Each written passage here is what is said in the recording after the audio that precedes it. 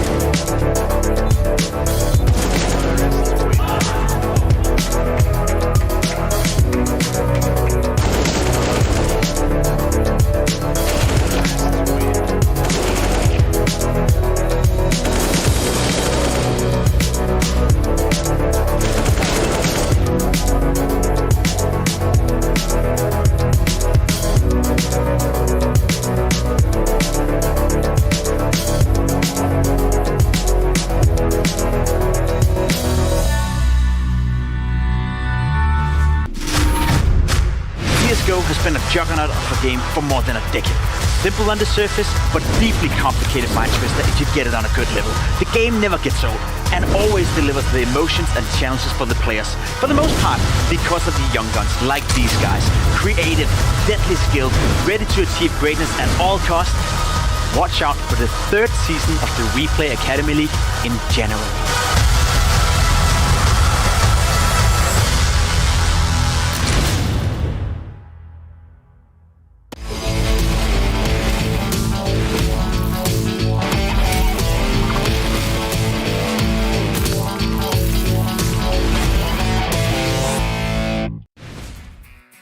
It's a new dawn and it's a new day here at the VPlay. Hello everyone and welcome to the VPlay Academy League Season 3 Day 2. I'm really looking forward to see some new maps, some new teams, because yesterday we had Vertigo and Inferno, and I'm probably not the only one, because my analysts might feel the same way. Of course, I'm talking about Pimp and Maui Snake. Guys, we already had yesterday, we already saw some teams, we saw some maps, but today we're gonna have some interesting series. I hope we get more than 2 maps today. Yeah, me too. I hope we get more than 2 maps today. We're playing an interesting format here at the Season 3 Academy League, but I think that there's some interesting roster moves for some of the teams today, and we got a new team who hasn't played in the Academy League in general, so there's a lot to be excited about today.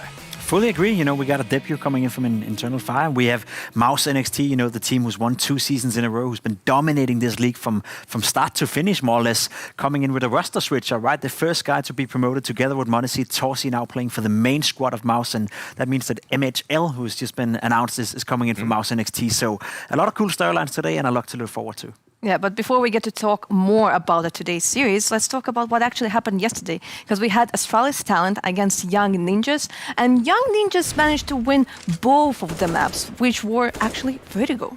First one was pretty easy for Young Ninjas. Astralis Talent, they did a decent job making the game somewhat close. We got to see Breezer here for the first time play for Astralis Talent, and I think the sentiment was that Astralis Talent, you know, they looked alright, but they were up against one of the favorites to win the entire thing in Young Ninjas. So the game went sort of as expected. First map of Vertigo, as I said, Maui, you know, first half was good, but when it got into the second half, it was all about the Young Ninjas. Yes, Astralis Talent couldn't find a single T round the first time they played Vertigo, but that being said, they played Vertigo, they ran it back, and they were able to do a little bit better. They made the game closer at that, and we saw a couple more of the players on the roster of Astralis Talent stepping up. It wasn't just the Fesser show. I mean, Breezer, like you mentioned, Pimp, is a player now I'm going to keep my eyes on because his mechanical ability impressed me, but I will say that it was always going to be an uphill battle against Young Ninjas. They're definitely one of the favorites coming into this season to either come in number 1 or number 2.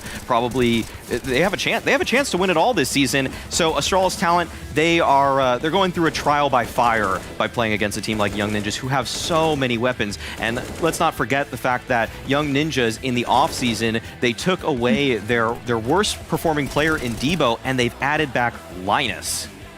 Yeah, but when it comes to our second series that was between Navi Junior and Big Omen Academy, it was not as one-sided as we can see how it was with Young Ninjas and Astralis Talent, because here Astralis Talent almost managed to make a comeback, maybe even grab that first map. I mean second map, or like the first map ever against the Young Ninjas, but unfortunately they did not succeed. Yeah, second map was much better for Astralis Talent, much better for us as viewers. There was more excitement, it was a closer game. Astralis Talent got to start on the T side, and this time around they found more openings, they found more success, won a couple of the clutches. We saw more from Breezer here with the AWP doing guards work, or at least trying for Astralis Talent. So it was a good performance, I'll say, from Astralis Talent. It was a good game of Counter-Strike as well. They went all the way down to 16-14, and yeah, as you said, Heko, Astralis Talent have never beaten Young Ninjas in this tournament, but the last 4 maps they played, 3 of those finished 16-14 for Young Ninjas. So it's been extremely, extremely close. So we are entering a scenario now where if you're Astralis Talent, you just want to avoid playing Young Ninjas because you're barely can't beat them at all. It does seem like Astralis Talent are running into a similar situation that other teams in this event have faced in the past, where if you just kind of get a poor group kind of draw and you just play against teams that are your kryptonite, like this matchup here, then it's really just a tough situation. But going on to the second match of the day, Na'Vi Jr. versus Big Omen Academy, we saw a Na'Vi Jr. that switched out 4 of their players and are now playing with Latic. I'm dubbing him the Warlock because of his hair. This guy was incredible in map number 1. Couldn't keep it up on map number 2, but what is, like, he's just conjuring kills. Like, this guy is just somehow, like, pulling, like, just, he's mixing frog bones and newt's eyes, and he's just suddenly just hitting shots that no one should be hitting. Like, why? I don't know how Na'Vi just keeps finding these oppers over and over again. Heck, I mean, surely you know more about how they do this. I mean, it is the CIS region. The CIS region is so good at finding those oppers. When it comes to Denmark, they're way better at IGL. So, but CIS, like, I don't know. Like, when it comes to Na'Vi Junior, they're like the guys that they are capable of finding is just absolutely insane. Like, maybe like Laddie will be like the next person that will leave the Academy League and go to a Tier 1 team. Yeah, I guess we'll have to wait and see. There's no doubt that the first map between Na'Vi Junior and Big Omen Academy was super one-sided, and it went the way of Na'Vi Junior without even a fight. Now, coming into the second one, we got to see more of what I would say normality restored, in the sense that we saw some of the known quantities in the WePlay Academy League. In Aqua playing well. We saw Hetrick playing well as well for Na'Vi Junior, despite them not getting many rounds on that T side. We saw Process as well playing well. So that was more like what I would have expected coming into the game. It was a big surprise to me that Na'Vi Junior and Latic were able to play so well in the first map, but what we saw here in map number 2 from Big Omen Academy, and what we saw from Aqua, what we saw from Process, was sort of what I expected, right? The known quantities, the experienced players in an inexperienced league stepped up and won the game relatively easy here as well. So 2 very one-sided maps, but some good quality Counter-Strike coming out of both teams, so it's hard to pinpoint who were the better or who were the worst team yesterday. I'll say the good quality Counter-Strike is kind of segmented to the CT side. It's all about the defense for some of these teams, because barring teams like Young Ninjas who have really strong IGLs like ZTR, probably Fnatic Rising with Keve as their in-game leader, the teams in this group are going to have a tough time on the offense, because putting together a structure that's able to beat crossfires, beat defenses, putting together the right balance of defaults and plays, like strategies, that's one of the things that has been the tallest of tasks for teams at the Academy League in this season and prior season. So if anybody can do it, I think that Keve could probably give ZTR a run for his money for a good caller, but I think that what we saw from Na'Vi Junior and Big was it's just kind of a trend that we're noticing with the Academy League, that the T side can be really hard, and I think starting whatever side you start on, it seems to matter in this league too, because that confidence really rolls over. Yeah, but when it comes to Fnatic Rising, we don't yet know. Maybe they went through some changes, because yesterday, Big Omen Academy really surprised us, because they made that big announcement, like, what, a few hours before the game? 2 hours before? Before the game. Apparently, they were practicing, like, for 3 weeks, and we had no idea. So maybe Fnatic Rising will surprise us too. But we'll see that in a few days. But today, we're going to have Mouse and XT, the winners of Season 1 and Season 2, against Eternal Fire Academy, a team that we barely know. Yeah, we don't know much about him. We don't really know that much about Turkish Counter-Strike, to be completely honest. We, of course, know some of the profiles coming out of that scene in Santaros and Voxic. They've had some decent in-game leaders as well down the history path, but it's a scene right now that is, I feel like, trying to rebuild itself. We don't really have that clear, star-studded team coming out of that scene, yet there's a lot of talent. I feel whenever you play Face It, whenever you face some of those guys, you can just feel, these guys, they know how to shoot headshots. So yeah. I think it's a thing right now of Turkish Counter-Strike. They need a couple of role models and need a couple of time to regain strength, and get some of these new bright talent up. And this is a perfect opportunity for Eternal Fire Academy to showcase what it likes right now within their domestic scene. Does Turkey have a lot of international talent that could provide, for good games, or is it still too soon? I don't know, but it's a big task ahead of them in Mouse NXT. This is a legitimate concern I have for Turkish teams and Eternal Fire Academy in general. Can they play maps that are not just Dust 2 and Mirage? And that feels so, like, I'm really just breaking it down realistically, because I looked at colors. He's supposed to be the star rifler for this Eternal Fire Academy team. I went through his Face It page. He has 2,700 pugs.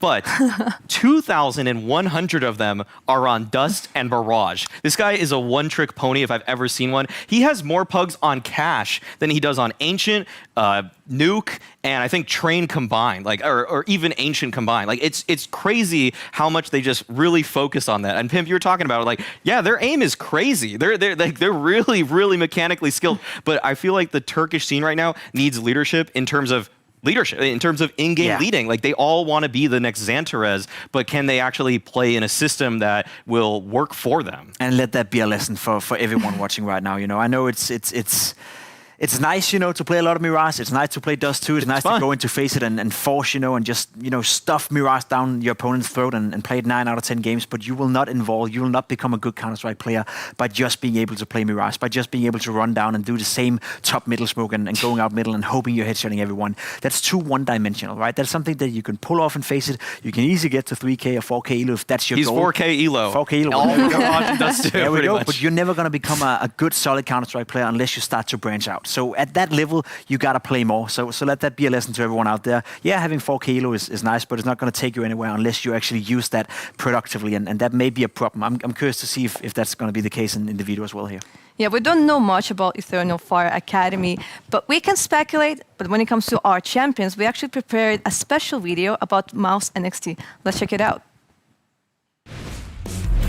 3 months prior to the first season, the MOUZ organization had assembled a fearsome stack of players. The team made a transfer and got Torzi, followed up by a super young talented player, Exertion, from Israel, as well as 2 solid players from Poland in Suhi and Shane. They were brought together by JDC, a very confident young man from Germany, all united by the leadership of a seasoned Counter-Strike veteran and ex-player, Psychro, who took the position of head coach for the team and scouted the players. I was always an in-game leader ever since I was 14 playing Counter-Strike for the first time. Even if I played with people who were like 18, 19, 20, I would always call the shots. And I think for me it's just a natural transition into the coaching role. It's simply going to happen because Monacy, I think to be a good coach, you need to know how to create a good culture. Culture of professionalism. I try to lead by example as well. But also a culture where everyone feels comfortable, feel heard, feel like they're contributing to the team in their own way. In the first season of the WePlay CSGO Academy League, MOUZ NXT didn't face much resistance in the online stage, comfortably qualifying for the LAN playoffs in first place. On LAN, they were even more spectacular, showing their emotions and incredible cohesion as a team. Young Ninjas, led by ZTR, managed to seize the opportunity and took down MOUZ in the semi-finals. But in the finals, they couldn't capitalize on their advantage, and MOUZ ended up taking it in a convincing fashion. But be ready to fight. 100 runes. City is clear. Watch out, runes. I have runes. What do you want? Brute is dead. Off runes, should be.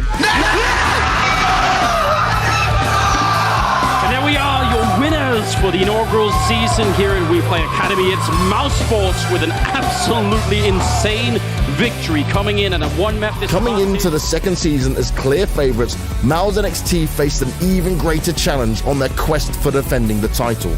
And now season 2, actually our coach said this, which is really important. We should watch it instead of trying to defend the title, just winning it again. That it maybe helps us mentally to be like no pressure, just feel good about ourselves. MOUZ NXT scorched their opponents on the online stage and were facing another LAN berth even more dominant than in the first season. But it was Na'Vi Jr.'s time to remind MOUZ NXT of their existence in the finals. Monacy had already proved to be a monstrous player, but they also added Flamey to add this experience. Despite Monacy having a godlike performance, MOUZ NXT were playing better as a team.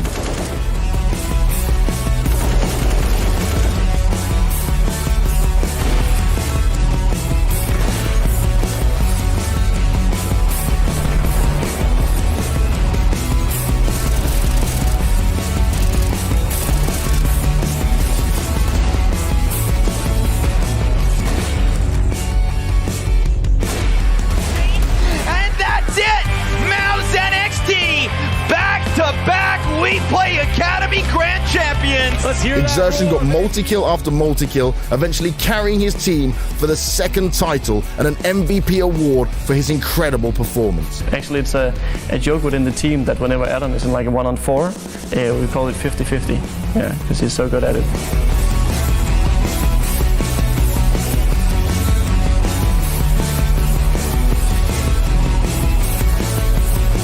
MAU's NXT continues to impress and climb the ranks, making it to the top 30 of HLTV after their victory at the WePlay Academy League Season 2. Will there be anyone who can stop them this season? It's time to find out. MAU's NXT won Season 1 and 2, and they were the only team that kept the same lineup for those 2 seasons. But it actually changed quite recently. Maui, what happened to Torzy, and who is the new guy? So Torzy just got a promotion. He's on the main MAU's roster now. He's going to be slotting in for A-Core, and that shows just what a product he is of the Academy League system, the fact that everybody has recognized his ability, and they're finally giving him the call-up. So they're bringing in MHL. He's a Polish talent, and this is a little fun fact for people out there who maybe don't know all the leaks in the North America scene. Liquid wanted this guy actually pretty recently. Elige actually handpicked MHL as a player that he wanted to possibly, if they couldn't get OC, MHL was probably next in line as a player that they wanted. So this is a guy that has a lot of skill, and he's been playing very well in the Polish scene. That's a wild statement right there, to think that an academy team like MAU's NXT have the pull power in order to take in a talent like MHL, who is potentially wanted by a team like Liquid, right? He must be a good player, and he must be a guy with a bright future, but that also tells a story of what this league is able to do, right? Now he gets to join a team that is, one of the favorites to win the entire thing. You get some experience, you get some LAN experience as well, and you get a window of opportunity to showcase the absolute best of yourself. So for MHL, this is a great opportunity, and if Liquid weren't the best thing, then I guess NXT is the second best. It is the second best thing. When it comes to bans, MAU decided to ban Overpass, Ancient, and Dust2. They probably heard what you know said. what that leaves? No, you know what that Mirage. leaves? That leaves Mirage.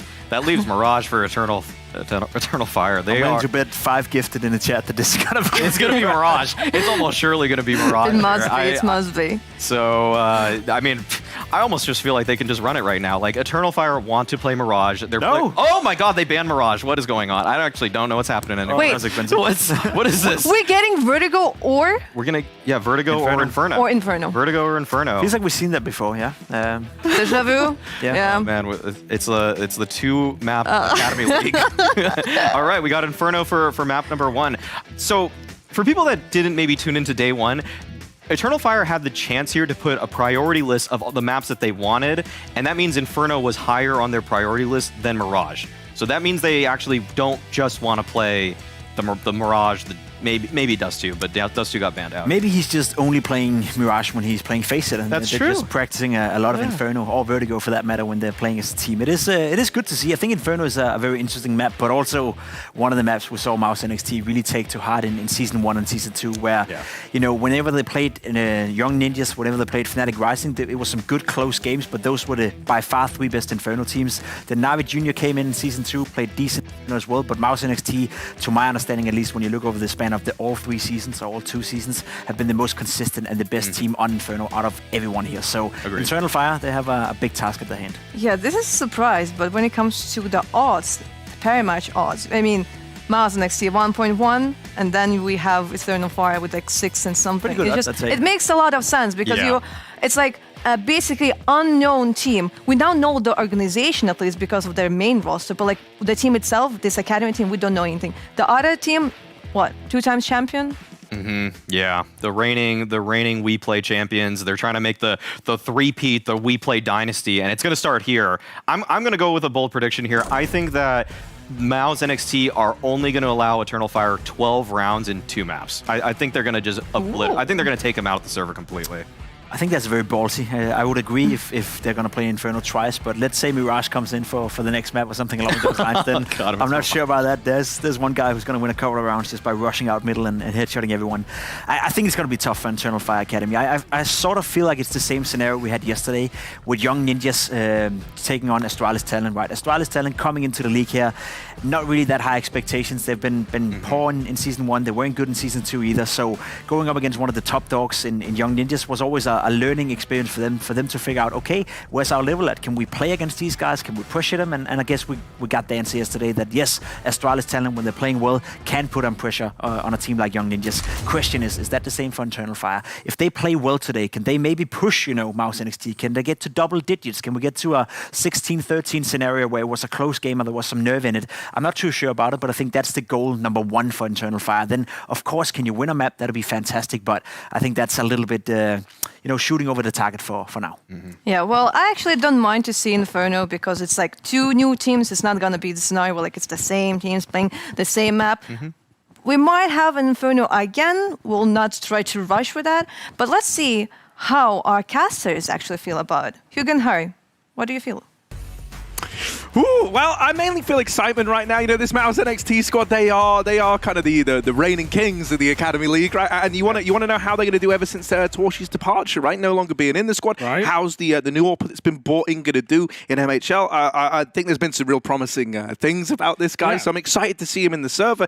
And I also want to kind of gauge where this Eternal Fire Academy project is at, right, Hugo? Definitely one of the more unknowns. I think it's kind of a cool comparison to make, considering the two players that have been picked up from previous seasons are Monacy and Torshi, right, going into tier 1 teams now. And so for Monacy's sake, for at least Na'Vi Junior's sake, we were talking yesterday, like, I'm a little worried, like, Monacy was the backbone of this team, and while Torshi was sick, he wasn't the one-man show, right? There was a really good supporting cast. There's a reason Mal's NXT won back-to-back championships here. So, yeah, despite, the departure of Torshi, which is a big loss, if MHL can hit his shots, he's got the star power around him to hold this team together. So I'm super excited. I think, we're all expecting Eternal Fire to get not bodied, but to lose today. And if they can impress us or beat that, I think that's good enough. Yeah, day one. If you want to look at upsides, it's like the expectations are pretty low on the Eternal Fire side. Nothing like to lose. No one's gonna, it doesn't matter really how you do it in the sense of like if you come in and cop an L, no one's gonna go, oh, you should have won that. Like no, mate, these guys have won every single season so far. They've been dominating their way through the Academy League. So yeah, Mao's NXT clear favorites, and for me, it's just about how much damage can this Eternal Fire project do. Also, I want to say I love the T-shirt they put me in today. Yeah, you got this little, not bad. Man, Mr. Worldwide, that's what they call me. Hugo, I'm kind of curious as well, because obviously, like, when we kind of get ready to head into Inferno, Maui obviously dropped that little stat earlier on. Like, we know these Eternal Fire guys. I was kind of surprised that we weren't going to lean into something like a Dust or a Mirage, right? Especially when you look at like the map pools that some of these guys play in their own times, it does kind of lean that way. Are you surprised with the Inferno pick?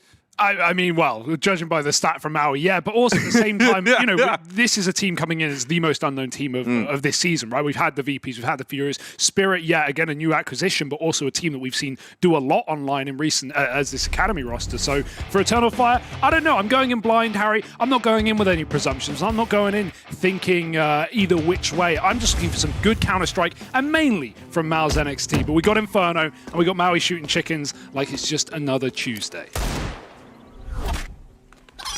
That's because it is when you're Maui, Snake. Guys wearing a denim jacket with no sleeves. That is like vintage cool. Hulk.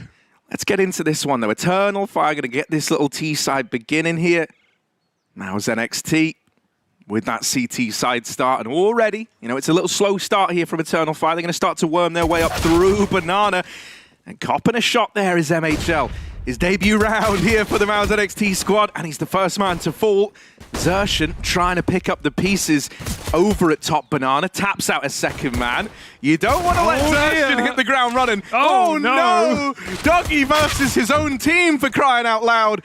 And he will at least look to come in. Oh no, he doesn't make up for it. Sui brings it all down to just one man. Vicaria, he is considering going back, checking for the flank. No one here. Maus, after a bit of silence, will move Shane back into the A-bomb site, and now it's just a 1v1. It's a chance for Vicaria. He's looking for the flank that is still not coming in, and now he's decided to evade capture. For now, Shane is still sat back on long side. Gonna have that info, unless Vicaria goes apps. He is walking right into Shane's crosshair. Should be a freebie. Oh, there he's jumping, and Shane's gonna hit the shot, luckily enough. Mal's NXT take the pistol round, and yeah, some weird nerves maybe showing through already up B. Xerxan getting the dink, and then Dougie versus killing his teammate. It happens to the best of us.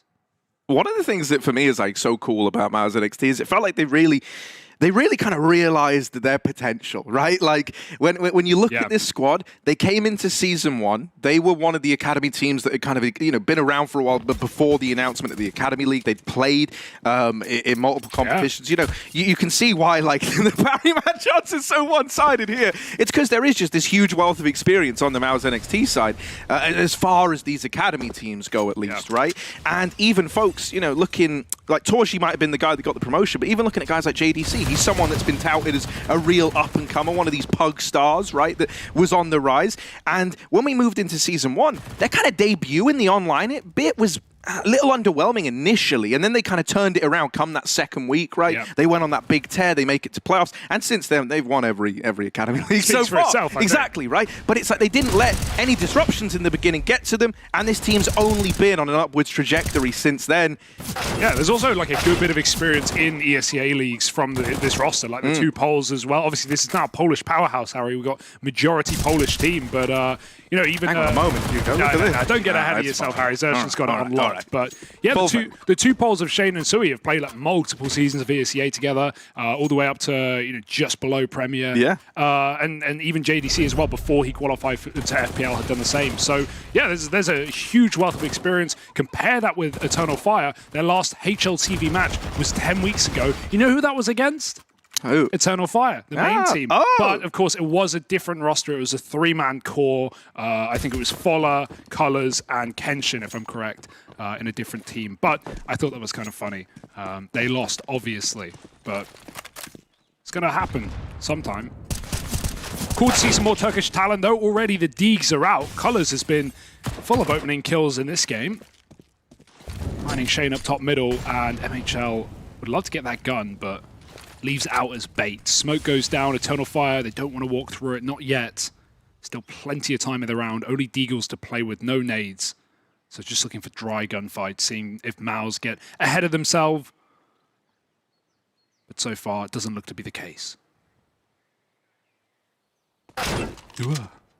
That's just wanted the info. Didn't even want to take a fight, but...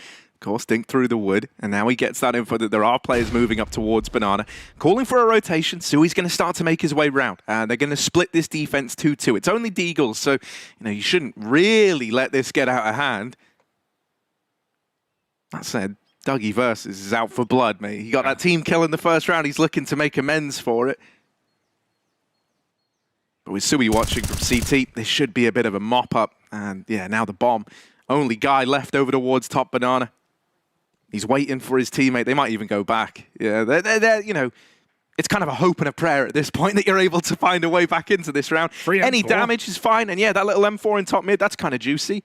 Hell, I mean, you could throw it out, mate. Oh, yeah. And Zershin wouldn't get that free upgrade. That would be pretty juicy. You could save it. You really could save it. Why don't you guys just get away with it? You have enough money to rebuy.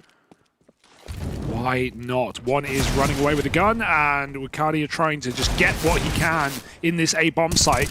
Oh, imagine if you got both kills and the bomb was back in alt mid, and then they lost the round. If anything, it's fortunate he gets traded. Double pit setup keeps MOUZ NXT clean. 3 alive, 3 rounds, and no stress. Not yet, but the buy will be coming in. But yeah, you touched upon it, right? It's cool to have like a Turkish academy team, right? Like, I don't know, dude. Turkey's always been a region that has produced some incredible talent, but really, ever since like the Space Soldiers days, and then like the attempt to run the Eternal Fire project, like the main team, gap in the middle. There is like that big kind of void where it kind of disappeared from the top level, unless you were looking at individuals who had worked their way onto top teams, right? And so I really hope that the Eternal Fire Academy guys can seize this opportunity and look to become, like, the future hope for the Turkish scene. Also worth noting, the group they're in, like, is the easier of 2 groups, right? You've got VP, you've got FURIA, you've got Spirit, who are definitely a threat, and obviously MOUZ, like, safe to say. But the VP and the FURIA are not lock-ins at all for LAN. Like, if there were going to be a group that you could sneak your way out of, it could be this one for Eternal Fire. And we're already seeing some good merits, some good individuals. But talking of which, MHL comes in with the AWP. He's traded after 1. Xertion goes back to grab that gun. We're in a 3-on-3. It's doable for Eternal Fire. They've done the heavy lifting. They've got a nice gap on long A. Once that smoke fades, they're going to take it. And Miles have started to lean B, so JDC is not in position to help out Shane. He's got to anchor down on his own in the A site. And this isn't going to be easy for Shane. Oh, but JDC here just in time, and the timing that's been hit with this rotation is picture perfect, man. JDC is going to be able to help out. There isn't a smoke available for Moto, so he is able to have input in this A site take. Admittedly dead before he can get much done, and they might have heard that spam. Yeah, Fola will make quick work of both these players. Xerxion's AWP now the only thing left to try and go toe-to-toe with Fola, who's had a hell of a round here. 3 in it. He needs the 4K if he wants to pick this one up for the Eternal Fire squad. Oh, it's a reroute to library for Xerxion. He's got to hit a headshot if Fola stands up here. Scared of short side, but no need to move, not yet. Up he goes. That's good for Xerxion, but he can't hit the shot in time. Fola is quick, and that is Eternal Fire on the board early days. Love to see it. Even gets out with the AWP as well, so going to lob that one over. Big round out of Eternal Fire, especially considering, you know, they go into A. They had a nice gap to just take that 3-on-1, but even with JDC rotating in time, they still managed to win out the 2v2 in the bomb site. But yeah, you know, this is again another team that we're wondering not only about individuals, but we're also wondering about map pool, because, you know, other than, okay, Colors, Pugs on Mirage and Dust only and Cash, we don't actually know anything. So, you know, where do these guys like to lean? Obviously Inferno. Wouldn't surprise me if we see it twice. Mal's love Inferno. Dude, I kind of respect the hustle Vertigo League with Colors, man. Yeah? His favorite colors is orange by the sound of his map pool. Flat map fans? Any flat map fans? Hey man, look, dude, a Turkish player who likes the flat maps is a scary one exactly. to run into. No, it's not what you want to meet. It's not. You hope you get him on a nuke. Yeah, you exactly. Hope you get him on a Vertigo. You get him like, you know, fish out of water kind of vibe, not where he's comfortable. Yeah. Well, look, it's a bit of a fake in this round by the looks of things. Eternal Fire, they're working this apartment's control, but the bulk of their forces are starting to take control of Banana. It's just kind of, you know, we talked about defaulting a lot the other day and how that works here on Inferno. They're looking to strip, you know, apartments top mid away, try to restrict the flow of information to Mao's NXT before they make their move. Also hoping that, you know, these players and apps were going to make some sort of contact, try and sell this fake somewhat, but that hasn't come in. So eventually, these players over in top middle have to try and draw rotations back. At the very, very least, having them there leaves the option open to not actually fake, you know, and reroute back towards the A site. So, you know, you've got a lot of choices here if you're Eternal Fire. It's just about picking the right ones. And this wrap from Kenshin, he's making a lot of noise, but this could draw players away from this B bomb site, which is still the object of desire for Eternal Fire Academy. Look, Kenshin's even committed to a T-spawn wrap. However, Maus, they've realized this. They've put 2 and 2 together very, very quickly. Oh, no. And so they've got bodies at this B bomb site. JDC is calling for a boost. Kenshin's coming in through CT, but he's denied the plant, and that there might have won them the round. JDC, you nasty man. He stays alive long enough. And Mao's NXT run away with it. Oh, if Kenshin hunted, he would have won. He just had just enough time, but he stopped. He waited for the repeak. And that is, I mean, that's a really nice idea by Eternal Fire. I actually love that round. They go for a 2-man AXZ, quote unquote, and they get that first kill. If Wakaidi is able to double down here, the bomb will just run back and go A. But he dies, you lose all your site control, your other split player is running through spawn, and at that point, Maus, yeah, like you said, they were pulled out of B for a moment, but they realized very quickly it was just a 2-man fake. I tell you what, though, like, even to come to that realization is so smart for Mao's NXT. Like, I think you would have seen some far more experienced teams fall down at that one, right? Because there was a lot being sold, like, this is A, we're making noise at long, we've got an opener there, we've got an opener in towards the site. Like, a lot of teams might have jumped the gun on a rotation. It was kind of the speed that they put it together that, no, that other guy's wrapping T-spawn, or CT spawn, he's not going towards A. And to think, we can tell. And then JDC makes that call, boost me at the final few seconds, boost me up, I'll deny the plant. He goes for the one play that could have won them the round there and then, and it works wonders. Even though he dropped the bomb, they still could have lost. Like, they were both on the edge there with the banana pick from the AWP and, you know, JDC hiding tree. Very fortunate Maus win that round. But I got to say, you know, we're early days already. Eternal Fire, I'm liking what I'm seeing. I'm liking the litmus test. pH levels are a go. Yeah, you know, I mean, as was kind of alluded to both by us and the analysts coming into this, like, if you were looking at this thinking that this could be an easy game for Eternal Fire, you're just flat out wrong. Like, MOUZ NXT, these guys are the team to beat in the WePlay Academy League. And so I think for a lot of us watching on, it's just about, you know, how do Eternal Fire look versus probably the best team in the league. At the very, very least, best team in the group. I think that's safe to say. Yeah, not even close. Yeah, unless Spirit are a challenge. But again, first season for them, so more questions. Yeah, you know, because I know there's like young Ninjas fans out there, right? Yeah. Who I think would make the argument that, you know, yeah, they'd still try to say, yeah, look, we might have lost to them in finals, but hey, prove it. Shane, this is nice. Catches the mid aggression. That's Wakadia on the receiving end of that. Oh, again, MOUZ are trying to make a read, right? They saw him backing up out of ult, so they think it's a B play, but in fact, everyone is here for Eternal Fire.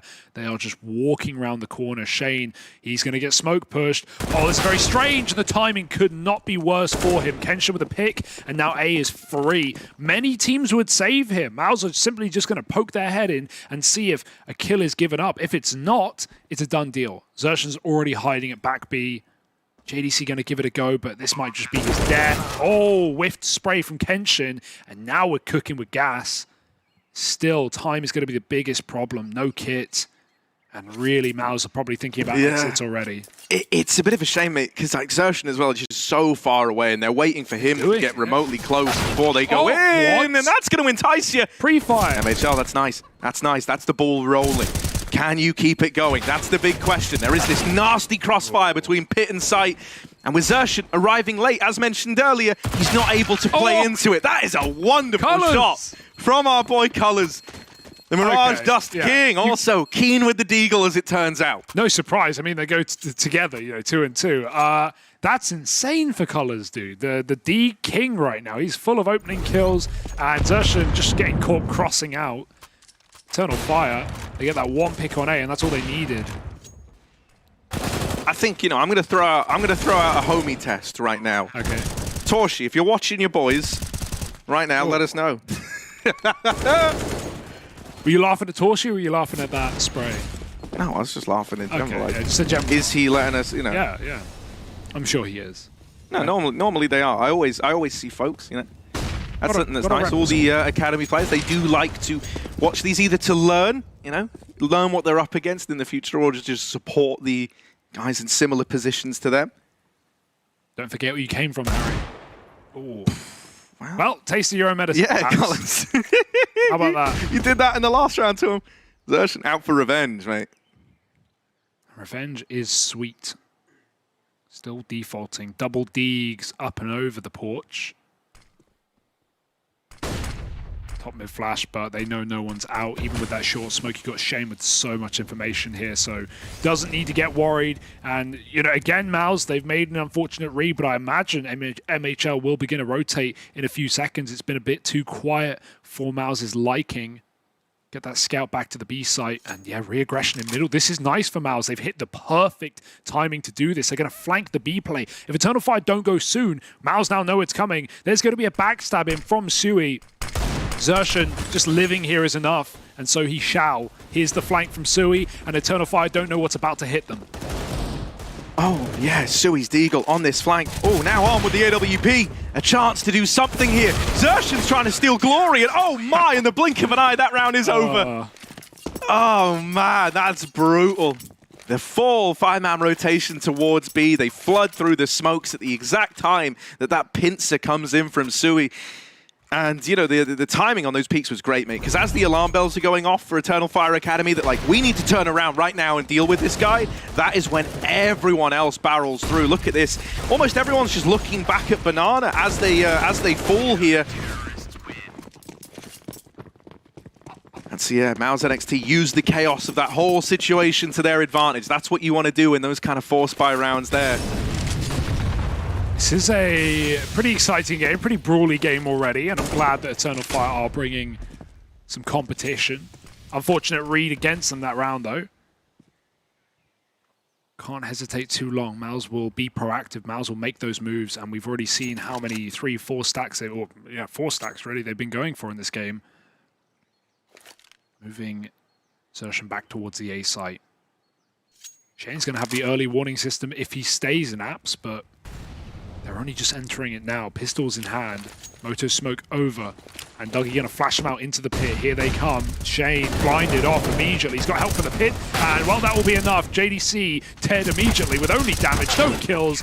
And Shane dead and JDC doubling. Instead, it's 6 rounds to Mouse, as it should be against Pistols. Nice and clean. And now the guns come back out for the Turkish.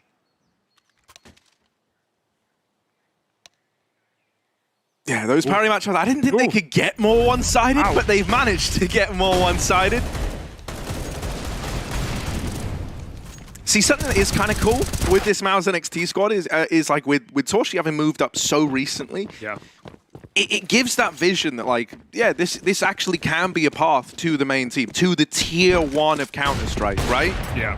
And that's a cool feeling. It doesn't feel like, yeah, you know, there's a chance that I never do that, right? There's like a pressure. Oh, hang on a moment. MHL, this is his chance to show what he's got with the AWP. Good recovery. Nothing worse than knowing a player's gotten through your molly and you can't even do your protocols. You can't even fall back and post back up. Sometimes you just have to stick it in the open, hold your weird off angle, and hit your shot. It's your only choice. And so he nails it. MHL, again, litmus test, looks good. Not struggled yet. Been traded a couple of times, but hit the shots when he's had to. Oh, now he's trapped though. Now he's in hot water, hot bother, and spammed out by Wakadia. JDC has the cross covered, but he couldn't bail his teammate out. Shane's moved back in. This is beautiful. The crossfire is here, and Eternal Fire think it's clear. Oh no.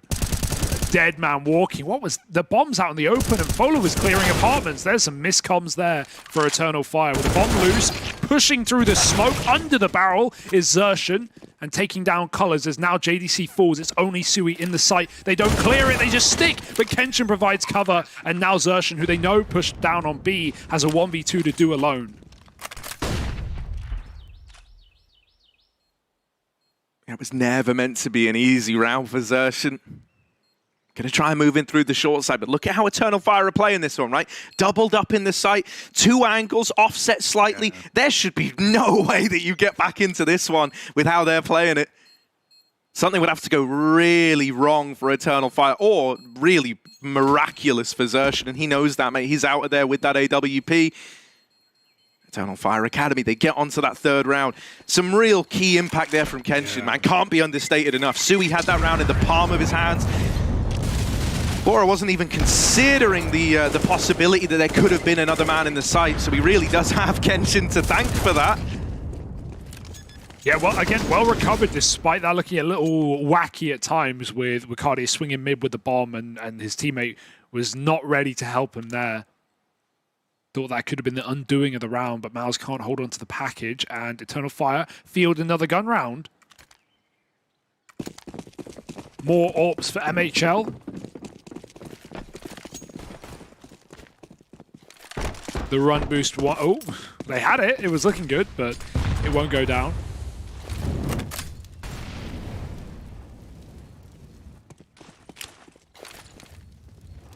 Mouse have been so aggressive in Banana as well. They've been pushing through. They've been going on flanks on these A plays, even though it hasn't often, won them rounds. They've been making these plays. Zershan doesn't know about Fola at logs. Will he clear it? The molly maybe gave him a bit of comfort. Yeah, like a false sense of security almost, right? That position had been burnt out. There could have been no way that someone was there. Couldn't have been further from the truth. That little top banana Molotov, if you're watching from home, that's one I'd recommend learning for your pugs. I say learning, just throw one at top banana. Just throw a molly, lol. But here we go, JDC, hang on a moment. Only defender left in this A bomb site. Take another swing, but that's where Kenshin wrecks him, mate. They were double crouched. But no, I love that Molotov at top banana, man. It's so good because it forces a player off like where Sui was. If they're trying to play the corner, either for info or for that first peek with like an AWP, they're dead. And if they're playing deeper in banana, they're trapped. You trap them for like a free, 3v1 if you're kind of trying to take that top banana control. That was a really nice little adjustment as well in the mid-round, right? They get these kills over at banana. They start to consider some other avenues, and it completely opens up this A bomb site for them. Yeah, I'm not massively worried yet for Mouse. I still think experience will show through, but damn, dude, these Eternal Fire players individually are looking crispy, Harry. They've been thrown in the oven, it's been preheated, and they've come out, golden brown, looking like like a, I don't even know where that metaphor was going. Like bread. Delicious, like bread. Sure. Because they getting that bread. They're getting that bread all right. These headshots are sick, and Colors' Deeg has been really, really good as well. So, yeah, already some threatening undertones against Mal's NXT. But we'll see if that matters in the long run. It's a 30-round game of Counter-Strike. Hell, it's 2 BO1s. I mean, hell, anyone who's ever queued a pug knows that Turks can aim, right? And so that's always been the case. You know, no surprises there. Something that has impressed me, though, is also, like, I didn't really know what to expect from this team tactically at all. And, you know, sure, it feels like maybe they've made some blunders every now and again, but for the most part, I've actually liked a lot of the ideas, like a lot of the adjustments in the mid-round. If ever they kind of get a bit of a feeling, right, where they're like, I don't really like what it looked like they were planning to do at the start. I think about the amount of times where they've kind of set up to fake A, lent towards B, and then they get that vibe of, no, we know that Mao's NXT like to try and get ahead with the reads. They like to try and, you know, rotate ahead of time proactively. Yeah, and so they're kind of gaming them with that somewhat. Also, we're joking about the map pool a bit just because of colors, but, you know, it's worth noting that these players have actually had time to, you know, prac together and get ready. It's not like Season 1 where we had some teams announced on the day and they had never played together before, like Fnatic Rising, who still look good with no prac, but, you know, it's going to hold you back in terms of being prepared, especially on widening your map pool. Eternal Fire don't have that issue. I'm sure they had plenty of time to get prepared, to get acclimatized with each other. I mean, there was already core playing officials anyway of 3. And so they're going to have a map pool, and they're going to have some, you know, dry runs in their pocket, some strats to show. And we've already seen a couple of ideas here. So that's nice. The preparation can definitely show through. And, you know, you wonder on the inverse how long Maus have been playing with MHL, right? So probably not as long. Exciting stuff. 6-4, and Maus not comfortable yet. Their money is on Rocky Road. 2 guns in this round is all they have to field. At least it's that AWP can be a game changer, can win a round on its own, and MHL will take his spawn to mid to try and get aggressive, stop a crossplay. But even now, he's getting flashed off the angle, and he misses the shot. Flash does nothing anyway. That looked dead on. Nutmegged between the legs. So he's got a reflash ready from his teammate as well. So when B does get taken, he can respond with that one gun. Bait and switch and apps, and you gotta like how Maus are using these 2 rifles. They're setting them up with the pistols. Unfortunately, good flashes coming in from Eternal Fire, and well, 2 pistols are already gone. The FAMAS runs down B, but there are already a couple of Ts there ready and waiting. With that, the round will fall by the wayside. They're even hunting the orb. MHL is going to have to fight to stay alive, and they're delaying the plant to get everyone boxing him in. This is not going to be easy. It's now essentially prop hunt. But you can't turn into a can of beans. Got to thread the needle. Out he goes through apps. He may have hit the perfect escape route. Yeah. Oh, it's scary. Oh, they just dropped off. Yeah, he's fine now. He's golden. Kills. They're not looking here. They just cleared it, mate. Oh, yeah, bye. Take one to the grave. Any more? Dude, I mean, he looks good. Yeah? Looks pretty good to me. No, so something that's kind of cool as well about this Eternal Fire squad is that these guys have like a fair bit of history together, is weird. Yeah. Like, so the majority of them kind of starting their playing careers midway through 21, or like, you know, towards the start. And, you know, in that time, they've both played kind of on similar teams. Like we've had the likes of Fola, Colors, Kenshin, all on the same teams in the past. They've also played against each other and been on opposite sides of the coin in that time period. So there's clearly like a lot of familiarity here, right? I'm saying, like, you know, these bonds between these guys go back a while, at least to the start of their playing careers for a lot of these guys. So yeah, maybe that makes sense as to why we're getting such a kind of on the same page game plan out of these boys right now. These openers for MHL, they're just not coming through right now. He's had a lot of chances. He was getting his B picks off fine, but down middle, not quite as much success.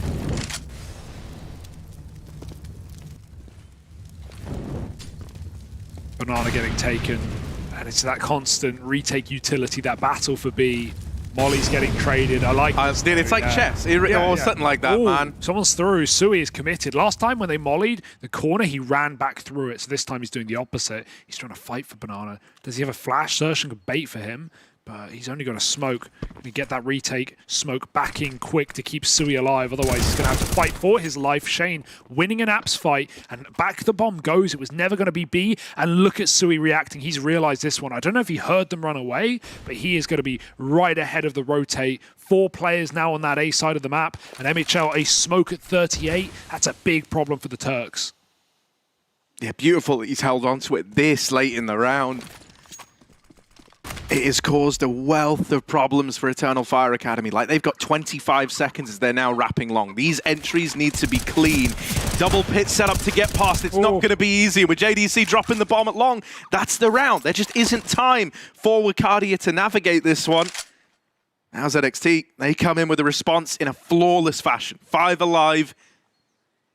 And it's back to the drawing board for Eternal Fire. Yeah, Mouse have had great reads, and they've really been good. Even when they don't know for sure, I don't know what info Sui got, but the resmoke essentially was enough to keep Mouse, leaning back 4A, even though the rotate went back to B eventually. It's just, you're reinforcing the idea that, guys, they're coming to you. I'm almost certain they're coming to you. If they were B, I would have more warning. I would hear something. They'd be lining up util. They're coming A. And you can just see Mouse are set up perfectly for it. Double pit. AWP ready, short smoked, which is not helpful, and yeah, Eternal Fire just get turned into mincemeat. A lot of flanks, a lot of reads from Miles NXT, and that is where the experience shines through. But still, we've got rounds for Eternal Fire. A couple more at the end of the half. We'll do massive, and Dougie versus, well, that's more like it. Opening kill onto MHL, who's consistently tried that run boost pick, and, well, now finally failed. Is it a failure when you just don't do anything? Probably not. But that's a failure. Yeah. No. Oh, no. Oh, this... All right, Zershin. He knows he is very fortunate to be alive. That nade could be nice. All right, that's a nice little trade of damage back and forth. In chess terms, I think they call that a prawn for a prawn. A prawn for a prawn, yeah. No, that's my seafood order.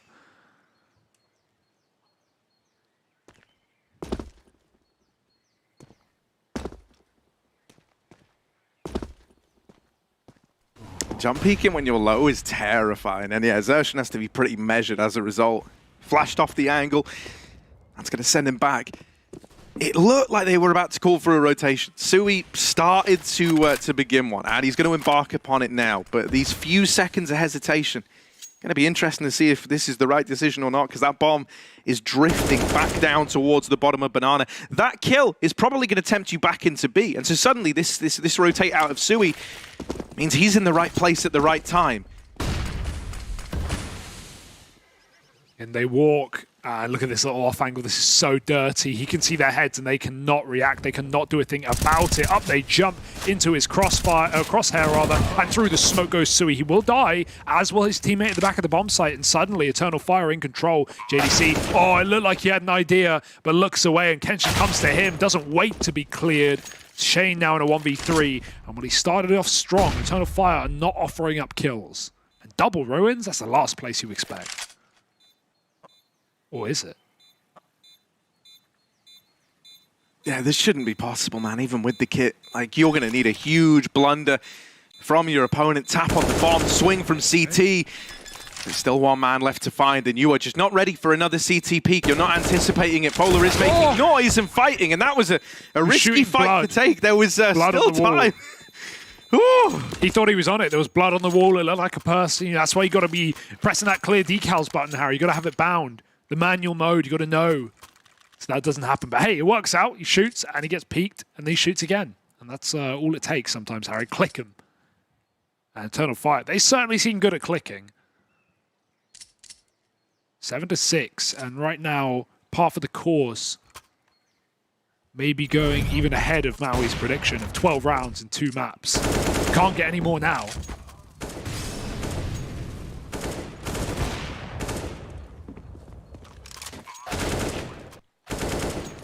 I actually like that Kenshin in Spawn doesn't just tuck in tree, he actually hunts the kill. So many times you're going to see that cleared. Not expecting the fight to come to you there. And Mouse's money has just been in tatters all half. A lot of these Deagle 1 or 2 rifle rounds saved over or bought up. The latter in this one. But again, no kit, no nades, and not much hope. This is about to be a really good T-side for Eternal Fire. Oh, yeah, there's this one hero M4 that's trying to make a difference, trying and almost succeeding. That could have been a little mow down over towards Banana, but with Dougie Versus now getting all the way up through CT, that bomb's going to start to make its way up. If he can hold down the fort here, it's going to be a little B plant that should get locked in. Oh, it's an if. Eagles aren't to be underestimated for Mao's NXT, though, and I do like it. Kenshin actually just backs right on out after that bomb crosses into the site. I really like that he doesn't overextend there, that he doesn't stay out on that island over in ruins. Yeah, you've given them some room to try and embark on a retake, but with just Eagles, you're hoping you can hold your own with the AKs in the post plant. Yeah, time ticking, real problem here for Mouse. No smoke, no kit, nothing. They've just got to brute force their way in. Oh, Shane flicks back, falling in as Wicardia gets cleaned up, and now back at the bomb site. Dougie just trying to bait for his teammate, gets headshot immediately in JDC. That is filth. I think they just have it. Mal's NXT, a round that never should have been won, and it's going to be still pretty damn close. Maybe I've jinxed it. Oh, that hurts.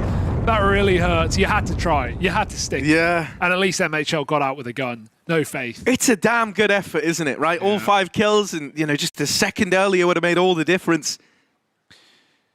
And, you know, right there, that even shows the value of, was it Wicardia who backs out of ruins, right? Like running away, just buying time, knowing it's an eco, knowing they likely can't defuse. Yeah, certainly closer than they would have liked, but they've got enough for a full buy in the last round of the half, as do Maus, who definitely need this 8-7.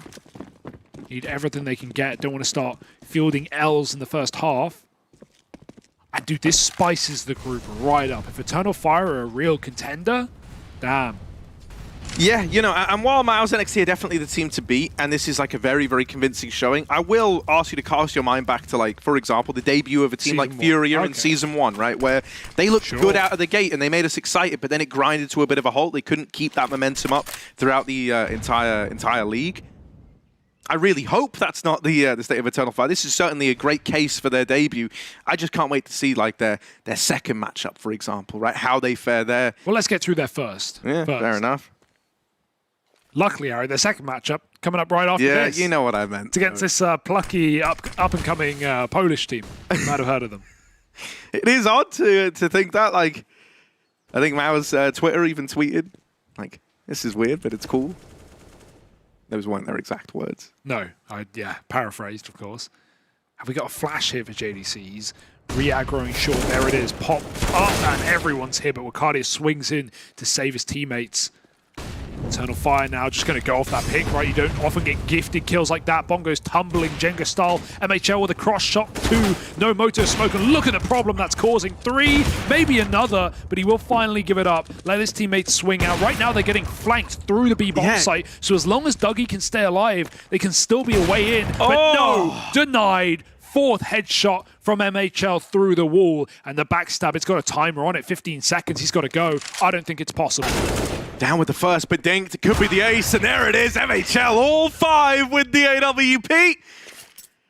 And that's one hell of a round out of him, right? We've seen some nice moments. Nothing comes close to what he just gave us there. Yep. I feel like we finally got MHL really in his element, in the zone. Yeah, because it's either really, for him, it's just been opening kills, like win or lose, like peek down mid, maybe get them, maybe don't, get avoided, as Eternal Fire had a lot of B rounds, but yeah, a short rush. There wasn't even really the game plan. It was just, we got a pick, let's run it up short, and no motor smoke down. There's a problem. Colors is auto-muted, Harry. That's our second auto-muted player in the Academy League. I think he probably got reported for playing all that Mirage and Dust. Yeah, gotta be it. Fair enough, right? Someone played with him on Ancient, they were like, this guy doesn't know anything. Yeah.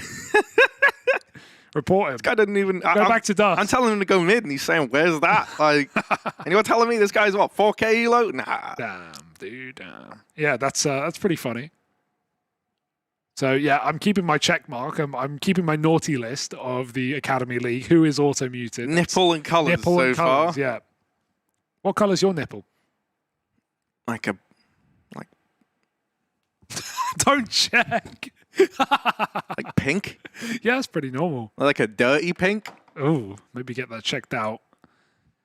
All right, I'm happy with that half, though, right? Mouse, yeah, they look good. They look in control. We had MHL starring off at the end with an ace. Sorry to everyone in production who just had to see my nipple. The camera is pointing at us. So good job.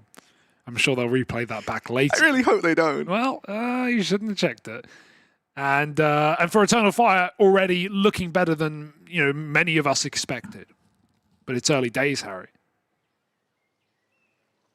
It's not done to Yeah, the start. I mean, well, firstly, look what it's done to the odds, right? Yeah. Considering that these were like what? Like, it was something like 1.03 to 10 at one point in time. So, oh yeah, God, these guys are good. They've really shrunk on down, and I think that's a sign of the times. Plus, T-sides for a lot of teams other than MOUZ NXT have been where the struggles are, right? Yeah. So it's impressive that Eternal Fire Academy have come in and fielded a really compelling T-side here. This is the best Inferno T-side we've actually gotten so far. So I'm very, very content with that. And I think it bodes well for the future. So you've managed 7 rounds on your T side. Now you get this CT side. If you win a pistol and you can propel yourself up into the lead, you're going to be feeling real good. Oh. This is where Dougie Versus getting that little opener is really going to come into his own. Suddenly, 5-on-4, you're feeling confident about this. MOUZ NXT might just feel compelled to hit this B-bomb site after giving up the aim of the game. This looked like it was always the decision with this one smoke in play. Interesting to note, it's not gone... Oh, yeah, no, actually, it's going to go over towards CT. And now Fola over on Coffins. Dougie Versus back at the site. They're going to try and play this crossfire, right? As they move into the open, they swing it together. Dougie Versus with 3, and Fola would love even 1, but he will back off. Just wait to play retake now in the 4-on-2. You don't need to give fights away. Not to someone like JDC. This guy's pistol, not to be underestimated, right? I've seen this dude win pistol rounds down there single-handedly. Oh. And he will get cut down. Kenshin doubles up, puts a stop to it. It was funny because they were like, let's double swing Coffins. Let's just deal with the fights that are there. Well, it's a shame because actually Eternal Fire had the exact same idea. Let's all swing at Coffins. And so it's this weird 2v4 over towards that position. Yeah, I definitely hope we can get some Eternal Fire comms in these 2B01s because I bet they're hyped right now, right? They know what this means. They're coming in as the dark horse to this entire tournament, and they're taking on #1 team, back-to-back champions of MOUZ NXT, and right now they're running it right down the middle, 8-8. So big pistol round win, and MOUZ aren't happy with that. They go right in for the bye, looking to get some swift vengeance, perhaps. But yeah, MOUZ T-side Inferno, that's the good stuff. That's how they win previous seasons. So I still have faith in them. But at what point do you start to doubt? Because we're probably not too far away.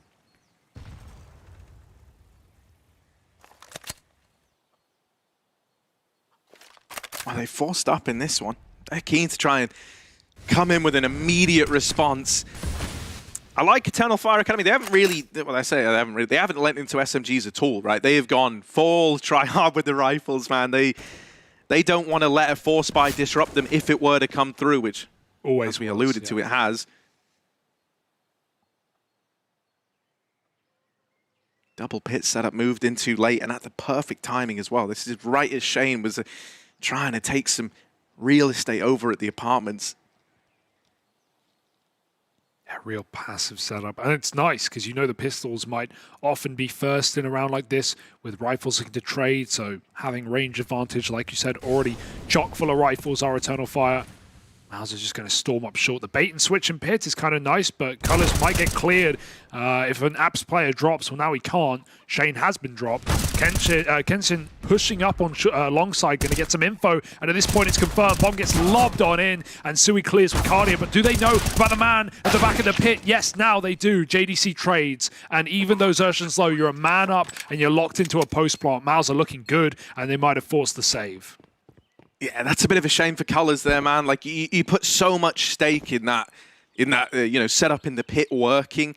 In a way, you kind of hung Kenshin out to dry on his Moto smoke push. And so you were really hoping you could reap the reward of this guy being an unknown entity down in the pit. It's a really swift reaction from JDC to deal with it. Like, that's not an easy reaction to have, the immediate 180 to trade it.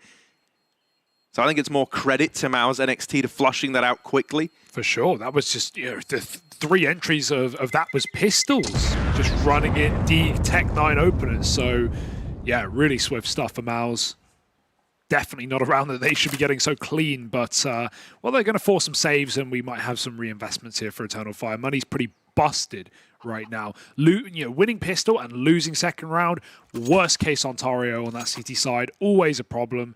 Basically means you have to force. If they eco, they're double eco anyway, so there's no good option here. And now Mao's are armed to the teeth. They've picked up an M4, they've got full rifles themselves, and suddenly the momentum has just flipped for this game.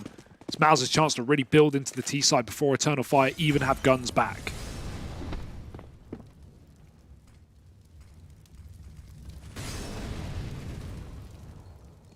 Shame. Yoink. He never even spotted Fola. You don't know that 2 players have pushed this. I kind of hope Fola just commits, and I would love to see Dougie start to, you know, maybe make his way back. That's exactly what's going to happen. That is brilliant, mate. That is lovely. Now you know about the double apps push at least, and you do get past Colors over towards B, but the bomb is all the way back in T-spawn, and nearby is Fola on this aggression. No, get out of there. Leave. Whoa, Oh, no, he's running. Sticking around, No. but oh, it's so weird, Fola. Oh, Fola, no. Baby, what could are you even doing? get knifed. Could even get knifed. Xerxian, safe pair of hands, though. Doesn't want to leave it to chance. Look at the panic rotate. They immediately think it's A. Everyone's running back. That's brutal. And I mean, this is because Wakadia hasn't seen anyone cross. Like, he's been waiting this whole damn time back in CT spawn. Now that smoke goes in, the realization's going to start to dawn on Eternal Fire. And with that kill through the smoke, that might be enough to signal the retreat of the troops from CT spawn. But I don't think Mao's are going to let you escape.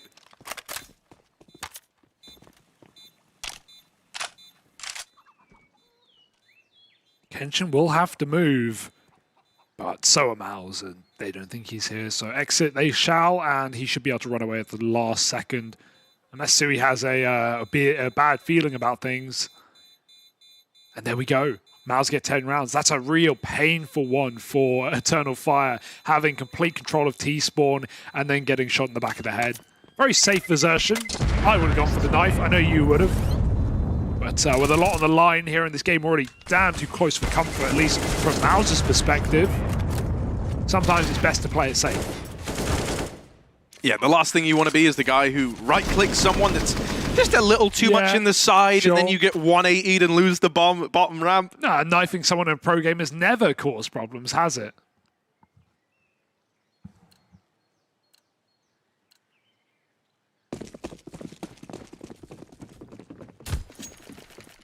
All right, there's that second eco for Eternal Fire, right? That was just a force. They had a gun.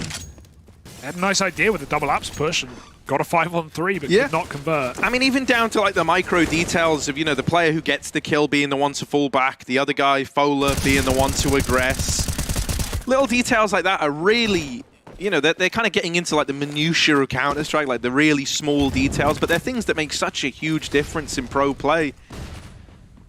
And so I like that we're already getting examples of that out of this Eternal Fire squad. This was always destined to be a Mao's round.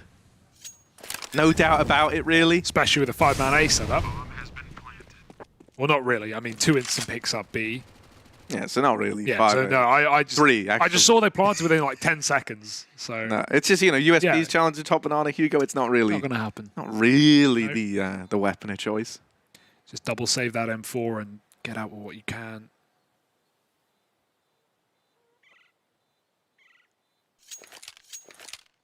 Some bodyguards for Kenshin. Colors grabs an AK as well. Very nice. But Shane is here with a vengeance, looking to strip guns out. Might have heard the ult player, but very little he can do about it at this point. That's a nice round for Eternal Fire. They come in with nothing. They save a couple of guns. So as far as they're concerned, they're happy with that. But now they need to put their money where their mouth is and start to build up on the CT side. Otherwise, we're going to have reality come crashing down and Miles NXT's brutal T side of Inferno.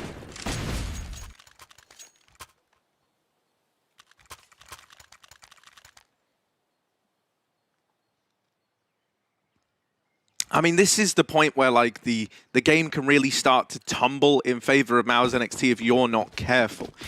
Right, like you get the investment here, but as we all know, the issue with being on this CT side, mate, it feels like you're always strapped for cash. It feels like you're always kind of scraping the bottom of the barrel, especially if your opponent has been picking up rounds in rapid succession and you've been struggling to get away with much, right? It means the rounds you win have to come cleanly, and every little anti-eco that you get, as rare as they're going to feel, you need good results in, right? And Which if you can end up still be awkward. Exactly, right? And it's like, dude, if you end up losing this round, for example, you know, you might think, oh, well, this is like our first real proper full buy. I know they had like the anti-eco in the second where they had Famus's M4s, but this is the one where you've got the AWP, you've got all the bells and whistles, right? If you don't win this, you go 12-8 down, you're on an eco again. At that point, really 13-8. It leaves you with like one proper full rifle round between MOUZ running away with this and you still having a chance. So yeah, this isn't as close a margin as it might seem. It's very dependent on results right now for Eternal Fire. So we need something like this AWP to fire off. Doggy versus in the site. Wakadia down in the pit, and they're already up the short side. Wakadia's good for one, but JDC rules the pit position. And just like that, this might be a save. Yeah, it's really awkward as well. You finally get your CT AWP, and he's playing inside of the A site, and then you have that close default smoke. Just completely trapped Dougie. He had nowhere to go. He was trying to shotgun AWP around default, and he got wrapped. So that's really unfortunate. Dude, JDC's like a menace on this map, bro. Like, there's something about his ability to nullify the pit position that's just terrifying. Yeah. Like, pit can be like the make or break spot of an A-hold, right? Because you can be responsible for so much from pit.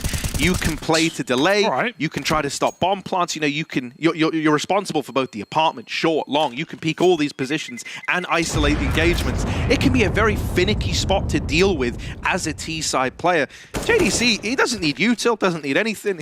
He'll just tap you out. He's like a master of the angles there. It's real nasty. Already some shooting of bodies going on. What do you think about shooting bodies when you're losing? Is that kosher? Is that cool? Yeah, because you know you're trying to like play the mind game however you can.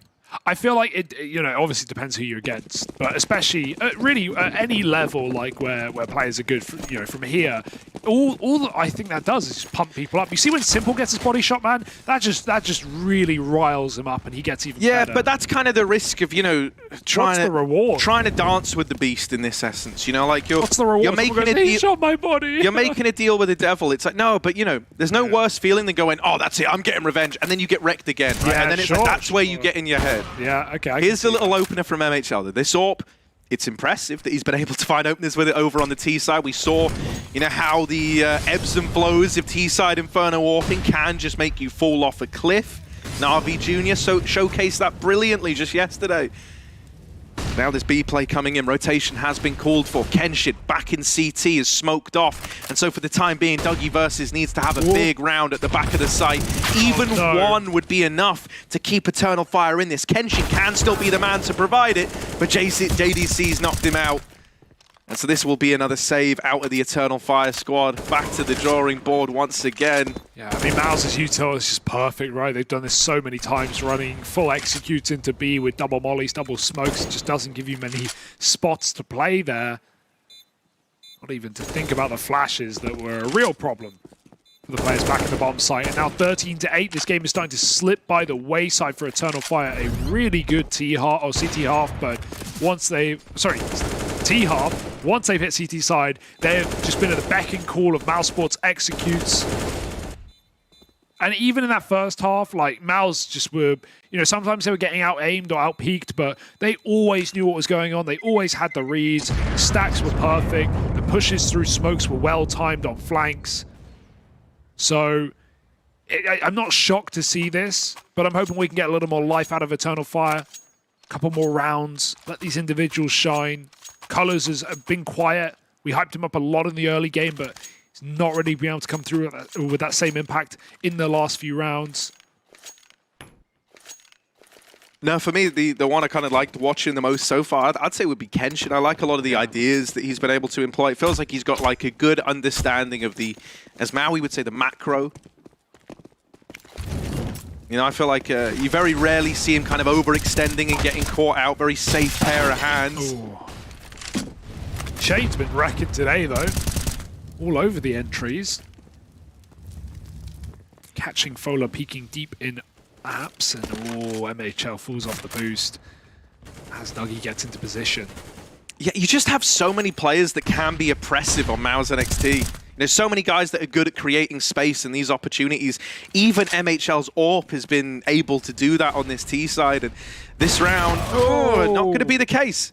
It's actually him faltering at the hands of Dougie Versus. We'd love that AWP though, and if they go A, maybe he'll grab it, but Sui's picked it up and taken it out. Maybe, yeah, just cycle it into safety. Do anything you can to get that away from the enemy. And Dougie's even reading it. He's going back to A, Harry. There's a full 4-man ace. Oh, yeah, even then the doubt. The longer it's quiet, the more you doubt. But Dougie is told to believe in himself, and so he shall. I really like this school. You're playing for the save. If MOUZ walk up into B, you just keep your guns. Run it back next time. If they come A, then you're in the right place, right time. And here they go. Yeah, just as I say, Kenshin very rarely gets caught out. He does aggressive middle and offers up that early frag. Now that's fine, right? Because it's enticed them into the A play. He's willing to throw himself to the wolves to try and set up the rest of his team. And it's worked wonders down in the pit. Wakadi is able to make quick work of them. Finally, no pesky JDC to just wreck you in that position. And actually, I've completely changed my tune on that little peek down through middle. I think that was very purposeful. It was with the idea of either I get this peek and there's nobody there, and then we know it's B and maybe we can get ahead of it, or I swing this, I die, I only have a deagle, they get the A pick, and that triggers MOUZ to go, yep, all right, boys, we got the opener, let's go, and then they go into the stack. We had that for Eternal Fire in the first half, right? Remember when they got JDC on short with this flash peek, and then they ran into this insane double pick crossfire to long setup with MHL. I think that was around he aced it. So, yeah, it was. Yeah, it goes both ways, I guess. Deeper mid smoke, scaring MOUZ, but they're not perturbed. They're mainly towards B anyway. Boost up. Oh, you're hearing some jumps. You know something's going on. Thank you very much. Zershan waits for the peak, and it comes to him. Somehow lives with 2 M4s spraying the smoke. He's even going to hunt. This guy's crazy. Here for the kills. But no more presented. 5-on-4, MOUZ can sit back and breathe. Let Eternal Fire waste their utility, which means they have nothing for a potential retake. Not that, you know, there's going to be many retake attempts in this kind of position. No matter where you go, Eternal Fire is split 2-2. As long as MOUZ trade evenly, it's going to lock the other two out of the chance to retake. And right now we have a bit of a fake going on. Clearing mid and apps with 3, and the bomb back on B with 2. So we'll have to see who decides to rotate out. Zershan looks like he's going back as MHL sets up fake utility into B to keep players here.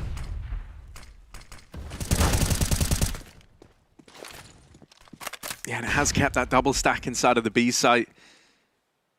Kenshin's fragged though, and now his ability to fall back opens up a bit of potential here. Like if Sui gets caught along, suddenly Eternal Fire can look to salvage this round. It might have started 5-on-4 in favor of MOUZ. Oh no. But now we're splitting some pretty fine hairs. Wakadia off and down, and Pit this time on the balcony is only good for the first. He's kept it even at least. 2-on-2 he does what you kind of expect out of him there.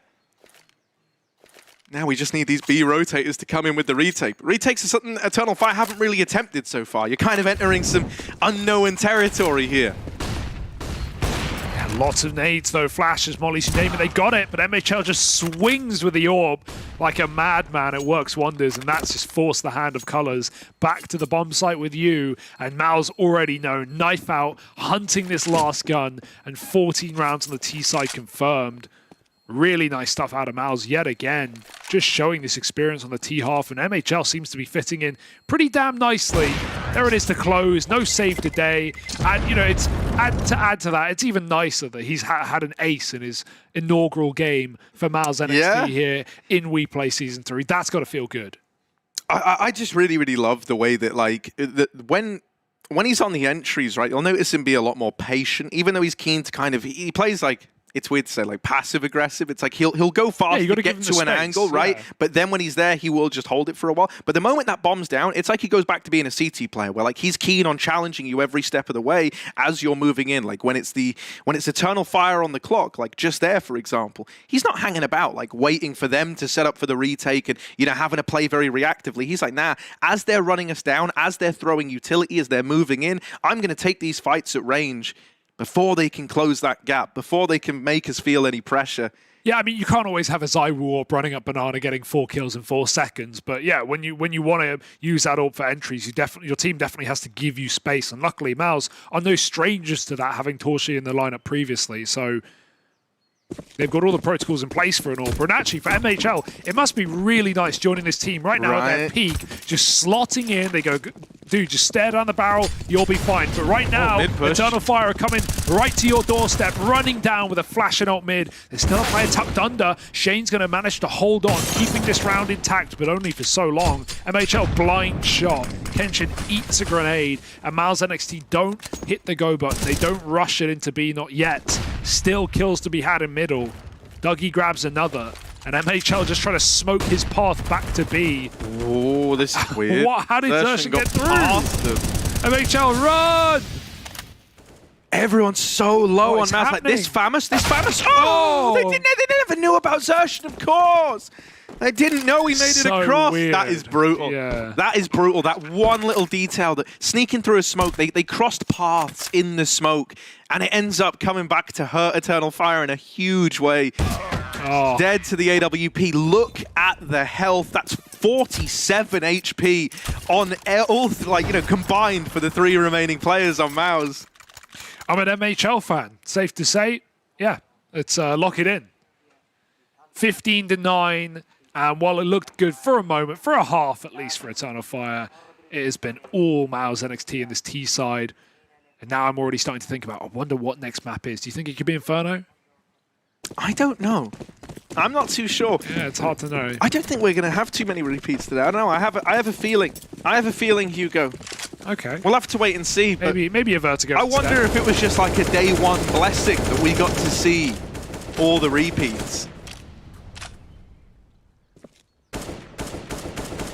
Well, if there's someone looking for repeats, it's Maus. Repeat of the last 2 seasons, looking to clean sweep this one. And, well, one more round. It shouldn't be a challenge, not with how this T side has gone.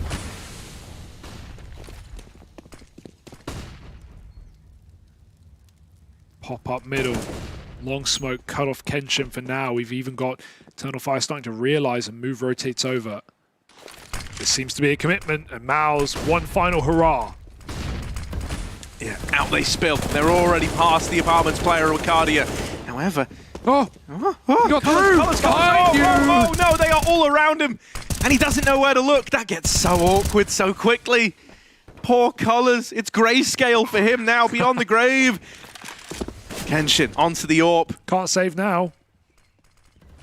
AWP in the retake, and all 3 grouping up on the short side. But Zershin, oh, you sneaky little devil. Look at this. This could end the whole damn thing right now. Dougie Versus just looks away. Zershin with the double on his plate, lines them both up. And it's all on to Dougie. He's dead to rights. So Maus NXT, they will run away with this opening game.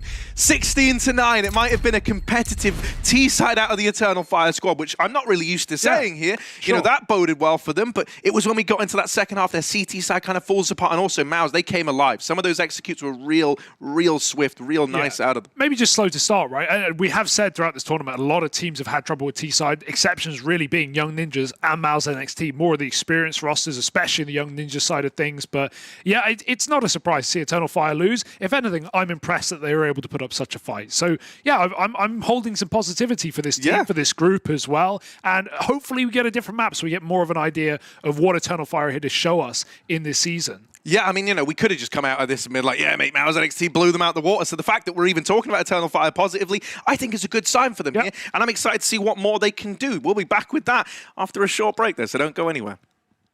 Headshot, nice. Fist bumps go to the teammates. I wanna hear your go, go, go. I wanna see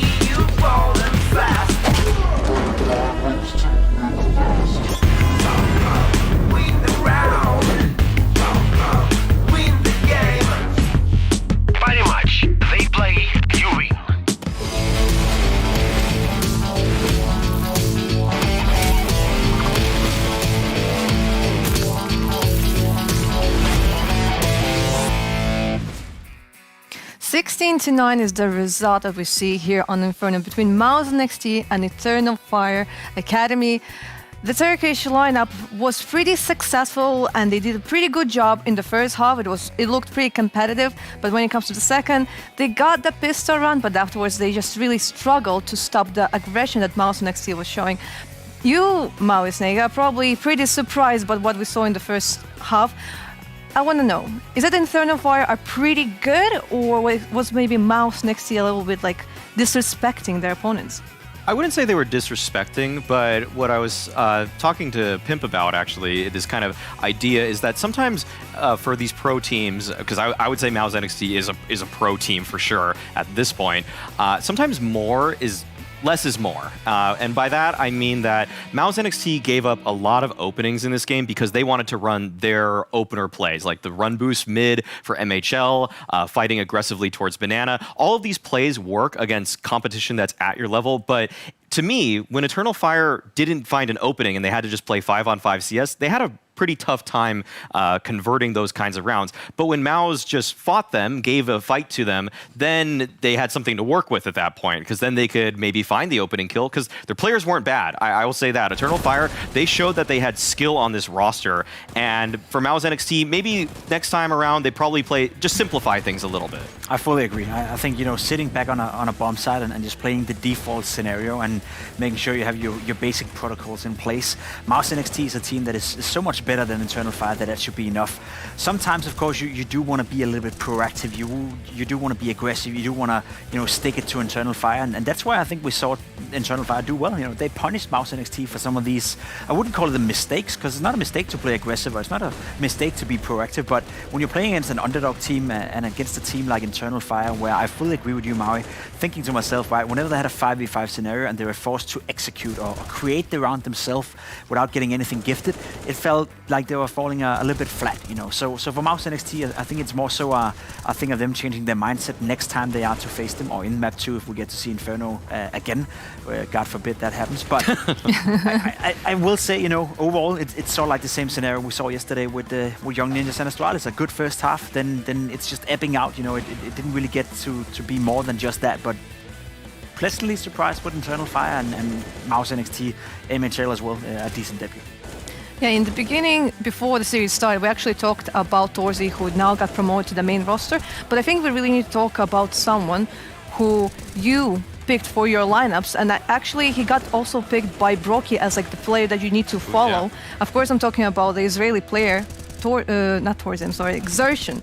Yes. Yeah. Why should we follow him? Yeah, Exertion, I mean, in that second half, man, you could just see some of the things that he was doing on the T side, just pushing through smokes, finding perfect timings. Like, this guy is such an entry beast in terms of his game sense and awareness in early round situations. He knows exactly what he can get away with. I think on the CT side, sometimes that caused a little bit of problems for MOUZ, like him and a few other players, for example, like just lost some openers here and there. But once he went to the T side and you're supposed to be the aggressive player in the structure that MOUZ NXT has created, that's when Exertion really came alive. He was so good at outmaneuvering everybody on Eternal Fire. Like, even one of those rounds where he was just in T-spawn late round and he flanked a CT that pushed down mid, like, he's really good in those situations. Plus, obviously, his mechanics are very strong at that. So Exertion definitely gets a shout out this game because he had a great performance. Yeah, and he barely has experience of playing in teams, because when it comes to, for example, JDC, he played in Unicorns of Love. When it comes to the Polish guys, they played in the Zako boards. Yes. Yeah. So MOUZ and NXT, they kind of risked by picking up Exertion because he was just an FPLC player that barely had any experience, but it seems to work out. Definitely. I mean, he's taking it by storm. I used to play FPLC with him a couple of years ago, and I actually noticed back then that he was communicating quite a lot, and I think that's the difference. And I guess we can't take this, setting and the WePlay Academy League to learn people a little bit about that. But you can be 4K elo, right? You can be an aim guard. You can play 4,000 Mirage matches and have a nice elo. But if you don't know how to communicate, you're not worth anything in a team environment. Yeah. And Xerxen, already back then, he wasn't the highest fragger in FPLC. He was good, but he wasn't like the best of the best. But whenever I was on his team, he was always communicating a lot. He was always talking a lot, and you felt comfortable around him, right? So the entire team around Exertion felt good. You know, that's why he won a lot of the games. That's why he qualified for FPL as well. So, you know, communication and being a good team player, and at least, you know, just telling your mates what you're doing, why you're doing it, and what they should be aware of, the basic of communication. He already had that nailed down 2 years ago. So yeah, maybe he doesn't have a lot of team experience, but he's already better at that than many of the players I played with who call themselves pro players. I think that really shows on LAN when these teams are actually playing in the arena here, and you know, once they make top 4, which I'm sure Mao's NXT will once again, then you see how much they spring to life when they're all in the same room, when JDC is able to just kind of dance in his chair a little bit, Exertion's just blowing kisses. Like, they all just seem to elevate each other. And another guy that I want to give a shout out to was JDC, because I think a lot of the CT rounds and very important trades on the T side were at his hands. Like, JDC was a guy in Season 1 that we were really high on because it felt like he makes very little, if any, mistakes in games. And then kind of Exertion stole his thunder.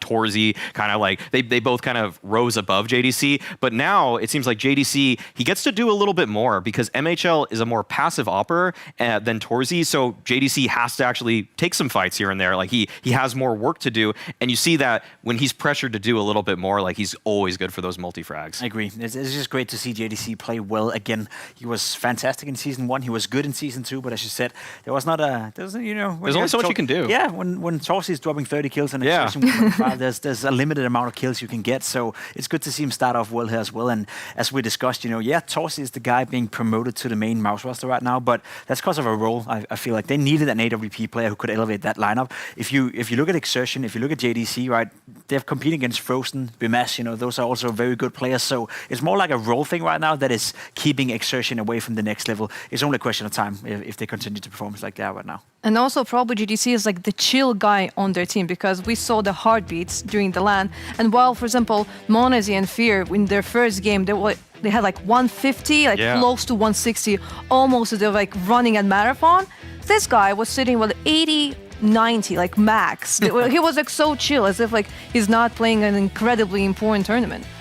The thing with JDC also is that I know he has a really deep caffeine addiction. So I think that his heartbeat, unless he's maybe pounding like 3 monsters, is really just a baseline level very low. And maybe that makes him more chill. I mean, it's just assumptions at this point. I'm not a doctor, but I mean, it's kind of funny that he's always drinking something. Like, I think he has an energy beverage in this game, and he usually at least has a mug of coffee. But he doesn't act like it. He doesn't act like a jittery kid by any means. He definitely seems like he has a wealth of experience beyond his years. Guys, it's happening. It's happening again. No, is it going to be Inferno again? In all honesty, Eternal Fire Academy decided to ban Overpass.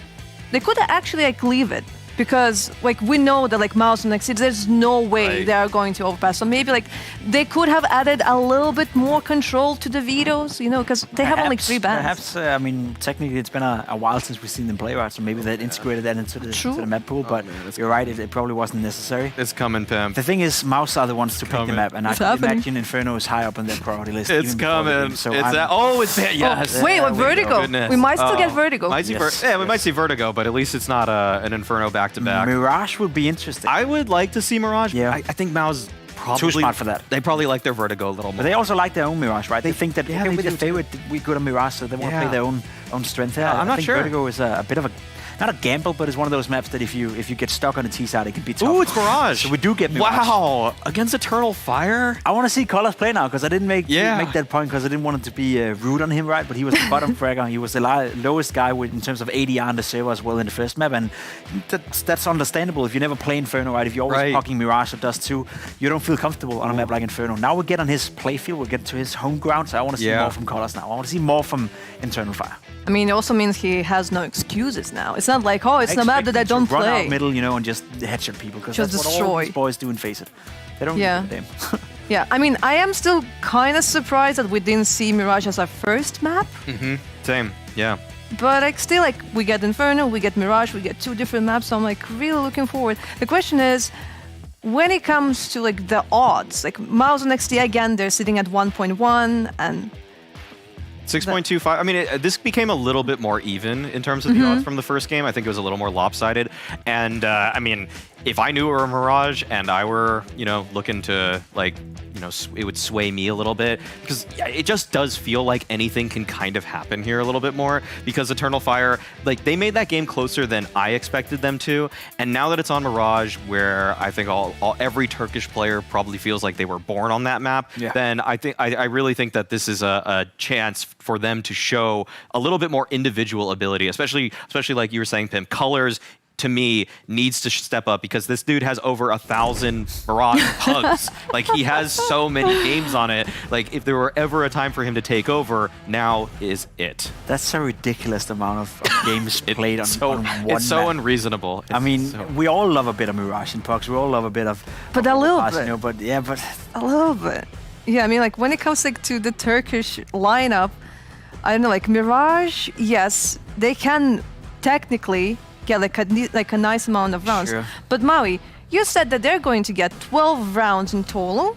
Yeah, and you don't have a lot of rounds left. I did say that. I added that caveat for you, right? If it was Inferno on both maps, I would have bought into it. But given it's Mirage now, there's a high likelihood that won't be true. I think they might go over my 12 point. Yeah, I think that Eternal Fire probably, they're still not the favorites, but in this map by any means. But I think they can definitely accomplish double digits on a map like Mirage. Listen, the problem is, right? We're giving Eternal Fire some credit here. They play a lot of Mirage. You know, they come from a scene who likes to play Mirage a lot. We kind of bang on the individual skill level, but that's also where we highlighted Mouse NXT both in Season 1 and Season 2 being the strongest team in terms of individuals. There's no weak link within Mouse NXT, right? MHL, we don't know much about him, but he looked decent on Inferno. You have a guy like Sershu, and you have a guy like JDC as well, locking down the B bomb site. So there's no weak link within Mouse NXT. So even though you're going up against a team who now feel, okay, this is our playground, we're playing Mirage and we feel comfortable on it, there's still, too much individual skill on Mouse NXT for that to even be a threat, right? So maybe we're in a case where it could be 16-11, 16-12. We could have a game that has a bit of nerve in it, but I still highly suspect Mouse NXT to win. Same. I agree with that one. Yeah. Well, the analyst desk is expecting for Mouse NXT to win the second map, but what's going to happen on Mirage? Let's go to Hugo and Harry to see. Your guess is as good as mine, but what I will say is I'm happy with the level we're getting today, right? It's not a complete washover, it's not a beating, not yet at least. We'll have to see if these plucky young puggers, these Mirage Dust-only players can manage to take down Mouse on this second map. 8 rounds, pretty good, or 9 rounds, pretty good. But could they do better, do you think? I hope on Mirage, yeah. I mean, I was pleasantly surprised with what we got on Inferno, right? So now that we moved to something that is even more comfortable for this Eternal Fire project, I think they could do some damage here. I certainly think they're going to beat Maui's 12 rounds thing, right? I think, they're very close to that. I kind of, going in blind, it was reasonable suggestion. You think it was reasonable? Yeah, going in blind, not knowing what. So you would have given them 12 as well? See, me in hindsight, now that I know, I'm going to say like 20 rounds total. All right. That's reasonable. Yeah, it's nice that you know, though. You've kind of cheated there, Harry. Yeah, well, I mean, looking over at like the Mouse squad, I think if JDC can keep up this kind of performance we just had from him over on Inferno, like you're always going to be hard pressed. I think for someone like JDC, you're probably looking at like a Torshi move and you're going, oh, that could be me at some point. I could be the guy going up onto a main Mouse squad that is still looking for that 5th man. So yeah, dude, no, I mean, he put up some phenomenal moments over on Inferno. He's always a solid player. He is a Mirage player as well, so that gets me nervous. I hope that we can get a bit more out of guys like Colors here, right? Seeing as this was one of his bread and butter maps, and he gave us some really good moments on Inferno. If he can kind of relive what we had on the T side, if he can up it even a little bit more than that, it's kind of exciting for Eternal Fire. I think there's a chance maybe they could come through with an upset. Let's see. Oh, he's gone past 11 rounds. Yeah, I've gone past the 11 rounds. Screw it. The more I talk about it, the more I'm like, nah, you know what? Full faith. All right. Oh, full send, go hard or go home, Harry. Why not both? Let's see if Eternal Fire Academy can take on the Mouse NXT back-to-back champs. And we have a new one here. I haven't seen this one yet.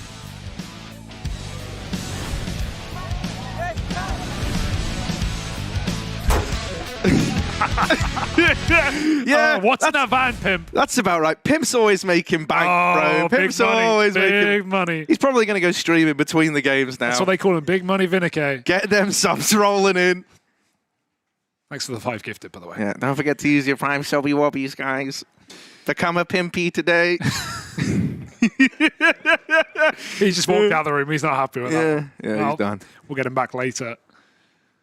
Either way, bit of Mirage. I'm all for it, Harry. We've had, for me, far too much Inferno for my liking. 3 out of 5 Yeah, for a rare thing. I'm actually excited to head into a Mirage game. Crazy. All right, CT side for Eternal Fire and Triple B as Mals go bounding right into the stack. We've even got Fola hiding. Harry, he's playing for a Ninja Defuse. Oh my god, he actually is. He has Kit Defuse, and he's been boosted, and they're double No, he's shooting. Why?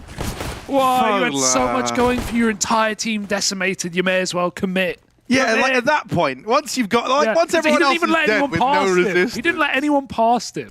He just shot the first guy. That's a panic play right there. Panic play of the day from Fola. Shame. It's like, whatever you do, Fola, don't shoot. And then, so I came out blasting. Like that is literally what we just see there. That's good. Dude, that's such a shame.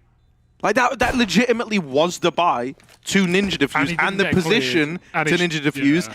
And it felt like you set it all up just to give it a go and be cheeky. And not even get the kill. And then didn't do it. And didn't get the kill. He body shot JDC like 6 times. All right, I'll leave him alone. It's pretty brutal, but yeah, you got to commit, Harry. You got to full send. Come on, man. What else are you here for? Did you just catch that? That was a null shot from MHL. Damn it. I know, dude. You're so animated when I'm very. Yeah, I'm moving around the place, dude. You keep looking at me. It's putting me on edge. Okay. Why can't you be calm and cool like JDC? Yeah, true. I've learned something from him. Look at this guy, dude. No, he is. Whenever I see him on camera, it's just a wave of calmness comes over me. He's a very relaxing guy. I don't know if he's like that, in terms of the loudness for real. But yeah, look, you can see those parry match odds. They also speak volumes. Putting this one in favor of Mals NXT once again pretty heavily. As it should be. Little eeky-weeky here for Eternal Fire. Not even full buying. They save some cash. So a couple of Deegs and a bit of Kev as well. Running it into B. Xerxon, absolutely no waiting around. So quick, he doesn't clear corners, but he's got help from JDC as well to do so. It's a 5-on-2. This round is done. Yeah, quick, clean, concise, everything you wanted if you're a Mals NXT fan. And even the Hunt as well. Really trying to restrict how much they can take away here. Zeus fans? Everyone's doing a little bit, we're 2 rounds in. We saw a Ninja Defuse buy, now we have the Zeus in con from Sui. I'm liking the vibes. Respect. I was throwing out a vibe check. Check? How's it returned? Top tier, I think. Yeah? The vibes are good. Vibes are flowing. We're swimming in vibes. I got a Zeus kill today on Pimp Stream. Actually. Did you? Level 10 on Pimp Stream, like not even a meme. No, like, he was real. Of course he was streaming. Yeah, of course he's streaming. Yeah, level 10 phase of plug, and we won an eco off that actually.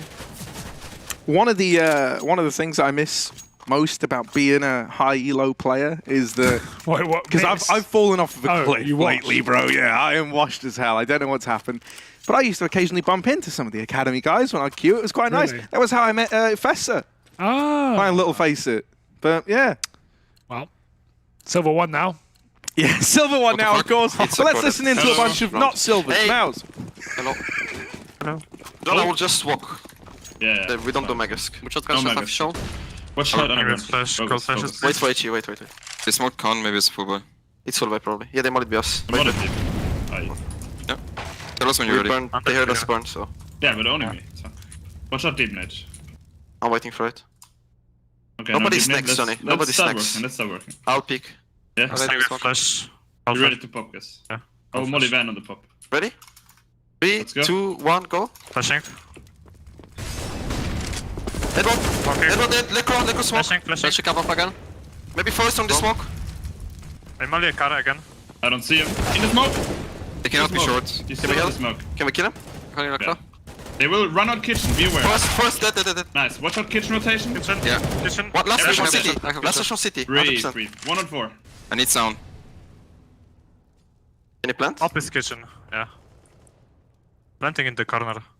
Guys, he cannot go back to A. He's window or city somewhere. It's window, he's window. Nice! Take off.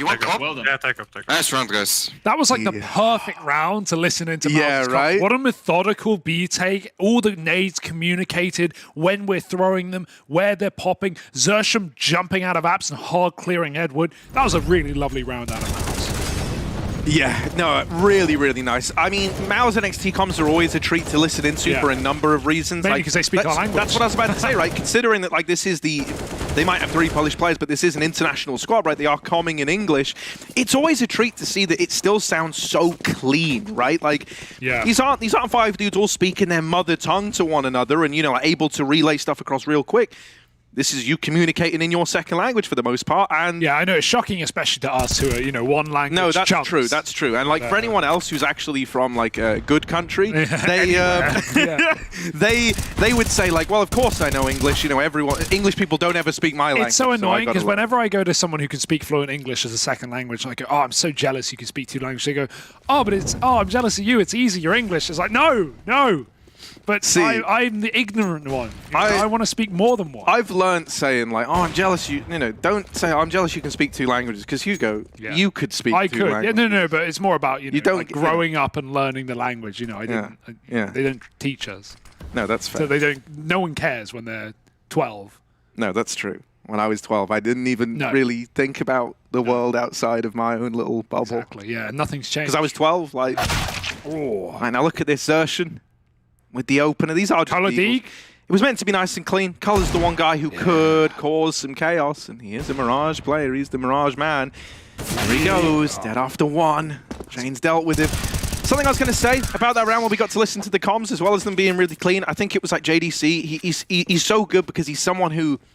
He doesn't just kind of comm like the info he sees, he comms the info he's feeling, like the read of the game, right? It's like he's letting his teammates know, just to bear in mind, they could swing out market, they could push from CT. He's clearly communicating the intent of the CTs based on the kills and the ground that he's gained, and then that was coupled really nicely with, I think it was Sui over towards that A bomb site who was saying, you know, he can't gotten past A, he's got to be CT, and so it's like, it's kind of like how like missiles used to figure out where they are. It's like you know where they're not, so you've been able to triangulate, you know, the only place that they can Man's really just done a heat-seeking missile. Yeah, well, not heat-seeking. They do it by seeking heat, actually, Hugo, funnily enough. That's crazy how science do that. Well, double opener for Eternal Fire. The Orb is ready, but it won't win the fight. MHL back on the angle, and Dougie changes it up. Oh, he's going to go right into it, though. Yeah, what were you waiting for? What were you expecting? MHL will get his vengeance. 3 on 4, though. Still down a man, and no one's swinging into the open. Oh, Kenshin over the smoke. Lovely shot, but it's traded. Still up by a man, our Eternal Fire. But more ground, more room getting given over. JDC flashed to the stairs. It hit him, though, and now he's full blind. Gone from bad to worse. No one there to stop him, though. MHL drops in. That bomb is default. They've got Colors trapped in the corner. It doesn't do anything. The Molly, he's made of fire himself. He no, will it's because he's shallow. Of it. Yeah, he's further forward. The Molly's too deep to burn out the cubby. Oh, no. Might not be the end of the world, right? He's still gotten into the site, but that flash is gnarly, and JDC was fully blind. I like it. At first, I was worried Eternal Fire were going to hit that realm of like giving too much room, too much respect, but it's really just until they feel comfortable, till they feel like they've sprung the trap, and then they throw that flash over, and that's where you get the sudden triple peak. Ever since refreshes 1v5 rather, I have been permanently scared of teams playing like the man advantage situations in too much of a conservative manner. Yeah, so I mean, that's a very unique round. That is a very unique round. But Hugo, man, I can't help my feelings. I can't help my emotions. That's just what my brain says. Brain go brrr, and sometimes you got to listen to it, Harry. I think more than sometimes. We should all listen to our brains and our hearts, Hugo. Wow. Brains and hearts. Hearts and minds. And any other organs you listen to, Harry? And occasionally, well, not the liver or the kidney. Who cares what they're up to? Yeah, but the lungs, they're all right by me. We'll take a deep breath here, because this is your money on the line if you're Eternal Fire. Orb is in the hands of Dougie again. He's hit some nice shots, but he's not been a game changer yet in this series. MHL definitely have more impact. Volo dropping the smoke. Cadia on top of the balcony. They might not clear it because they've already seen a van player, and Volo's drawing them in. Cadia, oh no, baby! Ooh. What are you doing? He's going to miss the spray. Shane's now crafted his way into B. Dougie looking to stop it. Dodges flash, but he won't dodge the headshot. JDC, lovely stuff. And now we can go back, get that bomb. Even plant of a cat if he wants. They have control. He's going to go for default because late from apartments is Shane. Low health. And Colors and Kenshin got to make that call. Do we want to go or no? Colors is too far away. Kenshin's on exit duty. That's going to be a 5th up for Mao's NXT.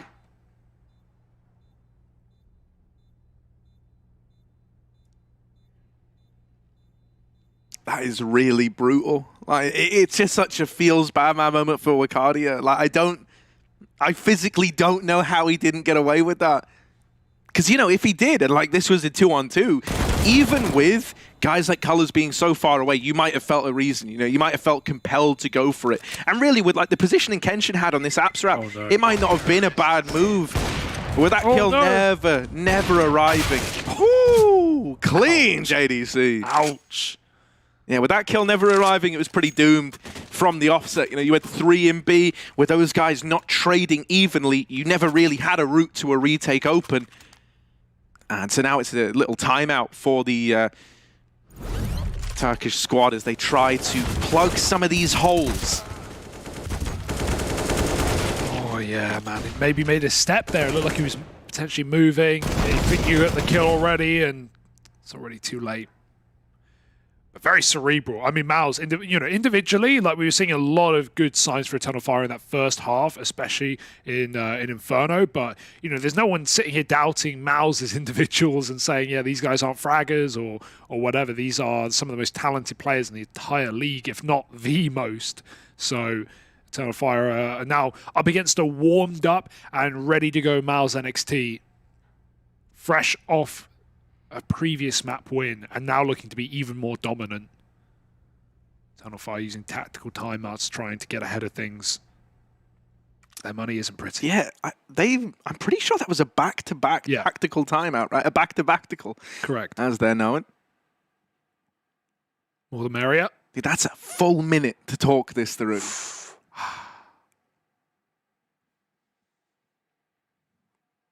Also, while we had the team comms on earlier, I heard someone saying, guys, just breathe, calm, 4v1. Really? Yeah.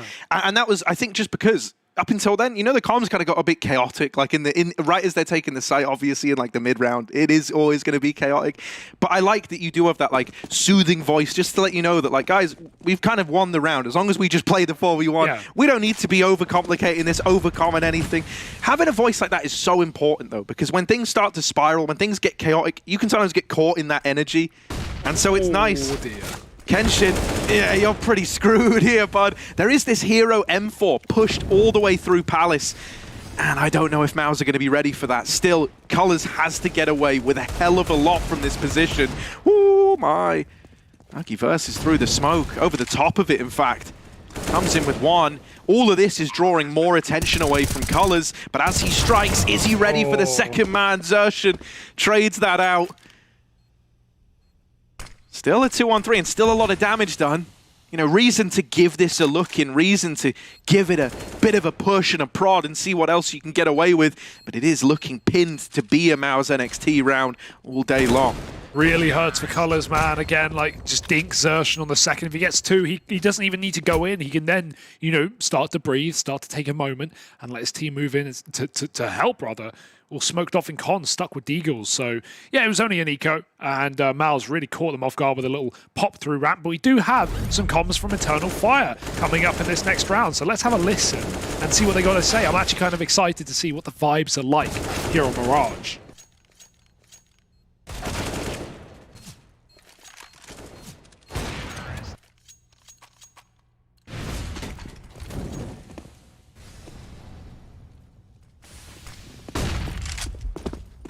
Under var Palas bir tane. bakayım. Yakına yaklaşıyorum ben hemen. Bakıyorum Palas'a. Bir smoke var Tolga.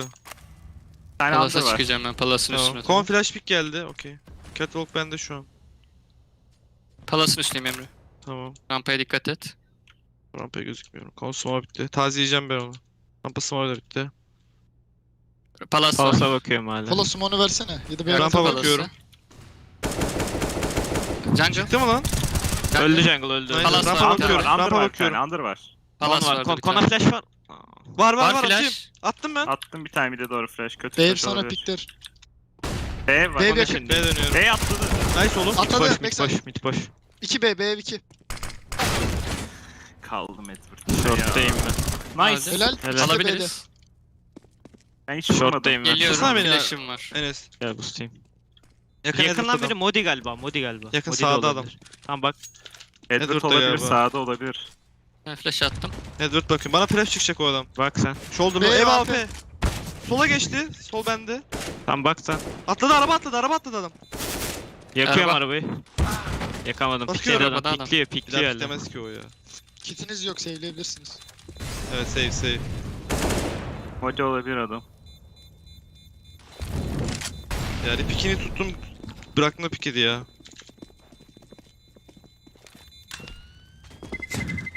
Sweet. Like a true captain goes down with his shit. But yeah, that's an awkward round for Eternal Fire. They even, I mean, it was going so well, right? They had the early info on B. They somehow dealt with Xerxes. Yeah, who running got out all Palace, the way to window. The Palace lurk, they cleared up, but very slow on the short retake, right? Waiting for that AWP that just wasn't re-peaking. And time eludes them. Double molly on the bomb is no help either. 7-1 for Maus. And, you know, I don't speak any Turkish, so I can't break that down too much. But vibes are okay. It's cool. It's calm. Yeah, it didn't sound, you know, it didn't sound like anyone was like molding or anything, so I think it's fine. Hope not, yeah. Hey man, you never know. You sometimes hear like tier 1 teams comms where you can feel the mold resonating. Leave that damp long enough and it will come through. Oh, this is awkward. Dougie's going to drop his smoke. He's trapped in apps, but he can just jump out right now and yeah, he'll take that opportunity. Mid take late for Maus. And no info. Colors wants some. Does he have a flash? Because the AWP will be there soon. Oh, hello. Oh, that's nice, Colors. That's more like it. Flashed over by Fola. Enabling that little mid-peek. It wasn't him to drop his own flashbang. He's set up by his teammate, and it's netted this early double open. Now, the last time they were in this position, Maus was still able to grind their way back into the round. Oh, dear. However, it looks like Eternal Fire are finally ready to deliver on the promise of converting one of these man advantages. Still JDC alive, and whenever he's in the server, especially with Xerxes alongside him, you know, there's cause to be nervous. And with timings getting hit like this could get wild. Fola just ran as well, so he fully knows he has a gap. He needs to take it right now. Oh my. Guardia, the timing was so nearly there. The comm must have come across. Yeah, they could have hit a timing window, but just a second too late on that realization. No, and this, a 2-on-4, now a 2-on-2. Through the murder hole, they get denied by the Molotov. They've got to reroute CT, and this is info that Maus have. Bombs planted wide, it's a comm plant, you can defend it from jungle as well. The options, you know, your cups runneth over at this point if you're Maus NXT. Nice. Xerxes even gotten himself up onto short with the jump. And so right now, JDC's the man facing, getting their attention. Smoke on the bomb, that does complicate things, that does make it a bit more awkward. I don't know if they're on it, but count to 5, and now no defuse found. You're going to try and swing it again. This time they're wide. This time they're wide on the defuse, and JDC can't find it. I love it. I love the confidence from Fola to just stick that. Oh, he found the perfect. He did. It felt like that first tap was almost just to see, like, where are they anticipating the defuses? Yeah. And then he swings it wider than they were ever ready for on the left-hand side. Very nice from Fola. Very, very nice. Always got to think about your model when you're, you know, going through rounds like that. Even in certain positions, like, you know, when you're playing this game from first person, it feels like your body and your gun is so big, and it feels like you're poking out everywhere. You're actually tiny, man, and you're welcome. and you can really manipulate that model in situations like defuses. You see even people jumping around corners, looking at the ground, right? Your head hitbox is harder to hit if you're looking at the ground. Things like that. Turning around backwards, defusing. It all matters. All the finer details matter. Talking of finer details, Maus all have the same agent skin, and so they cannot be picked apart. They cannot be told away from one another. Really sweaty stuff. I respect it.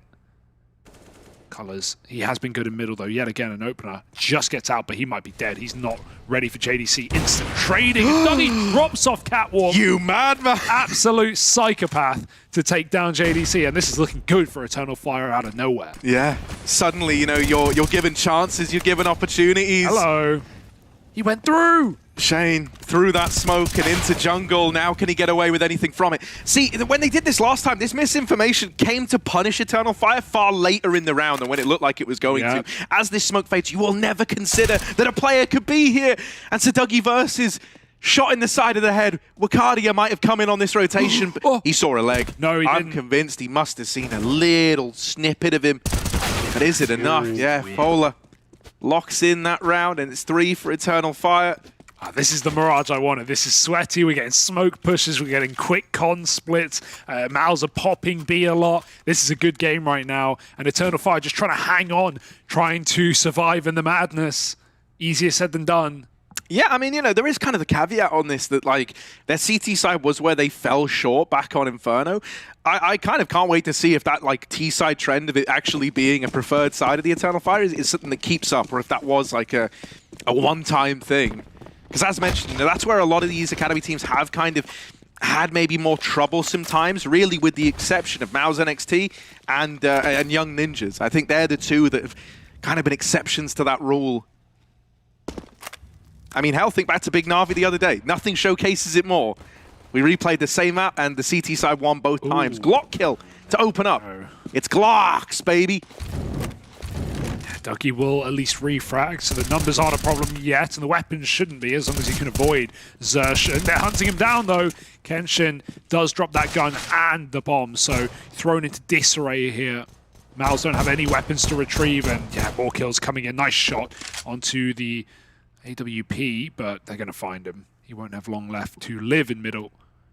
Any more damage is excellent on a near full eco round, and yeah, that's a really good round for Mals NXT. 3 kills with, albeit no investment.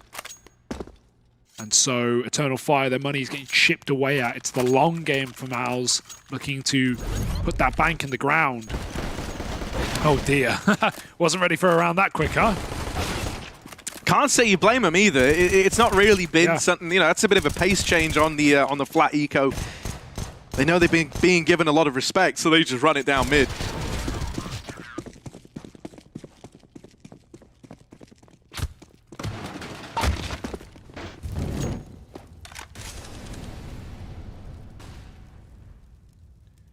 More of a default round now for Mals. They've been doing a lot of pops, a lot of set pieces, but going to be taking mid from under. Colors back to connector. He has looked very good here. We were hoping he would step up. He has done that well. Dougie with the AWP as well. Big impact. Finding Zershan first. Another player out under, and JDC with nade in hand will not last long either. 5-on-3. And nowhere to go here for Mals. Smoked off. They actually go through. Shane's a madman. He doesn't respect your utility. And at this point in the round, Mals, they've just got to hope Eternal Fire are making mistakes. Yeah, we're too set up to come through Palace like this. You know, you're going to have to wait for the smoke to fade, and even then, this CT crossfire with a stairs player is a really nasty spot to try and get past. I hope one of these guys in Palace just flies out, you know, tries to drop sight immediately. You've got a wide swing to open. Hopefully, you know, you were hoping that was going to like bait an AWP shot from jungle, something like that. It hasn't needed to, and it does provide the opener. Shane's out in the open, and Sui still in Palace. It's because they're waiting for this AWP in con. MHL, oh no! They haven't heard the scope. He hasn't heard the scope. Oh no! Colors dead to rights, but MHL's got to come in with a big old clutch here. They're at T-ramp as well, so as he goes back, he's not going into safe passage. He's going to go quietly into that good night. Shot in the back of the head. And so Eternal Fire, they pull up with a 5th round, and it's a damn sight cleaner as well, right? Yeah. Getting out with a double AWP is certainly a nice little Christmas bonus for these guys. That is tasty, especially considering you imagine Mals are going to go back to B, right? Like, they haven't done it in a while. It worked really well in the early half, and now you got a double AWP. It means you likely just chuck one over on the apps, right? We haven't seen AWPs in window for Eternal Fire. More common than not, it's going to get smoked anyway. But the AWPs have been CT or, you know, or B apps when they've, you know, just gambled it out of spawn. So yeah, Wakadia takes his towards the B site. The other is in window this time, but unfortunate unscope. Even so, Mals are not looking for B early anyway. It's just one man probing the site. JDC, oh dear, in front of the Molotov. He had to go there. He would burn. Cardia finds the kill. Now popping out A, just dry with Deagles, and it looks pretty easy right now for Eternal Fire.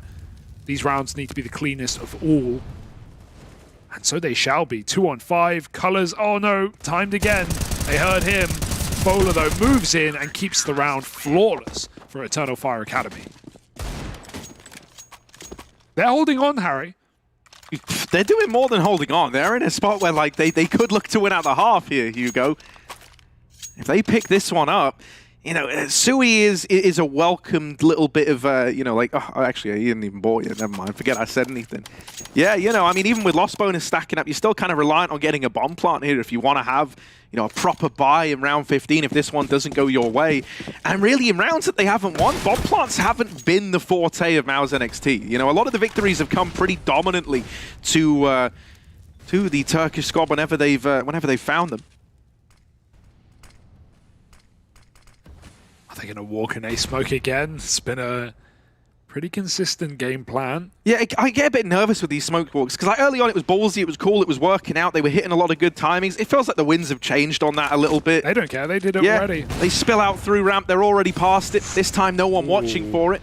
That Molly forces a peek. You would have loved that AWP to fire off with the first there. He saw him through the gap, he knows he's Tetris. Colors, cool position. Oh, it's almost awkward, but he gets away with the frag.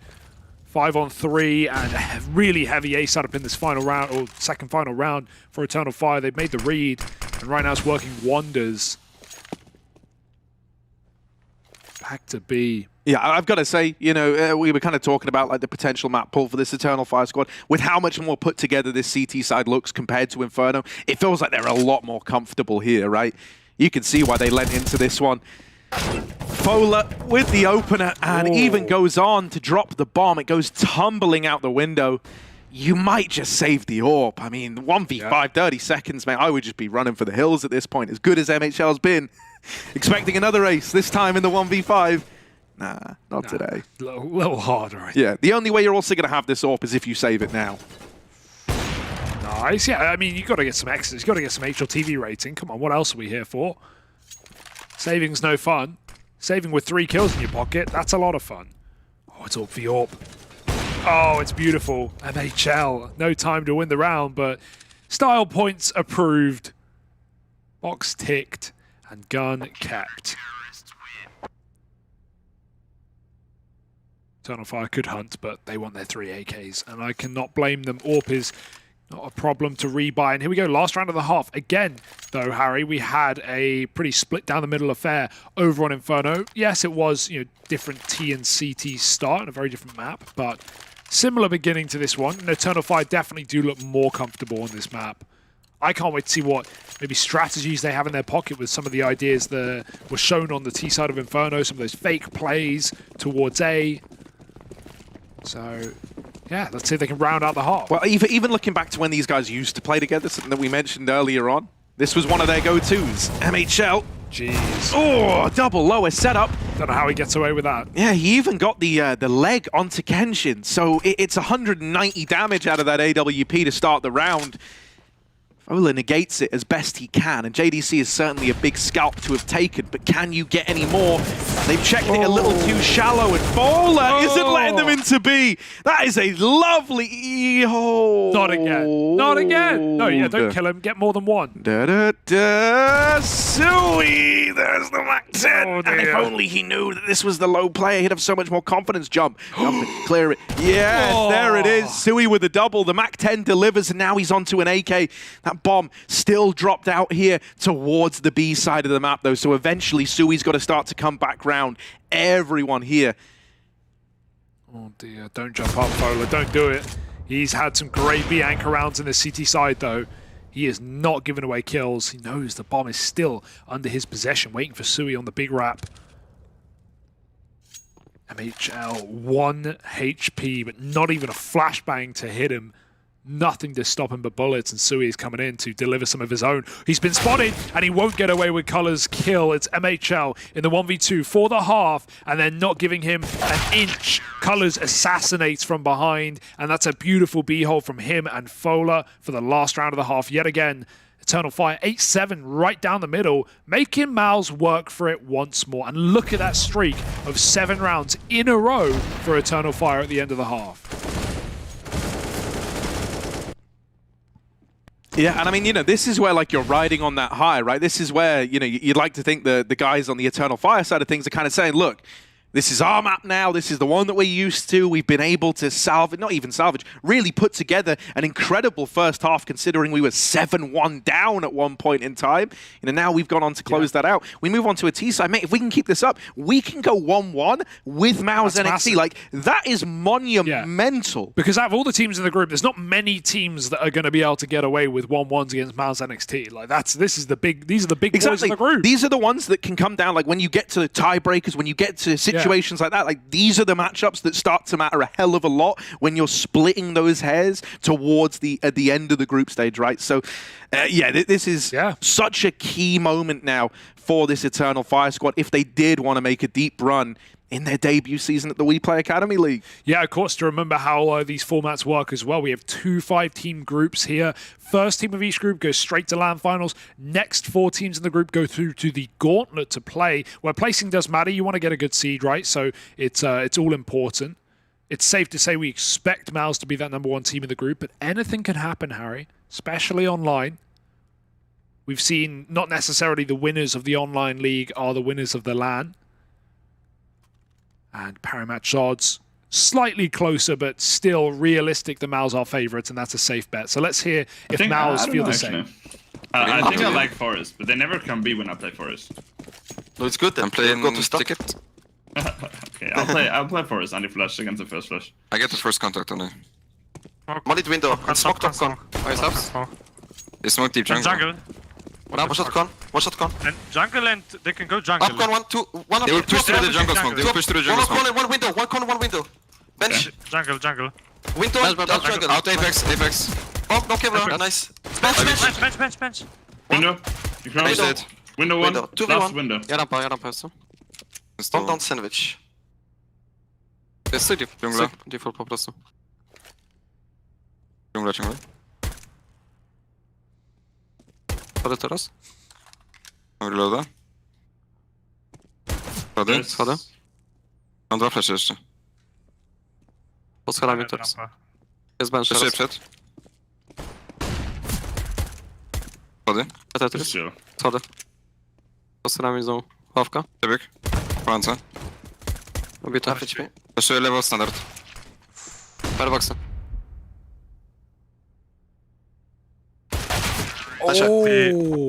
What? That's a great little clutch from Dougie Versus there. Nice little 1v2 4K to lock in the pistol. Yeah, lovely. And I was about to sit there and credit Maus. Yeah. Talk about the comms. And I do like how, you know, we have the micro communication when, you know, the 2 Polish players or 2 of the Polish players are alive. They go straight to Polish. That's nice. You know, always going to be more comfortable in your mother tongue. So that's always encouraged. We just got to have some of my favourite comms as well of the league so far. 2 days in, obviously, so there's still time for that to change. But I don't know who said it. Someone goes, yeah, I like to play Forest. I want to play Forest. But whenever I do, they never come B. And then the reply is, that's fine. That's good. Play Forest. We'll stack A. Yeah. Didn't work. They got the bomb out ramp alone, by the way. Solo player out ramp with the bomb and still couldn't convert the 2-on-1. Nice. Dougie's great this map. He looked fine on the previous, but obviously outshone by MHL's AWP. And now he's had a lot of high-impact CTA WP rounds, and now 1v2 to start the half. Like, this is Eternal Fire feeling and believing after what was a 7-1 scoreline. They're starting to run away with things. B rush, and it worked well for Maus. Would have been the same for the Turkish side. It looks like it. Double entry at no cost, and you're just throwing bodies at the problem, but the problem is bodies. You're lacking them. Sui doesn't know where he's going. Ring around the rosy with the market player, and that's a 10th round. Yeah, wonderfully clean as well, right? Critically so for this Eternal Fire squad. You know, that was one of the things that you were getting, like, concerned could have been their downfall in that first half, right? Like, when they were 7-1 down, that CT money is so fickle, man. It really is. So that's where you've got to credit the comeback even more so, right, to go on to win the half. Now they bring all that energy, all that momentum here into the T side. They get a nice, clean, you know, anti-force buy here even. And so with another eco looming, with more chances to bank up cash, right at the start of the half. This is a brilliant spot for Eternal Fire to find themselves in. Of course, couldn't be flawless. Shane wouldn't let that happen. He's going to drop. Oh, no. No gun for you. Dude, yeah, there's just so many things to like about this Eternal Fire team right now. Like, Fola's anchoring first half was incredible. The AWP looking good. Colors, who was the quietest player in the first map in the server, is now one of the loudest. And so, talking loud, let's hear how loud Eternal Fire are getting in this round. Adamlar muhtemelen mid'e tek flash'la konektörden, short'tan vesaire yapabilirler. Smash diyoruz biz ona dikkat edin. C4'ü top mid'e bırakacağım. Tolga ile BB'ye gidiyorum. Fola sağda dur, sen sağda yat. Under'a flash atmanı isteyeceğim birazdan. Window yeni kırdı adam. Late mid gelir. Under'a dikkat et. Bakacağım Under'a. A'ya bakan yok. Window'u çok geç kırdı beyler. Ben bakacağım Under'a, A'ya. Bakıyorum ben şu an. Under'a at flash, Ali Aydar. Atıyorum. Ben bakıyorum buradan Fola. Okey. Beyler ben Under'dan oynuyorum, tamam mı? Size birazdan oyna diyeceğim. Geliyorum Tolga. VP atacağım, VP atacağım. Bekle VP atacağım ben. Ben VP atacağım. Hazır olduğunuzda çık. Konla flash atabilirim. Attım VP'yi. Kon flash'ını ben tutacağım. İlerleyin siz. Window beyler, window. Öldü Window. Kona VP flash'ım var Kona. Bekle, Window smoke, short'a smoke at. Ay, Kona. Kona smoke at, short Atıyorum. oynuyor. Kaos yapmayınız, kaos yapmayınız. Sakin olun. Aynen kaos yapmayın sakin. Sakin olun. T-spam pushlar. Short, bir tane daha short var. Solda mı? Yakabilirsiniz. Short'u uzak. yakabilirsiniz. Yakacağım. Short'u deyip yakabilirsiniz. Windows smoke bitiyor birazdan. Windows T-spam'a sağına da dikkat edin. top mid'e. Windows sağına dikkat. Windows sağına Windows'da biri. Windows sağda. Windows sağda. Yakıyorum onu. Eagle var öldü. Helal. Top mid'e dikkat edin şu an arkanızı. Bak biri Bence short'tu. rampa biri. Oynayın A'ya birlikte. Short smoke gebli. Bak. Short öldü. Short Short öldü. last A oyuncusu. A oyuncusu. Tamam Last A dön. Bir short oyuncusu. yürü. 3 kişi yayına short gir. Biri trade'le direkt. Bravo. As far as vibe checks go, that is a very different Eternal Fire communication round to the one we saw in the first half when they were going 7-1 down. Yeah, 100%, right? And I mean, dude, look at the odds, mate. No longer 1 to 10. Sweating at the sweating at how much this one's changed around, isn't it? Woo! All right then.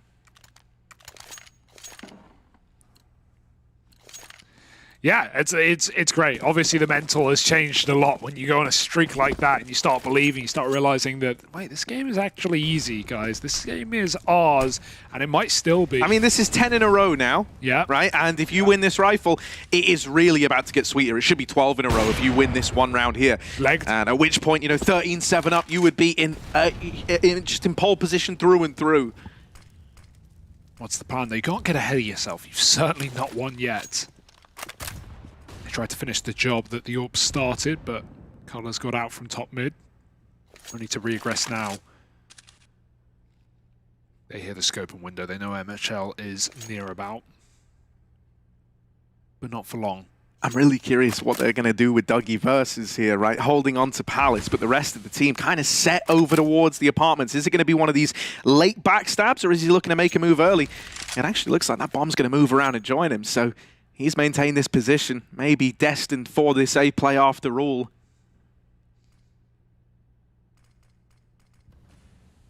Could just be a full set piece here. They got the smokes for it, right? We've seen a bit of map control. They've gone under. They've made some noise. They figured out where the AWP is, or at least they think they have. The second it's scoped, MHL moved it towards Ticket. So this is a really nice reposition. The AWP is the one thing they think they know, and they have no clue in reality. So here we go. Smoke's over. Always see CT players jump over a CT smoke, especially if they have an AWP. See if there's a smoke down. No, there's not. It's too late. They've run out already. Good entry from Colors, but MHL has pushed in front of Triple and is now here to defend the site. They're up a man and now make that two. Bonk drop, missed shot, but the nade will do. And it's all Kenshin alone in middle. 7 seconds. Better save. No money. Not on him at least. So unfortunate round there for Eternal Fire Academy, but Mao's to get back in control. Yeah, I feel like, if anything, the fake that they throw in almost kind of sails them down the river, I think. Like, they throw one smoke, one flash over towards B, right? It's a market window smoke, and it's one flash over the top. But there's no push on the back of it. And with such a limited pool of utility going into that B bomb site, I think that was all too easy for Mouse to realize that was a fake. In fact, once that utility went into B, within about 5 seconds of no push coming through, the rotation was already happening towards A. I think that fake actually telegraphed the A play, if anything. Dream spawn for MHL. Look at that. Oh, man. Does not get much better for If you're an AWPer, this is it. You could drop under with it. He's licking his lips right now. You can cat jump. There's a lot open to you. There's a lot open to him. He's got a British patch on. Is that the skin, or is that did he add that? I don't know my patches. No, it's the skin. Is it skin? Okay, yeah. Sorry, I don't know my patches. I was wondering if it's another Polish, British AWPer. No, if you look at all the skins, they all have it on, Hugo. That's really? That's the dead giveaway. Yeah, I don't know. I've played a lot of this game. I've never seen that. So what do I know? I don't play Mirage. That's because you only pay attention to one model, Hugo, and that's me. Here's MHL with that AWP making the cat jump happen. Yeah. Shame that. No one there. Bit of a B banger. 3 AKs, 2 Tech 9s. Fola had some great B holds. Let's see how JDC and Zershan do themselves. Yeah, like the spot from JDC, but the flashes render it useless. Zershan will catch the first. AWP now on short makes its presence known as well. And JDC is not dropping a beat. He lands that spray transfer, regains control of the AK. He's fighting with it, wrestling with it, but does pull up with a 3rd kill. Yeah, he recovered that spray like you recovered that sentence. Yeah. That was really, really nice. Yeah, splayed down through. Yeah, splayed. Yeah, there's got to be a cooking term in there somewhere. Well, Mal's got to be feeling good now. They finally broken the streak of Eternal Fire. They went on 10 in a row, Harry, to get in the lead. And now Mal's a couple of responsive rounds, and I'm sure they're feeling feisty. They should have full eco. Yeah, they should have full eco in my At least not a good buy. But just be ready for everything. They smoked top mid. Maybe needs window. I need top mid. Nothing out. Wine boxes. One B also under. One B also. One B also speaking. It's giant. Yeah, Is he closer? I don't know. I'm gonna check. Underground clear. Yeah, dead. I'm nading deep again. Okay, I'm going mid. There's only one. I don't know. Nothing underground. I have top mid. Maybe last BFs too. Coming mid. I'm going up A. I pushed top mid. Could be out underground now. I see BFs. I have ups. I'm top mid. One palace on A. Or ramp. BFs is full, I guess. I'm gonna come mid to you anyway. Watch out, I lane. can hold you. I need sound. I hold under. He took the bomb in T-spawn somewhere. I have a pass, baby. Towards ramp, I believe. You have my top mid, yeah? You're not? Yeah. No problem. Guys, BFs is full clear. I pushed it. Yeah, kill him if he comes close, please. I don't wanna die. I have him. Come on. Nice! Yes. Yep, making ecos look easy are Miles NXT. Damn, those one taps from Shane. Oh, that got me feeling some kind of way, Harry. 2 taps to open the round. Yeah, and even Sui pushed top mid and could hear them picking up the bomb on ramp. That's cool. Had all the info there. No question about it for Miles. They deal with the Deagles, and now the big guns come back.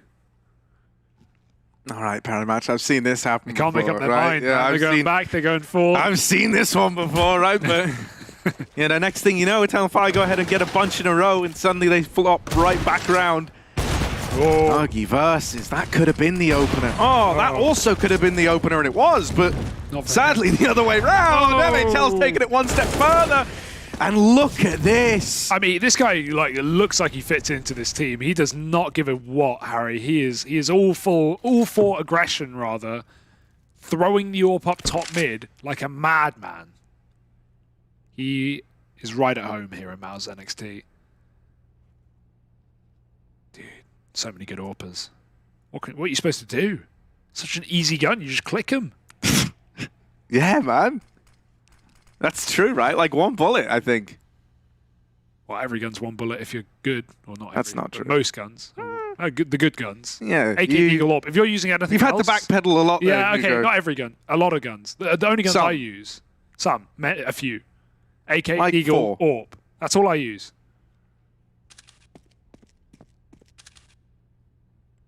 Well, this should be a Mao's round. This should be the equalizer. Also, talking of AKs. Yeah. Look at the Mao's rank, Hugo. Oh, that's the AWP. Well, it's only AKs. That's one of those. Oh yeah. Well, it's not pretty. It's a little bit rough. There wasn't really much to play for in that round. You know, once you've ended up at a 5-on-2, you really are just kind of on damage control. Shane dropped the AK for the AWP when 4 players have 10k. I respect it. You're playing the long game, but I don't think Mao's are going to have money problems for some time. Well, you know, so we kind of talked about the effect of like the momentum switch up and what that does to the mental side when we were talking about the Turkish squad originally. Looking at Mao's now, they are also looking like they've kind of had their second win. And they're looking like a very different team as a result. Very keen to aggress, very keen to fight, and full faith in every one of these engagements, and they're looking all the better for it. Confidence isn't something you can feign in a game like Counter-Strike. You can try, but oftentimes it's horrible results. We call it feeding. Yeah. You know, something that was working back when you were in the zone, when you were like in that flow state, well, you might not be able to make it work at all if you start to feel like you're dropping off, getting in your head at all. Well, you called 11 rounds before this map, Harry. No, you called a win. You called a win for Eternal Fire. You what's the opposite? Backpedaled. I just guess pedaled forward. Yeah. Are you still believing in that prediction? I mean, it could come true, like, you know. Yeah, I mean, anything can happen. No, but I just mean like, I mean, that's another flawless round. That's getting a little bit worrisome. Yeah. So much money's banked up now for Maus. But, you know, all things considered, this has been another very, very good map out of Eternal Fire. Even if it ends 16-11, which would be a bit of a sour note, considering, you know, it was these guys running away with this game at one point in time, I don't think you can be terribly disappointed with this kind of performance versus Mao's NXT. Oh, yeah. He's got the gear. Hilariously, if it did end 16-11, yeah. I actually originally said they'd get 20 rounds, and then I changed it Maybe to I they should win. just say, like, every possible scoreline. I mean, I said two. I said two, you know, and one was just a victory, which isn't a scoreline. Oh, so actually, look at this. Look at this cope, Harry. Look at this absolute. If you ain't gonna cope, mate, what can you do? Hope. Yeah. But hoping and coping are similar things. Oh, that is knife of the day. I think. My goodness, it's better than the others. Shane's got the. Yeah. I'm a fan. Well, now I'm gonna start paying attention. I don't know. It's all right. Knives. I like the Tiger 2. Yeah, not for me. Tiger 2. Not for me. Too yellow. Flash mid, and it's cleared. That's good info for Maus. There's now T set up for the A pop. Did Shane see him? Because he got seen back. It's a see-off. Oh, yeah, and he's been drowned. Dougie with the A pick, and now the rotates come back. MHL, he is AWPing B right now. It's a bit of a problem with only 2 on the A site for Maus. They're about to get popped. I hope to see Eternal Fire wait for the smokes, if they throw them this time, before they commit. They're actually throwing a window smoke right now. They're trying to fake it out as they dry walk out A. It's not like Maus have any mid-info at all, so they don't know what's going on. They're trying to close up on ramp, and that's perfect. Well, what a bait. They hear the window smoke, and they try and take map control elsewhere, but that's where everyone was. Double entry for Colors, and Eternal Fire back on the board. Yeah. My boys. Whoever could have predicted this, Hugo? I don't know. Certainly no one here.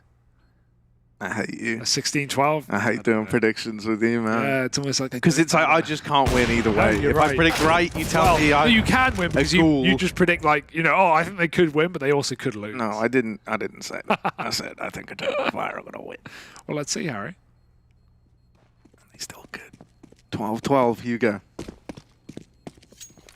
Oh no, that's hard. You hear the head, you know there's 2, you know they're on top, and you can't do anything about it anyway, so... If Eternal Fire win, okay, you have to get Kenshin's face tattooed on your face. I don't agree with that. I have not signed up for that. You okay? Yeah. I'm well excited. If we could get... WePlay, if you guys could look into booking the tattoo studio... Maybe just get them on the line, because they haven't won yet. And of course, you know, in fairness, if Maus NXT win, Hugo, I guess... You'll get... Maus can send me a jersey or something. Oh, okay. No, yeah, that's fair. After you get Shane's face on your here face. We go. It's 12-12 and all to play for.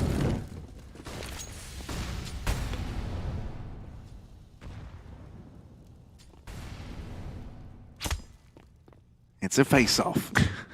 AWP on B. JDC loves the second AWP. He was on the hang. Now he's holding for the close peek. He sees him creepy crawl across, and Oh no, JDC knows what's going on. At least 2 spotted. No rotates yet though.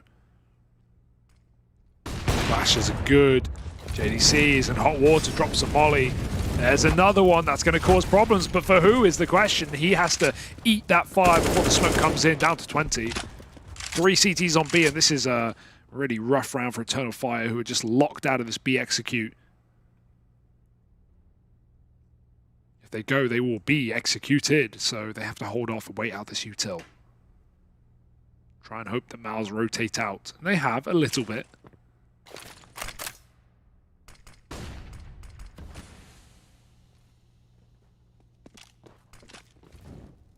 They're still looking to follow through with this B commitment. However, JDC's AWP has thinned the herd onto a double and buying time for rotations that might never even need to arrive because JDC is a one-man army here. Even getting the info that Kenshin does reside up in the apartments, and with all that going in favor of Mao's, mate, he's left running for the hills. However, these hills have eyes, and Shane waiting, looking to cannibalize the last man. He's going to lock that in as Mao's move up onto 13. Yeah, Kenshin knew he was coming as well, but could do nothing about it. 13-12, and you know, this massive 10-round streak shut down. We're now having rounds traded back and forth. If Mouse can keep that up, they're on a road to victory lane. JDC some beautiful AWPing. We know he can do it all. Doesn't matter what gun you give him. And now Dougie's got his back in control, which, yeah, was really, really good on CT side. Obviously, a lot harder on T-halves, pretty much all maps, but yeah, less impact from it. Now would be the time to show. MHL, Molly in the window, jumps right through it for the cap boost, and he makes it. Only -5 health, so he has his under. Comms are key here. If MHL misses a shot or gets flashed, he has to tell Sui to watch his back very quickly. Drop under. Xertion's here to steal Sui's kills, but it might bait them into Sui after he gets traded, so not all bad. However, it doesn't. Back to the apartments with you. Follow groups with his team. They're still defaulting. They're still playing the map. Hoping they can get a pick. Thin the herd. The Mouse have so much mid information.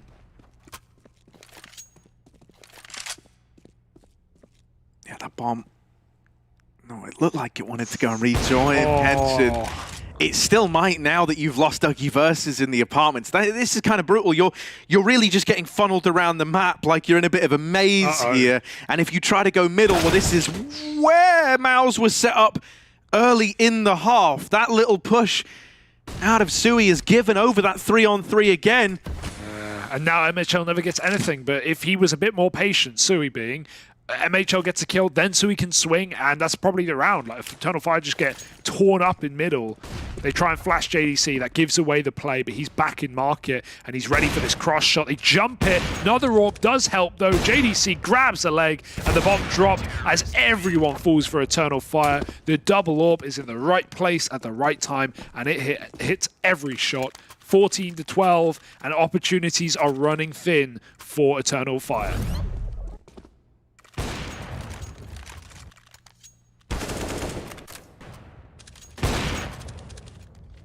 Yeah, man, I mean, it's these AWPs. Like, look at this. It's brutal. Let's listen in to the Mouse boys, though, as we head in to what could be their match point round. That's so attractive. Yeah, I will money DP also. You can peek. After you peek, I will go on snacks and you just play OP. Watch out, fast They smoke top mid. Up there, crit, okay.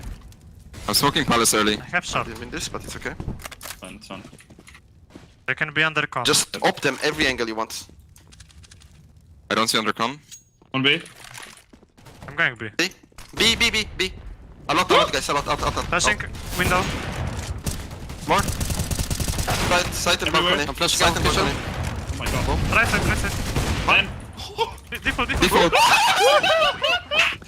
We do a bit of trolling. We do a little bit of trolling. I love it. How does he steal Xertion's kill? There's so many, dude. Xertion gets killed by JDC, essentially. I love that we got to hear that as well. Like, Mouse are laughing away. I was like, because we can tell the double AWPs are dominating, right? But I love that, like, that realization that, like, mate, we are getting away with murder on these AWPs. They played them both over towards B. That is madness. And that little duo of MHL and JDC, the 3-letter names, it goes in tandem with the AWP, doesn't it? Yeah. They are shredding through Eternal Fire. They cannot solve this double AWP problem. And here we go, Eternal Fire, last hurrah. Can they stay in this? Can they drag it out to overtime? Xerxes doesn't want to let them. He doesn't want to give them any room, and he hears them crossing the smoke. Colors is inside of it, and Xerxes on the side of it. Waiting. If they come out from under, he's in trouble. But he could just hide right behind Colors, tuck him behind the boxes, maybe even knife him. Xerxes, he's cold though. He's just going to take the shot when he's got it. Cover down under is fine. Sui will die, but MHL is here with the AWP, and Xerxes still sat top middle with absolutely no threat. This may just be the beginning of the end for Eternal Fire. A commendable day in the office, but not one with a victory. Can someone change that tune? 2 on 3, trying to go back out A. Yeah, they do manage to get Dougie Versus out, but MHL seems so wise to his position. They have such a good idea of what real estate has been taken in this little A push. Yeah. Even then, from CT, that's where JDC pounces, and it will be a victory for Mao's NXT in the very end. Yeah, they managed to weather the storm there. They were put through their paces towards the end of that first half and even moving into the beginning of the second, but eventually they do emerge victorious. For me, one of the big kind of hero storylines here is the MHL looking real good. Yes. Oh, and that's huge as well, considering the boost he's filling. But I think it's awesome. I think that's a great game. We get what we wanted in that Mao's come back in for their third season, still looking dominant. And we also get Eternal Fire, a team that maybe we didn't rate too highly, actually look pretty damn good against the best in the league. So who else could Eternal Fire bring a threat to or even take down in the group? We'll have to wait and see. We've got some more matches and we have some more death segments. But first, a bit of a break. Stick with us. Headshot, nice. Fist bombs go to the teammates.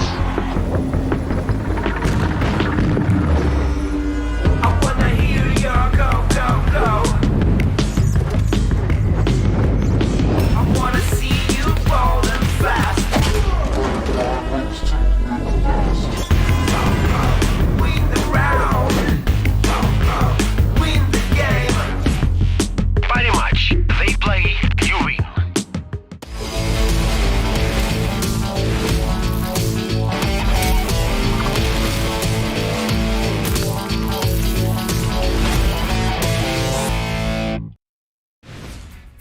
And even though Eternal Fire Academy had a really good first half, they still end up losing to Mouse NXT, to the champions of the Season 1 and Season 2.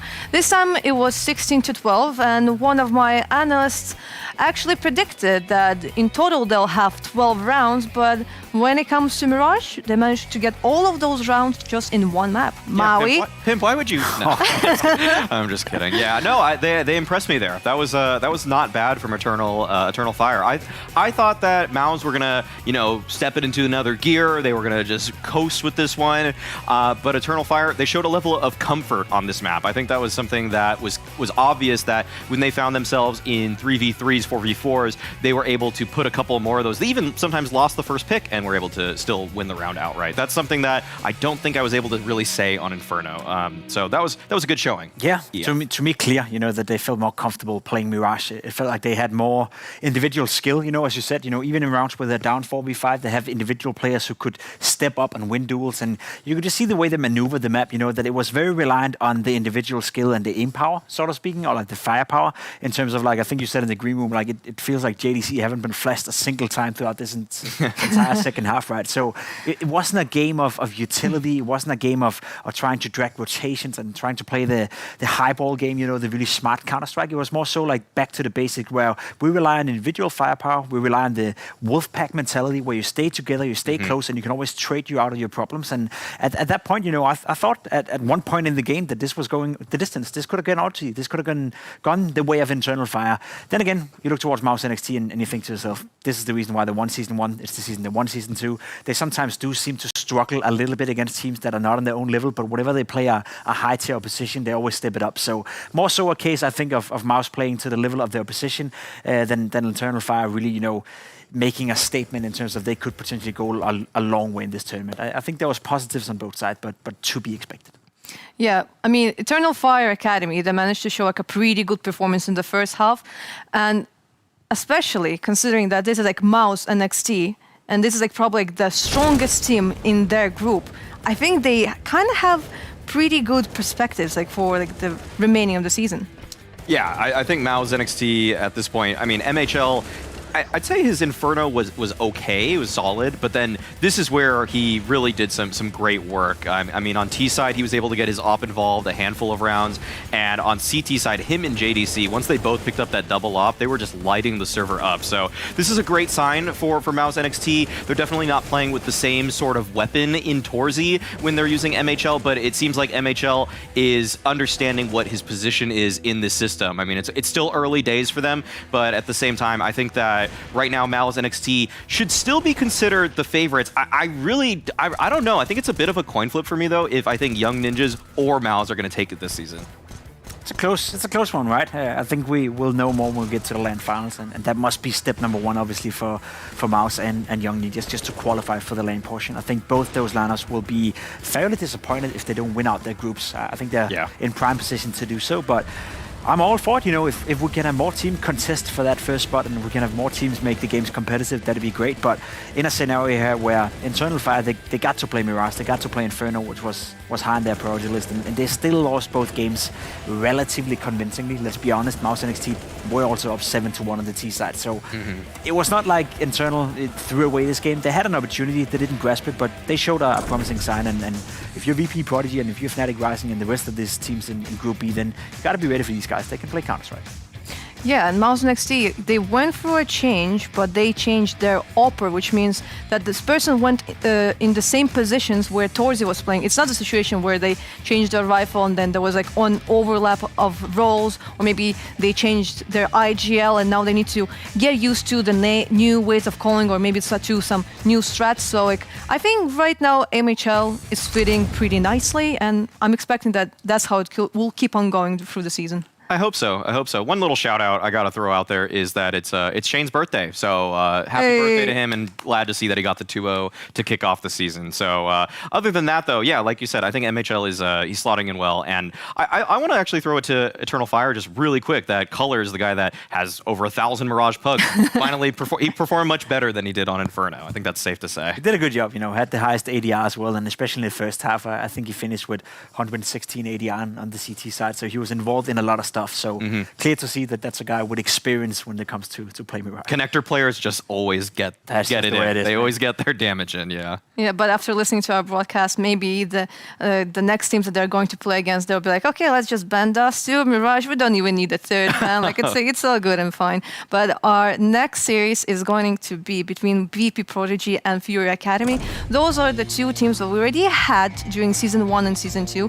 When it comes to FURIA Academy, unfortunately, they finished last in the first season, and then in the second season they were last with Astralis Talent. VP.Prodigy, this is like some kind of mysterious team that keeps on getting 14 rounds and they just end up losing the maps. I think there's a big difference between VP.Prodigy and FURIA, because Season 1 and Season 2, we saw VP.Prodigy play not well in Season 1. I think they came into Season 2 and they were significantly better than they were in Season 1. A little bit unlucky, maybe not qualifying for the LAN finals, or at least they could have if they just would have won some of those close games. Whereas for FURIA Academy, I feel like they were bad in Season 1 and they were equally bad in Season 2. We didn't see any progress whatsoever. So for me, this is sort of like a game where it would be nice to see VP.Prodigy to continue that progress we saw in Season 2. And for FURIA, it can't really get any worse. They made a couple of roster changes as well. FURIA is out, so I'm curious to see if that's changing anything for FURIA here. Yeah, FURIA also just made a roster swap right before this. They were playing in a handful of qualifiers before in Brazil, and then they took one of the players on a team that didn't even beat them, and he didn't even do that well. I think it's Bruninho.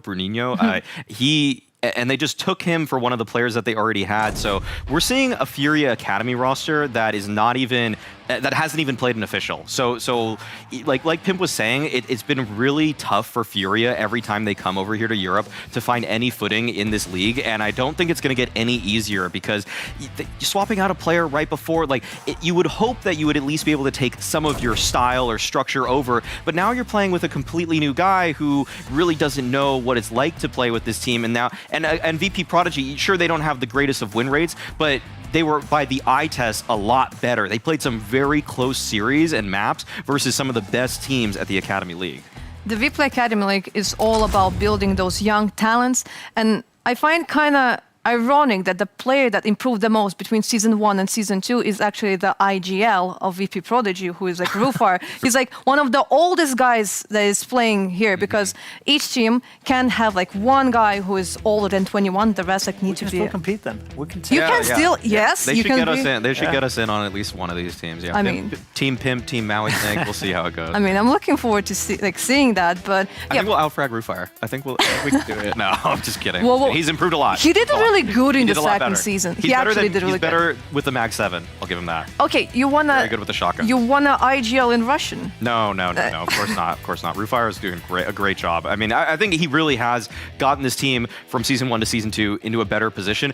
I will say though, one little caveat here is that between season 1 and season 2, they played a lot of official games. They played a lot of like tier 2, tier 3 qualifier type games. But between season 2 and season 3, there weren't really many games to play. I mean, it was the player break, and there weren't really any qualifiers. So that same jump we saw from season 1 to season 2, it's going to be a lot harder because there just simply weren't enough games to go around for them. Yeah, and we can already see like the first bans. When it comes to FURIA Academy, they decide to ban Ancient, which is their perma ban. The second one is Vertigo, and right now the production is holding the third ban. I'm really hoping it will be either Mirage or Inferno, I maybe? bet they play Mirage. Surely they play Mirage. Yeah, they should. I'm curious to the Vertigo ban. Yeah, I thought they were going to play Vertigo. That was one of the maps they tried to enforce on everyone in season 1 and also a little bit in season 2. But they moved away from it. Probably figured out that that's not a map for them. At least the win rate wasn't too great.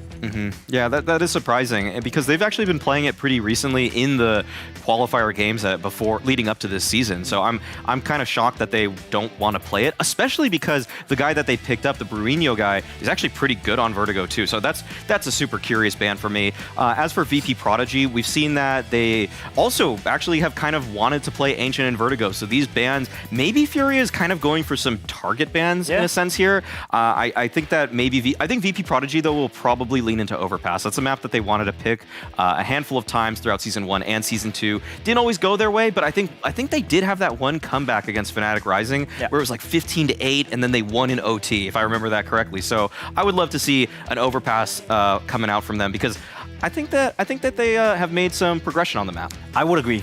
The thing is that Overpass win against Fnatic, I remember it very clearly. That was very impressive, but it also was a bit deceiving because you saw VP.Prodigy take Overpass in the next couple of games where they lost, and then they tried in season 2 to enforce it as well, where they played a lot of close games, but they still lost Overpass. So it's one of those maps where they feel probably that they are better than they're showing in the official games, that the small mistakes are still being made, that it's just about fine-tuning stuff. But at some point, just like FURIA came to the conclusion that was the case for Vertigo as well for them. They had a couple of close games and, we just can't win on it, so we move on. I'm curious to see if VP.Prodigy have done any work on Overpass or if it's still the same thing, because I agree with you.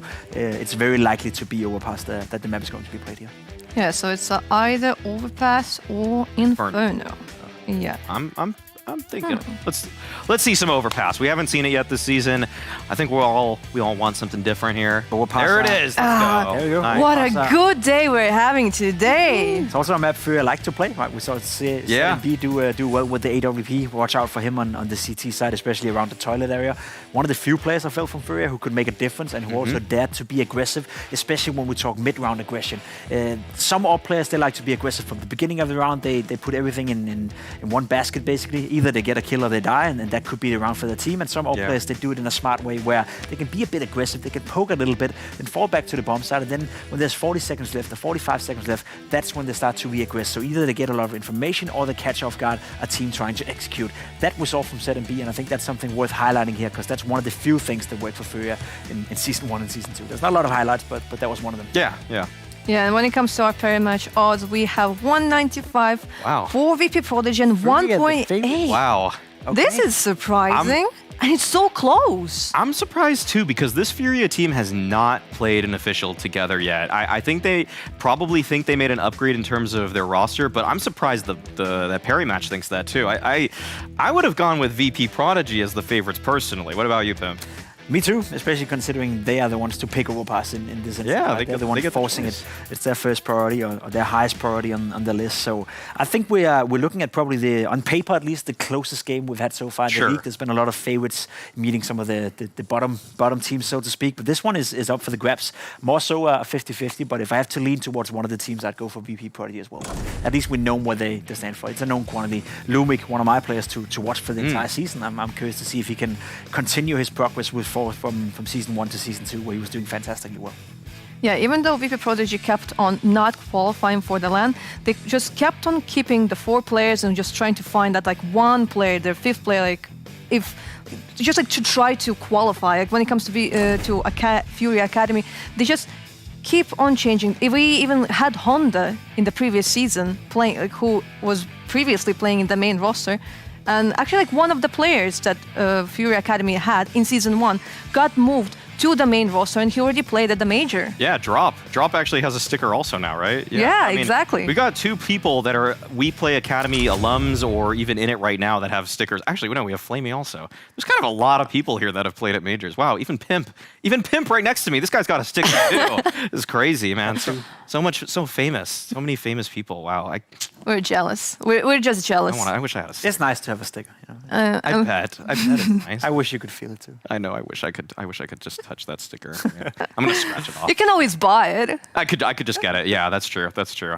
I think one thing that's interesting about VP.Prodigy, how you were saying, Heku, the 4 people that they're kind of keeping together, is that I remember that Exerison, the guy that they removed and now they brought in, I think his name's Delusion. Yeah. That guy, they were saying how last season Rufire said that Exerison was kind of a secondary caller, and I thought when we watched them play, they felt more tight knit as a unit. And I thought that was probably the Exerison effect. I wonder if anyone else is going to step up to the plate in terms of being that secondary caller, because there was clearly an improvement when he joined the team. Are they going to take a step back now, or is Delusion so good individually that he can mitigate any sort of teamwork? Like he doesn't need teamwork, maybe, you know? Felt like VP.Prodigy was a little bit more dynamic in season 2. I agree, they were closer, they made fewer mistakes, and that's one of the things we have to look out for in this season as well. Season 1, season 2, one of the few reasons, or one of the many reasons, I guess, they didn't qualify for the LAN finals was that they made a lot of mistakes, right? They lost 16-14, 16-13, but you could always pinpoint 2 or 3 rounds that should have gone the way of VP.Prodigy. So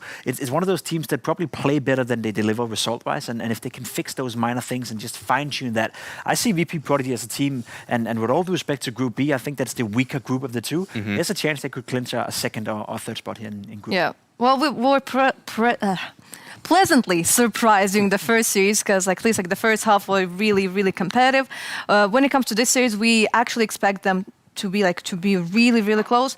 But let's actually go to the first overpass of this season, and of course, it will be casted by Hugo and Harry. Oh, yes. I love it. I love it. I love a bit of Overpass. It's one of my favorite maps. And between these 2 teams, damn, we're in for a treat. Yes. Mate, me and you were having a little chat about this one just during our little break there, Hugo. We were saying, you know, we remember back from season 1 when FURIA Academy showed up. They looked promising out of the gate, if you remember. And this was actually one of these initial matchups where guys like ZMB looked like he was going to be really impressive. For anyone who doesn't know, I think ZMB is someone who very much stays true to like the FURIA brand, right? This guy, I kind of look at him as like someone, I don't want to say like an art, because art is ludicrously hard to mirror. Oh, talking of art, see this. Look at this art. Who's done this? Maui, you're just you're an artist, man. You know, look at you. He doesn't need stickers when he's making his own pieces over Monster. Well, they're talking of stickers, man. I'd recommend get some Pimp stickers. Like, they're so cheap nowadays. They basically pay you to get them. So yeah, really good recommendation. Harry's actually going to get a tramp stamp on his lower back of you, Pimp. Don't worry, that's coming next season. But yes, I actually own the Pimp body pillow. Oh, really? Yeah, it's really nice, man. Sharing it's lovely. It's it hugs snug? you. Yeah, it hugs you like back. That's what it feels like, at least. Yeah. A couple of arms. Like an anaconda. Like, anacondas actually famously don't have arms. No, but they hug you, they squeeze you. Maybe too much at times. But yeah, we're into Overpass. Snakes on a plane. Nah, these are snakes on a limb. And well, going out on a limb here, it's going to be VP.Prodigy with a bit of mid aggression, isn't it, Hugo? Bruninho, new addition. Dude, Delusion looks like awesome in his little photo in the bottom left. That guy looks like cracked. He's crazy. Yeah. Are you sure he's? Are you sure he's young enough? Trust me, I am 16. Yeah. Looks a bit old for me, but what do I know? He's like in like his mid-40s. That's a great photo. All right. I'll try and contain myself. Result with the first, and it's a result for Result. Double kill down Con as VP starts strong. It's FURIA waiting on the short side. HPS needs a couple of bangers here. There's the first, but runs dry, and it's Lomic. Big boy Lomic on the P2 Schmitty. Okay, able to take him down. 4-on-2. Into the stack, doesn't matter. VP have the numbers. Yeah, is it a stack if it's 2? I guess it is, or everyone that's available. Yo, and ZMB, yes. ZMB, oh baby, they still don't know about him. Ah, he's out of ammo, having a reload. Oh, one bullet from Delusion, and that there is a wonderful little debut in the pistol. Yes, Closes it out just about for VP.Prodigy. Wait, he doesn't look like his ID photo. He doesn't look like his passport. How'd he sneak in here? Yeah, great start. Look at this as well. Look at this Awesome. gaming attire. You guys thought cat ears attached to the headphones was cool. We're going full polar bear helmet. There's also a like a V for Vendetta mask back there as well in the background. Nice. I don't know if you saw that. And also parry match odds coming down the pipeline. VP.Prodigy as the favorites. Yeah, I mean, I don't know why I said it like that. No, that was exactly. weird. Yeah, you're Italian. 4-on-2 that almost goes the wrong way, but almost won't cut it. They'll take that round. FURIA Force. Couple of this and that. Some pistols, some armor, an MP9. Flash from Monster, but it's still smoked right now. They don't know what lurks behind. VP are ready to pop all the way through into this B site. Oh, that's a nice opener out of Result. The Eagles for FURIA hoping that they can reply, that they can respond. But this short wrap is getting wrapped itself, mate. It's wraps on wraps, and oh no! Somehow, some way, they've been able to make a bit of a meal out of that one. Delusion's coming with a quick double, and suddenly, you know, a bit of a sigh of relief for VP.Prodigy. They no longer have to commit to this B play into the stack. They might even go back after 15, 20 seconds. They just want to check the flank, make sure that FURIA start doubting themselves, and look, they do. They already rotate one man back up to that top site, Harry, leaving just Decenty on 4 health on B. So nice recommit in the late round for VP. Basically guarantees this is theirs unless we see some unbelievable Deeg shots. I'm not holding out for it. Here's the smoke go out from short, but double monster walk. And into the site they get. Easy kill, and Smoke in Heaven forces the last player down lower.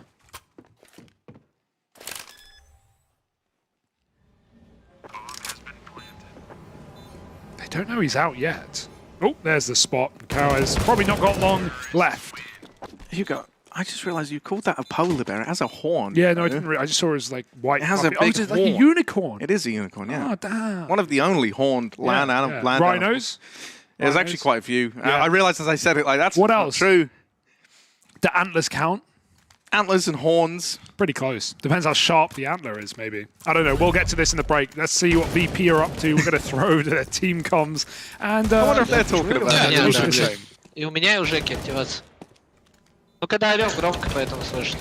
Спокойно, если говорить не будет. Нормально, такой же темп, пацаны, не задавляемся. Да, все правильно. Есть флеш. Порвали. Дым 9 даю. 3 будет. Ой, 3 будет. Молик и беседа. Около путаща. Молик бочки дал. Все не видел. Подъем нету. Осторожно, говно, осторожно, говно. Доберите эту базу, брат. Еще бьяли. Ваня в ловушку нас загнал. Лучше. Хорош. You could hear the panic when when Delusion spots 4 players in pit. It's also calm. Oh, B's empty. Ah, they're all here. But it's all under control. Full eco gets swept aside by VP.Prodigy, and this start of Overpass is pretty damn good on the T side. CIS classic, you could say, Overpass. They do love it. Even Na'Vi have started to get good at the T side on this map. It's been a long time coming. Yeah, you know, I mean, I think largely in part due to the addition of one man in particular, someone who was no stranger to Academy squads in BIT, right? I think he's been a real key to success there. Yeah, no, this is a bit of a CIS staple. I mean, hell, I even have memories of Almost beating Davcost here, Hugo, and I know you do as well. Yeah. Shout out Davcost one time. Almost doesn't cut it. Nah, 14-16, devastating loss. But otherwise known as a loss. Yeah. ZMB, over in the toilets. Can he come up a winner? Just misses the timing on this pixel cross. ZMB, you couldn't write this, but he does right his wrongs. And only good for one. Lomic, that's a free AWP, but if he did want to get his hands on it, Illusion donning it right now. Cowes over here at long. Gets matters back into the hands of FURIA Academy with a little double.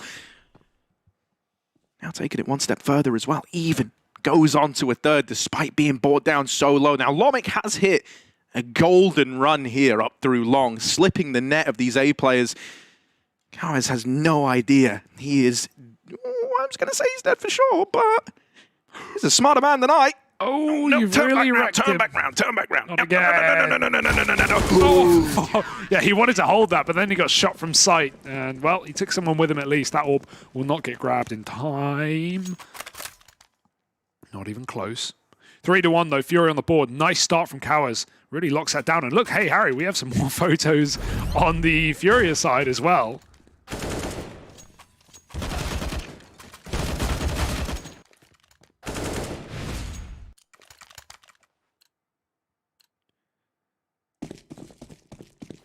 Both these teams making slight changes recently. Obviously, VP.Prodigy have kept the same 4 stack throughout every season, and they've just swapped out that last player, be it Bloody K or to Zerishan. I think I said his name wrong, but something like that, and now Delusion. So that's kind of nice, keeping a pretty solid roster throughout all 3 seasons. Similar for FURIA, right? This isn't too far away from their last roster either. These guys have been in Brazil pracking with 4 out of 5. Nice shot for Cowes. He's looking good right now. ZMB helping from middle. Smoked off, but that bomb is loose. 5-on-3. Resort's crawling connector, trying to trap this A1S player inside. Cheerful goes for the swing, and it's a whiffed spray. So VP on their way back in this round, trying to dig themselves out of the hole. Resolt's going to have a bit of a push and prod and see what he can get away with over here towards B Shore. Playing a contact walk-up, hoping that he can find a gap to exploit. HPS playing a deep angle. Yeah. This is going to go one of 2 ways. Either he misses the timing and maybe gets his teammate's barrels killed, but no, it's going to be the latter, which is walking deep. You get so far up, you start to assume that I found a big hole in the defense here. What a dirty setup, though. Like, the last place you're checking coming out of short is here when you get so much room. Yeah, it only really gets risky in the event that they were like B splitting, right? Because then it gets a little bit claustrophobic having to hold both short and monster. That's where you're hoping like the barrel/pillar player can help you out, but it is still a very claustrophobic setup. For what they got run against them there, which is, the short walk, it was perfect. It was picture perfect. And it's put FURIA onto a second round. Perhaps most importantly, though, is the economic reset that VP.Prodigy now face, having to come in with, a partial investment, some deagles on the guys that can afford it. But that's really all there is to write home about here. So this should be where FURIA are able to equalize this up at 3-3.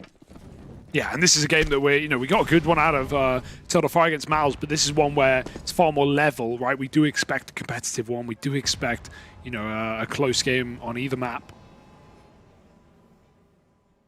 So this should be no surprise. Those odds as well showed the same assumption. Just a couple of Glocks and Deagles walking around middle. Cheerful leading with that 1 Deag. Looking for exactly that. But back in the bomb site is Cowes and ZMB Orplus for now. Maybe good, to be honest. Up against pistols, you don't want to get overwhelmed by Glocks who will refuse to let go of W. Rifle going to be far more versatile, and Cowes is ready. Repeak is dead, and Cheerful, the 1D, now going to be cycled over. This is it for VP. It's Gladiator mode. 1 by 1, they try and use this Deagle, and now the Glocks flood as they get decimated. Nice clean round out of FURIA Academy, keeping things even now at 3-3. And VP coming back in with guns, plus the orb.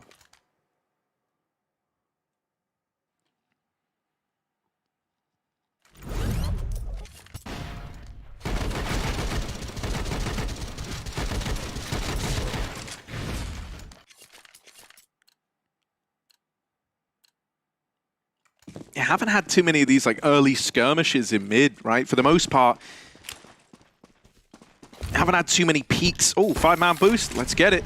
Let's get it. Oh, slide. Yes. Too late, though. Maybe a jump from... Oh, no. Hang on. You just saw the molly, the train, the train. Oh, yeah, it's only so long you can hold it, right? You don't want to be there forever. Well, because you're just losing so much map control, right? That's the downside to this 5-man boost. Look at what's happened in the meantime, mate. Mid is gone, bro. You've lost mid and long. If you hit B right now, you still catch this timing where there's only 2. HPS is enough alone, though. And even though they trade that out, he's kept it in the advantage of FURIA Academy. That's massive out of these 2 B players, man. They were in a 2-on-5 for all intents and purposes there. And they've been able to keep FURIA in the advantage, now teed up nicely for this retake. Resalt is the guy looking to complicate matters with a bit of aggression in towards water. Meanwhile, Rufire trying to play the long game, trying to play around that bomb. He's saying a Resalt right now, look, just try and take down as many as you can. You're all alone, and that's where he delivers. 3 kills from the man. The unicorn boy of VP.Prodigy rises to the occasion and steals that round away from FURIA from right under their noses. That is mental as well. Not in a good position for a 3K, right? He's locked in. They should be able to trade him. Nowhere to go. Can't back out. Just has to commit. And despite HPS's monster 3K, Result. Mess with the corn, get the horns, baby. Let's go listen into FURIA.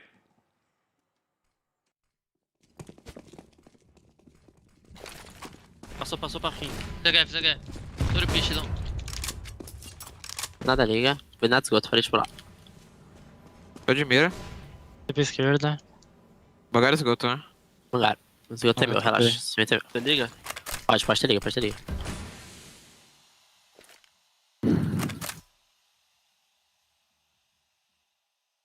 Eu vou bangar, tá? No Fade. Tá. Fade, tá pronta? Vamos lá. Eles podem entrar banheiro rock ou? Pego. Banga, Bruno. Banguei? Pode entrar banheiro agora. Banheiro fundo. Nada, Tá dando pata. Tem bang fundo se quiser. Tá, deixa eu ver. Dá cimento, guys, tá dando Tem pata. fundo, peguei um fundo, eu tenho mais fundo. Eu tenho fundo. Vamos abrir junto aqui, GPS. Bora. Bora. Bora. Eu tenho fundo, guys. Ai, minha. Mais um fundo miado, um de vida. Aí, ó. Dois fundos, guys, um tá com de vida. Tô dando, ó. Virando fundo. Tem um de alto, entendeu? Ai, minha, relaxa, ai, minha. Ai, minha, vai beber. Tá. Vem pra B, GPS. Tá indo já. Tá na fundo. Cimento, eu acho. Cimento na boca, tá? Vem knock. Pode ter sapão entrando na mira também. Tem tudo decente, cara. Tá. Quando entrar, vai começar a entrar agora, Bruno, que ele tá bem recuado. Tá, olha essa ponta, olhando cimento, tá? Tá, tô vendo só se saber a cabecinha. Ele pode passar pra esquerda na agachada. Não dá, guys, não dá. Vai ser pra ver essa porra. Sapão morto, fechei. Vou bangar por cima, alta também. Banga. Bom. Outro, bom do sapão. Tô na madeira, acho. Tá. Sapão Alp e um no bomb na smoke. Bomb na smoke, decente. Não, esse é o sapão Alp. Ele tomou tiro, tá? Tá aí, escutou? Ai, valeu. Damn, he fast, man. Delusion with a 4K on the AWP. That was really nice, man. Even having the forethought to like read the misdirects with the flash over the water after the noise is made, right? He was ready for the box jump off. I really didn't think he would be. But very, very quick, very stylish AWPing out of Delusion. And you can see this has maybe shifted the parry match odds, man. They're feeling pretty confident in the VP.Prodigy squad. Still early days. Already, a nice looking T-side starting to shape up. And another eco looming for FURIA Academy. Things could get even sweeter. And really they should for VP.Prodigy. Fast up the short side. Rufire leading the way with the Mac-10. Not afraid that he might make contact. And maybe he should have been. It's a pincer through connector and through short. And that's where Cheerful, big smile, big grin on his face, mops it up with 4 of his own. Those wanting Delusion to steal all his limelight, Hugo. No, of course not. Got to get the eeks when you can. Those are really nice shots as well. Only eco, but all headshots. No way for that to get out of control. Con covered. And VP.Prodigy looking like they're very comfortable on the first map here of Overpass. FURIA had more money, though, coming through, and ZMB's AWP. It's looked good so far in the game. Haven't seen too many top hits for VP to See him challenged. There's still time.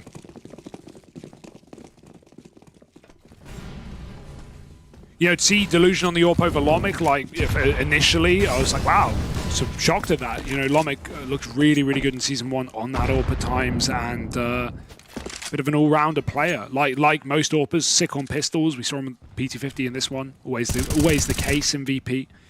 But Delusion, I mean, he's had the AWP once, he's 4K'd with it, so I'm willing to believe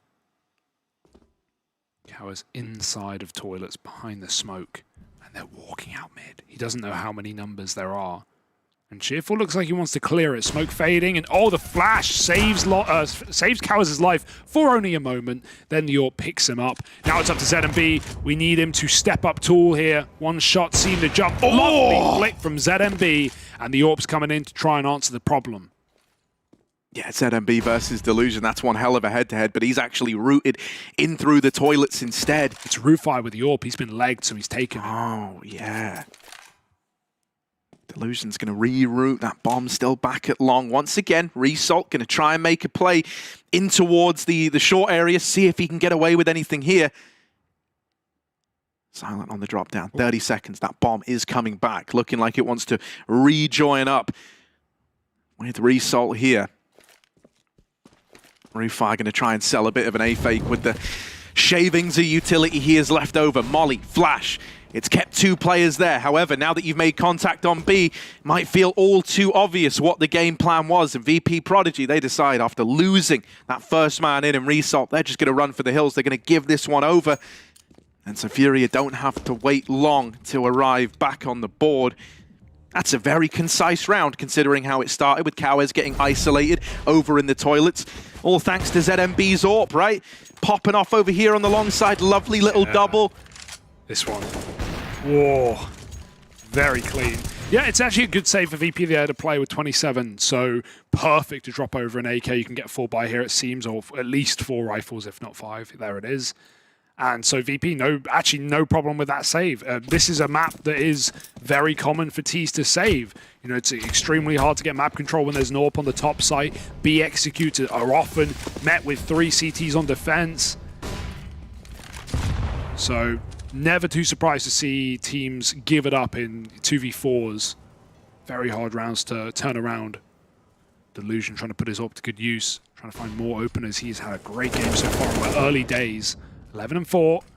Now he goes towards short. Oh, missed Molly. That could have helped. But I guess we'll never know. Brunino not going to fall for the peak here. Just chilling on his angle. He's got the short cross covered by Decenty back and Graffiti. And a double monster setup. FURIA have their eyes on the prize. But patience is the name of the game for Delusion.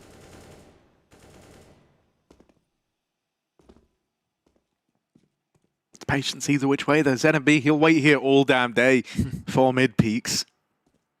Oh. They're taunting him. Oh, they bait the shot out. Lomic gets a shot off. Knows about this AWP now. Meanwhile, kills coming in down here towards B. It's all getting a bit up in the air as the trades are found in Monster. Nice bit of re-aggression with the flash. ZMB has opened up a path to rotate and really has just cut this round in half, man. FURIA, they might have to start to pull players up towards A because VP.Prodigy have realized they've seen 3 bodies down towards that B bomb site now. Lomic is trying to secure all this A control while it's available.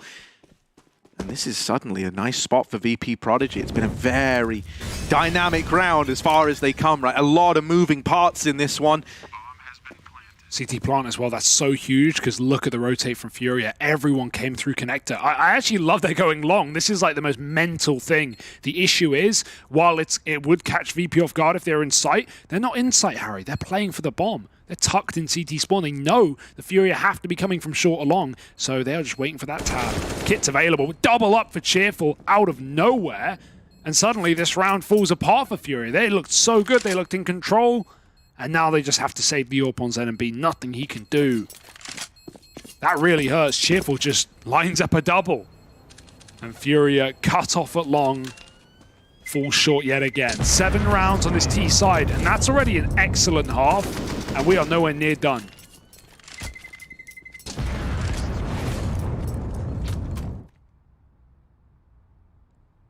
It's a crying shame because the move from ZMB and Con to take short, right, to double peek into that with the flash, that was the move that disrupted the B play, and that looked like a real defining moment of the round. However, dedicating all those resources to stopping the B play kind of hung you out to dry for a quick A rotation. You were really hoping that VP just doubled down on the B commitment after a bit of delay. With that not happening, FURIA now only have this hero AWP to rely on, and they're about to get dealt what looks like an all-in B play from the get-go. Yeah. VP are really good at this, just charging out Monster. Lovely Deegan response, and you're probably not ready for a double short setup. Make that a quad short setup in a second as the rotates come down Con. They actually bail out with the bomb. Going back to that A site, AWP is posted on Monster, but a missed shot, and you only had one chance against Cheerful. Out he goes. Maybe able to grab that AWP back and set up for A, but running all the way from B up through mid, in down Con, Delusion is cut off rotates. This is really weird now, though, because while FURIA have realized this, the bomb may be up long, but it's currently alone. A very minor detail, but one that could prove to be drastically important. There was a kit on ZMB when retrieving the AWP, because you don't know the position of Cheerful anymore, they didn't swing wide to grab it. If this comes down to a retake where FURIA could win it, those extra 5 seconds can make all the difference, right? Yeah. When you're splitting some very fine hairs like this. Delusion heard the rotates up CT, Harry, so that's why this bomb from long has come all the way back down to B, and FURIA have actually vacated the site. They may be here, they may be in CT, but they're desperately trying to regain the ground they just lost. Oh, there's Decenty with one. He has delivered in spades in this round, and now it's HPS's turn. It's down to this 1v1. Delusion, chance to get that bomb planted. He's in the smoke, and Cowes sneaking up. Cyclops mode already scoped in, doesn't want to give a noise cue. They've just skirted on by one another, trading places. Delusion's got no idea, and Cowes has seen him. He's got the info, he's got the drop. Eventually might turn to check short, but no. It's a blindsiding onto Delusion, and Cowes locks it in. FURIA up onto 5. He probably thinks he came from short, to be honest, with that kind of timing. Absolutely miraculous. And very fortunate he spotted him as well, otherwise he wouldn't know whether he got pit or monster. I'm glad it didn't come down to like some really tight round, because then that kit drop like would have made all the damn difference. Look, you can see it get lost there. He couldn't get it, as you said. Was the safe play to just avoid it. Seen some sick shots out of everyone, though, right? People come to play today. First game for both these rosters in Group B.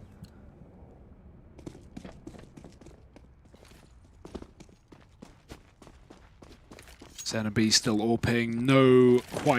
No such quite weapon on the VP side. They're actually on Mac 10s on 2. They've got to keep it fast.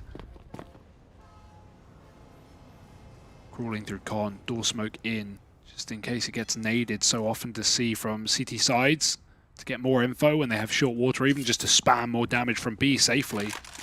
Especially with A1S's, spamming is so much more potent because you don't know the exact direction the bullets are coming from. With AKs, you can often fire back. VP, they clear Con, now they just go down to B. Boosting, they'll find nothing, right? It's been the constant same setups. Double Monster with Decenty at Graffiti holding the short walk. It's a little dangerous. You can get pretty far out short before Decenty can see you, but I'm sure if he gets the kill quickly, it's no problem. And VP are likely to telegraph this B play before they commit. Yeah, one of the Molotovs a team like Gambit would throw here is one that actually lands in Monster to try and displace this close wall player back towards Pillar and into the boost. Would have loved to have seen something like that out of VP.Prodigy there, but they just don't have the resources for it. Out through short they go. This one's got to be done with the guns, and the guns alone. And while they're cut down at the first hurdle, it is just Result left. And even though he's given us some real nice moments, this is a real rough spot to find yourself in. Last time he was here, he was able to get away with what was the 1-on-3, and he's looking to repeat it. Last man's up in heaven. Result so aware, and this B site is his playground. He takes them all out of it. It smiles all around for Result again, mate. Do not let this guy get into clutch situations on B. He looks so comfortable with these angles, so aware with how they're going to poise for a retake. Beautiful scenes. That's now his second. You know, admittedly, the other one was a 2-on-3, but no help from Rufire in that whole ordeal, right? And Rufire's also got one frag. It wasn't him at all. Here's what I mean about this setup, right? Like, Decent Team may have a sick round where he gets a double, but he gets flashed off, and you see those players run out short and insta-clear monster. They've started to realize what setups FURIA are running towards B, because they're not changing in the 3-man B holds. It's double monster, it's Decent T Graffiti. They flash him, they clear the first player, and yes, Decent T doubles up, but you know, you need more cover on short. You need more, you know, you can't let VP run out short and kill your monster players like that. Nothing Decent he could do. He's blind, for crying out loud, but yeah, it's just a problem with the setup at that point. VP have figured it out, and you need something new if you're FURIA. Running out of rounds to play with 2 left in the half, and this money is no better either. Double rifle, triple deagle, and you're hoping for the best. If you lose this, it's a sure 10-5 for VP. Excellent T-half right now. FURIA starting to bottom out.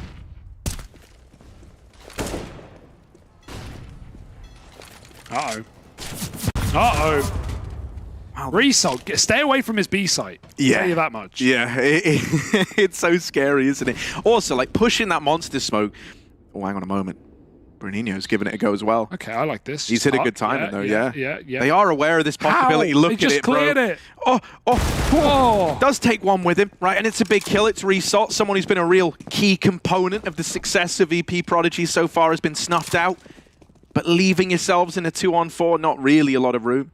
What I was going to say is, you know, pushing that monster tunnel, it's always scary because, as I think it was like Flusher showed ages ago, there was a big clip. If you're shooting the ground and kicking up dust, even if you throw a nade in, which is exactly what happened there, it kicks up the dust in the tunnel, and you can see right through that smoke.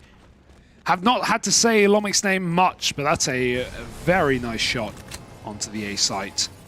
That's the best rifle as well gone. It's kind of cool to see what he's doing. Like, Lomic is essentially both your kind of your ace up the sleeve in a lot of these rounds, and he's also someone who's causing chaos in the rounds where, you know, you don't fall back to him. So often he has been like lurking in these in this A bomb site during the B hits, you know, trying to get away with applying pressure here, misdirecting FURIA.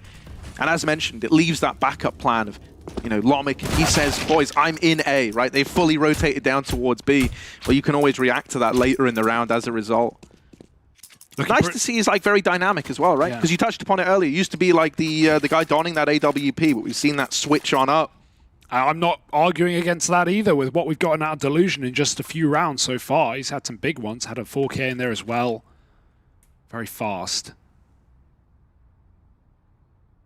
But the hallmark of a good team is, you know, a team that's able to do it on the fly and switch it up. Even see Rufire AWPing on low health. VP, same goal in mind, and, you know, 3 seasons with the same 4-man core is certainly going to bring some synergy into this team. Right now, FURIA, the worst-case scenario that we prophesized, no money in this last round. They are just on desperate deegs.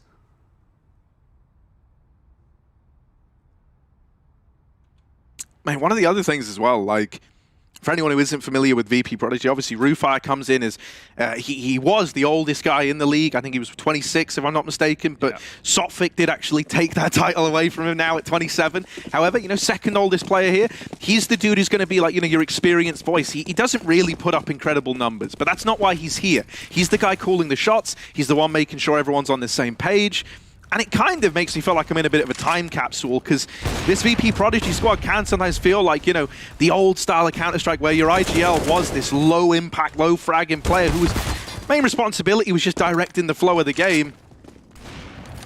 Delusion's AWP lighting up this round here. It's a treat to watch. The Deagles in B have so often served FURIA well, and this round is no exception to that rule. However, HPS should get dealt with here. And it's all starting to tumble apart. They're going to try and catch this AWP in con.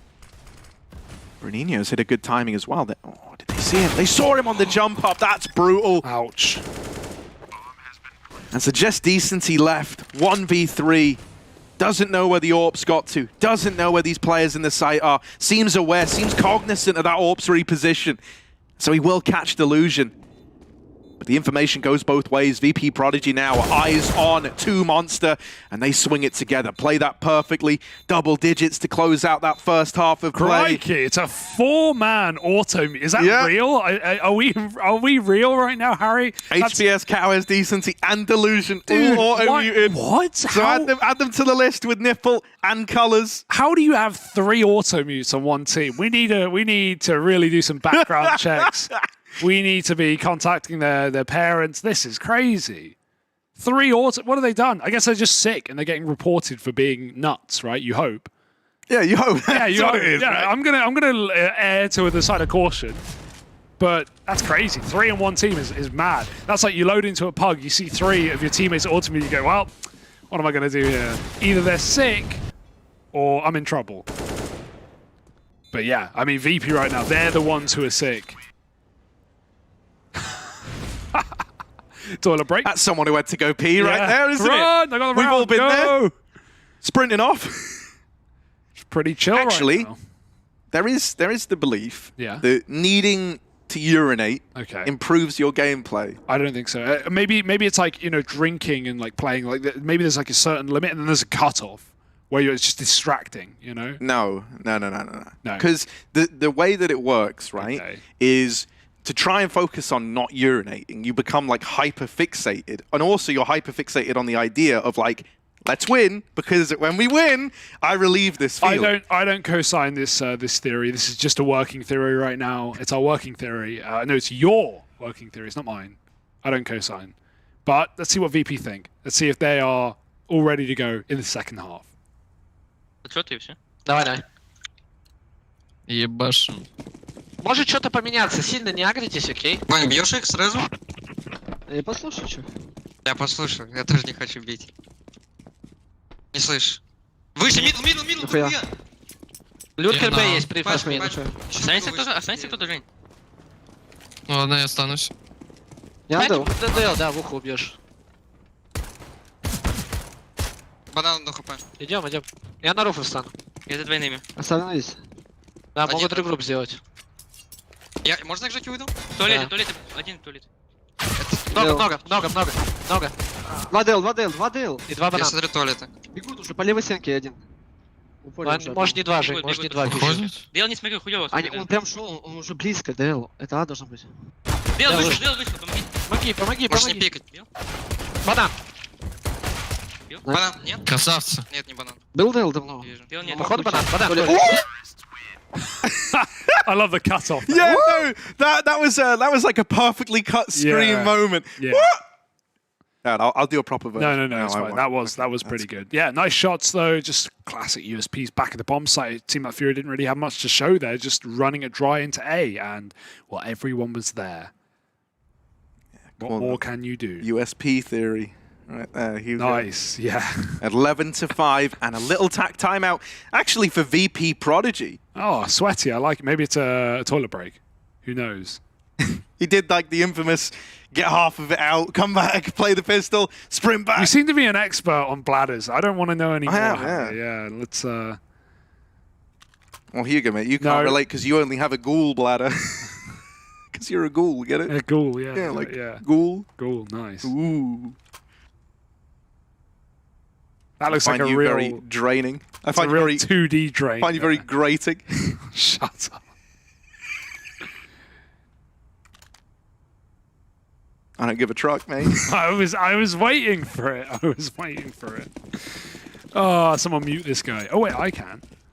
11-5 though, and FURIA, they've got to take the eco here. No bomb plant, no real reason to force, and you want your gun rounds as soon as possible with this kind of detriment and in the scoreline.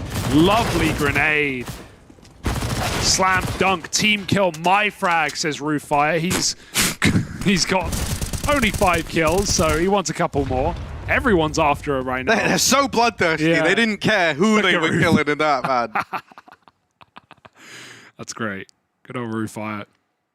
He won like the hearts of the people in season 1, definitely. And he invented the Mag 7 cave. Yeah.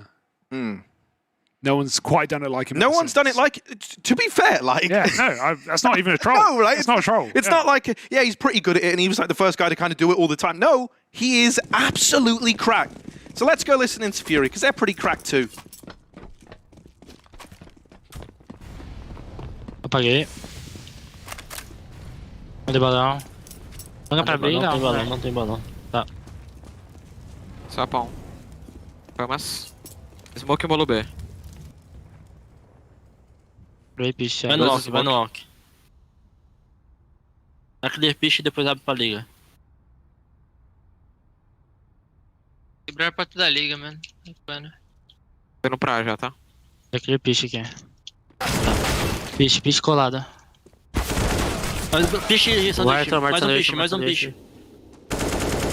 Um piche, guys. Tem medo. E aí, pelo fundo? Ah, vai abrir aqui. Chegando. Nada. Vamos dar clear piche aqui, tá? Bora. Na da árvore. Dá dele no pixel em cima do lixo no piche. Vou rasgar aqui. Vai, 1, 2, 3, bora. Vai no fundo no walk aí. Tá. Abre o fundo, Zica. Boa, vai, achei. Logo liga jogar aqui, Bruninho. Tá. Vou smocar info aqui do fundo, tá? Morou. 10 segundos. Dá... É verdade, 30 Jogando segundos. jogando no banheiro. Tá, vou jogar na fundo. mão aí, pode estar avançando aí. Tá na direita. Vou pegar uma mola, vou molar banco, tá? Morou. Vou abrir... Aí, a mola. Sobe. Boa. Caminhão. Smokei. Tá chegando. Passei pra direitinha, velho. Botei, tá? Morou. Só vaza pra pegar um X1 aqui, vai sendo direitinho. Passei nada lixeira, provável banco, tá? Sim. No contato do Cauê já. Costa. Rua, esquerda, Bruninho. Sim. Fica no contato com ele. Isso, tá. Tô fechado. Nice. Boa, caralho. Massive round for Fury. That's a do or die round, Harry. That's the game right there. If VP win it, likely they just roll over the rest of the map for Fury Academy. But now we can keep believing. First gun round their way. Paramatch odds still not looking any better. No. They may be the worst we've seen. They are the worst we've seen. In what is supposed to be a competitive series. Yeah, that is incredibly one-sided. I was not ready for them to look like that. I can always get better. Although Delusion's got the AWP right in this round. Bit of a weaker buy, but he's made sure he's got his weapon of choice. ZMB on a Mac 10. Hardly as fortunate.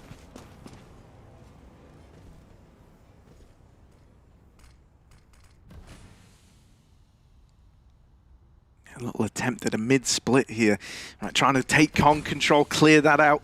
Gives you a lot more security in working middle, especially with that toilet smoke down. Right, you no longer have to worry about the only other angle that is going unchecked. However, VP.Prodigy has set up nicely to deal with something like this. With roof fire here, even one kill would have been lovely. It's damage, and at least Delusion's kept this in a 4-on-4. You might not be ready for Lomik, also back in the long toilets. He has the drop on the first man. Oh, makes it a triple. All the stars align for Lomik, and that's the bomb as well. Can he make it magic number 4? He knows this last man's here. Bruninho chasing down the toilet player has been able to quell the threat that put a stop to the rest of his team. However, can't get past that AWP of Delusion. And this A-hold, mate, of Lomik and Delusion working in tandem is starting to look like a thing of beauty. Yeah, we talked about how this roster is, again, very similar to even Season 1. It's kept the same 4 at least, and it's just swapped out that 5th player every season. But VP, these guys on the cams are like really good together. They look like they're having fun. When we heard voice comms and pistol, they were shouting, they were screaming, and yeah, everyone seems to have good chemistry right now. So I'm actually really excited for VP in this season, especially in Group B, right? Main threats being likely Spirit and Mao's NXT, but I guess you could even put Eternal Fire into that ring as well today. That eternal ring of fire. Yes. And it burns. That ring of fire is cheerful. He's going to get burned by ZMB. And do you just want to go on the back of that? I mean, that's one of these hero guns opening up the round. The temptation must be there. but they're going to stave off that temptation for now. Instead, waiting to see if they can reap the results of this boost. And I like this call. I love this patience. You know, but Resalt's one step ahead. Y'all know he runs the B site. Resalt in with a double, making a third. He's tearing through FURIA Academy. Come on, my son. Give us a bit more. He's on for the ace. Can he get it? All five. Brewfire, I swear to God. Don't you dare. He steals it. What? I thought he was setting him up. It looked like he was as well. It looked like he was still. Great round for Resalt. Woo. I thought he was just trying to be a helpful Brewfire. He giveth and he taketh away. Well, you know, we saw him earlier. He team killed for those ecos, Harry. This guy wants every frag he can get. Not a selfless idea. Right? 8 and 15. How dare you, Roof? Oh, that's wow. That's really Resalt's having a hell of a game. Nice stats there for him. Numbers are lovely. 21 and 11. And yeah, round MVP for Resalt. Maybe game MVP, Harry. What do you think? It's yes. And here he is again. Another chance of the ace. No, lots of damage and a TK in the mix. So much damage. That could have been everything. Could have been. Could have, should have, would have. But instead, right, they've gotten out with these AKs. They're down to Clown. They're making quick work of this B-site defense, but it just keeps growing more heads. Every time you cut one off of this Hydra, 2 more grow back. So you've got to get out of there if you're FURIA Academy. You're feeling nervous now. Oh, sick flick. Last thing you expect is for another player to go re-peeking into that, especially with the AWP. And the whole time Rufire's making noise, he's running, he's shooting, he's reloading, he's giving the attention away. Last thing FURIA expect. It will be a re-aggro into B. Delusion, though, he's on the right angle. He's timing, looks away and almost flicks back in the last second. Now it's Roofire. All right, you want frags, mate? Well, now you got to earn them. 1v1 to keep this game going, to lock out 15 rounds, and he's a whiff spray. It's Decenty to take it back. Definitely one of the guys, you know, from the first Season 1 FURIA roster that impressed us the most, alongside Pyria, I'd say. Decenty certainly looks like a good play. He's had a slow start. Yeah, if anything, I think it was just Decenty and Drop as the two standouts, right? And I think that's why, like, I think it was, I swear Maui said this. I don't want to put words in his mouth, so Maui, please tell me if I'm wrong. But I swear originally, Maui said he thought Decenty could have also been someone who you could just plug and play into that alongside like a Drop character. Well, he's a big Pyria fan as well, so I imagine Maui's Brazilian list I think if anything, Pyria, we had high hopes, but if anything, felt a little underwhelming. In my eyes. At times. His peak was good, though. But yeah, it's hard. It's hard to be consistent, even at this level. But it is nice to see how, you know, because we do Season 1, we drop out for Season 2, come back, and you can just see the difference in level between these players, these teams, you know, some of the same faces, some of the new ones, upgrades. Like the changes, there were definitely players I think that we thought in Season 1 that just weren't cut out. Yeah, I mean, dude, even this VP.Prodigy squad, like as a team, you know, they looked pretty shoddy in Season 1. They had nice ideas, and I can agree with Pimp said in relation to like maybe they play better than like what their rounds showed, but there's no excuse. You know, at the end of the day, if you're losing rounds, you should be winning. That's more of a problem than it is, you know, something to you don't want to give write home about. Credit, yeah. And so, you know, I think they were the team that could have fallen apart post-Season 1 or could have rebuilt stronger. And it does feel like they're looking better and better, right? I'm really liking the game that we're getting out of them here. Well, it's like playing the long game. It's not like they're scrapping the roster after a bad season. No, exactly, they're just changing out that last piece.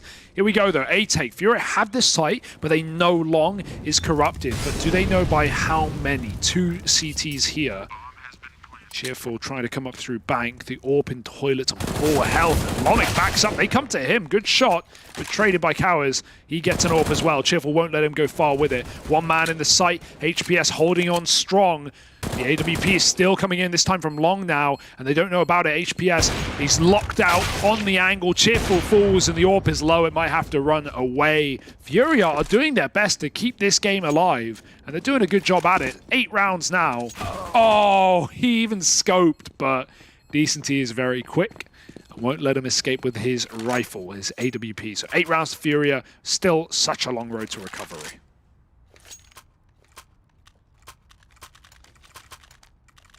Got them kicks. Got that suede. Suede. Is that the material we're reckoning? Yeah, definitely, yeah. Without a doubt. Let's not zoom in or question. I don't know. You wouldn't wear suede boots to a combat situation. I'm just going to throw that one out there. I feel like that would ruin the boot. You would if you're stylish, Harry. You wouldn't get it, though. Pulling up to the war in my Yeezys, you know. Ugg boots are pretty warm in the trenches, man. Who knows? Oh, dearie me. That'll be the next thing CS add, man. Because trainers are like a big deal anyway. You know, everyone loves trainers. Sure. How long do you spend staring at feet in the game? Well, I guess it varies person to person. Not long, but like you might not ever take your knife out really either. So people spend a lot of money on that. I don't know, if you don't take your knife out, what are you doing? No, that's true. You know, like, why have a skin for guns you don't use? You know, you have like a, I bet you have a skin for like the M249. Yeah, absolutely. Exactly. How often do you use it? It's like 50p, and it's like a full black, like almost like the Slate AK. It's a full black skin. I know. I buy it when I'm trolling. Through your ass, man. I don't know, man. Don't tell me what I am or where I'm talking. If anything, that's even more impressive. Yeah. Gross, though. Yeah, definitely. Right. Little pop flash setup for your peek through monster. You would love to catch decency moving in. You would love it. And yeah, the flash works wonders. You go 1 for 1, you'll take that in a round like this. Still A though, isn't it? Yeah, not going to change that anytime soon. However, they will telegraph the approach. It's not like they're playing contact on this one. They've thrown in this smoke, and Delusion's caught the info that this is the A play. Sadly, can't get anything done with that scout. Wasn't really in a position to do so, and that's going to be the save call for VP.Prodigy, just ducking out of there, giving over 9 rounds to FURIA Academy. Yeah, good body block from HPS. Only way that round can be lost right there is if the con flank was there, and the planter got killed. But yeah, a little room for things to go wrong, but nothing problematic for FURIA. They are building back 3 in a row now. At what point do we get worried for VP? Obviously still looking for a future gun round. Last couple buys have been lacking somewhat. But getting out with an AK, an MP9, a Deagle, still a chance to keep the damage up. As long as you're chipping away, taking guns away, saving weapons, you're playing the long game. And that's the goal here for VP. But you want to get that 15th soon. FURIA. I mean, there's no reason not to believe at this point. Had a really rough game, but your second wind is here. Let's head and be on the orb yet again. See, something I do recall about VP from Season 1 is that, like, and this ties into the comments the Pimp has made as well, is that, like, there were games that they could have and perhaps should have won, and then they didn't. And I don't want that to be the downfall again, right? Exactly. Especially when, you know, you're 3 seasons deep now. You'd like to think that that's something you can try to get a handle of. Here's a little fast B pop out of FURIA Academy. Lomic up close, and he's dead already. HPS might be blind, the guy's still fragging. Cheerful's the Eagle, good for 2 of his own. Into the stack, into the Lion's Den. And they're getting mauled on the side of FURIA. These Panthers need to fight back, need to bite back. And they can't find angles. These Deagles are just whittling them down. Low HP on nearly everyone. And there's Resalt lining up the double once again. The King of B is back on his throne, and that's 15 for VP.Prodigy. And look at the armory they leave with. Orb double AK, and yeah, that was desperate for FURIA. Good utility from VP. They are starting 4B in many of these rounds, even in the previous as well, where FURIA sent 2 players in and then went for an A take. VP just ready, man, constantly reflashing Monster. They have that electronic smoke in, so FURIA can't even pick the fights they want towards Heaven or Pit. Lets those Deagles kind of go where they want, run around Pillar and Default. VP just loose on the B-bomb site and now armed to the teeth. 59, ready to close. We don't even have the orb for ZMB either.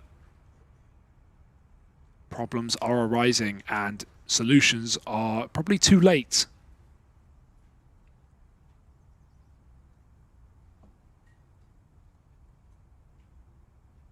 It's such a shame as well, right? Because geez, this is intense. Yeah. Don't blink. Hello. I'm going to lose. Sarah, please step away from the glass. Man, this is kind of brutal, though. FURIA, they tried to change the pace up. You know, they were hoping, like, yeah, deal him a little B play, get him anxious about the B site, keep winning. Well, it dug them their grave, perhaps. They're going to likely go back towards this mid control. It was seeing them have a lot of success from it. ZMB leading the charge. First man in versus Roofire. Holds Mouse 1 and reaps the reward. Delusion with the better. How did he get one to the grave with him? Lomic now up and over the dice box. Oh, Snake Eyes here. Lomic on for 2, and now just Bruninho 1v3. Yeah, lovely one-way for Lomic there, ready for that, and he's even repositioned, but the barrel, the silencer sticks out, and Brunino didn't realize.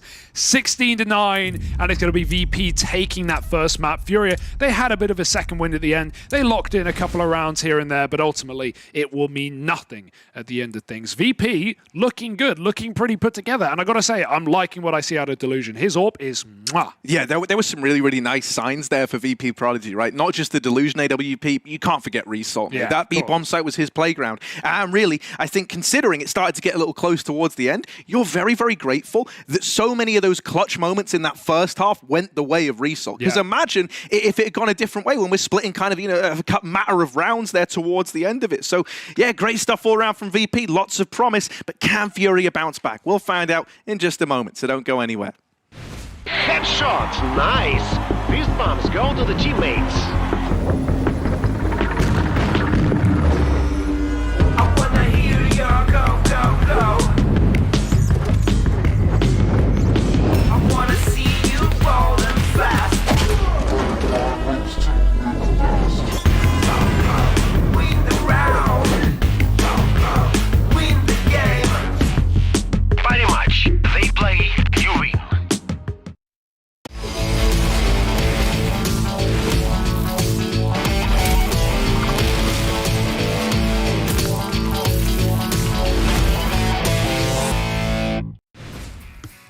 VP.Prodigy take the first map with a score of 16-9.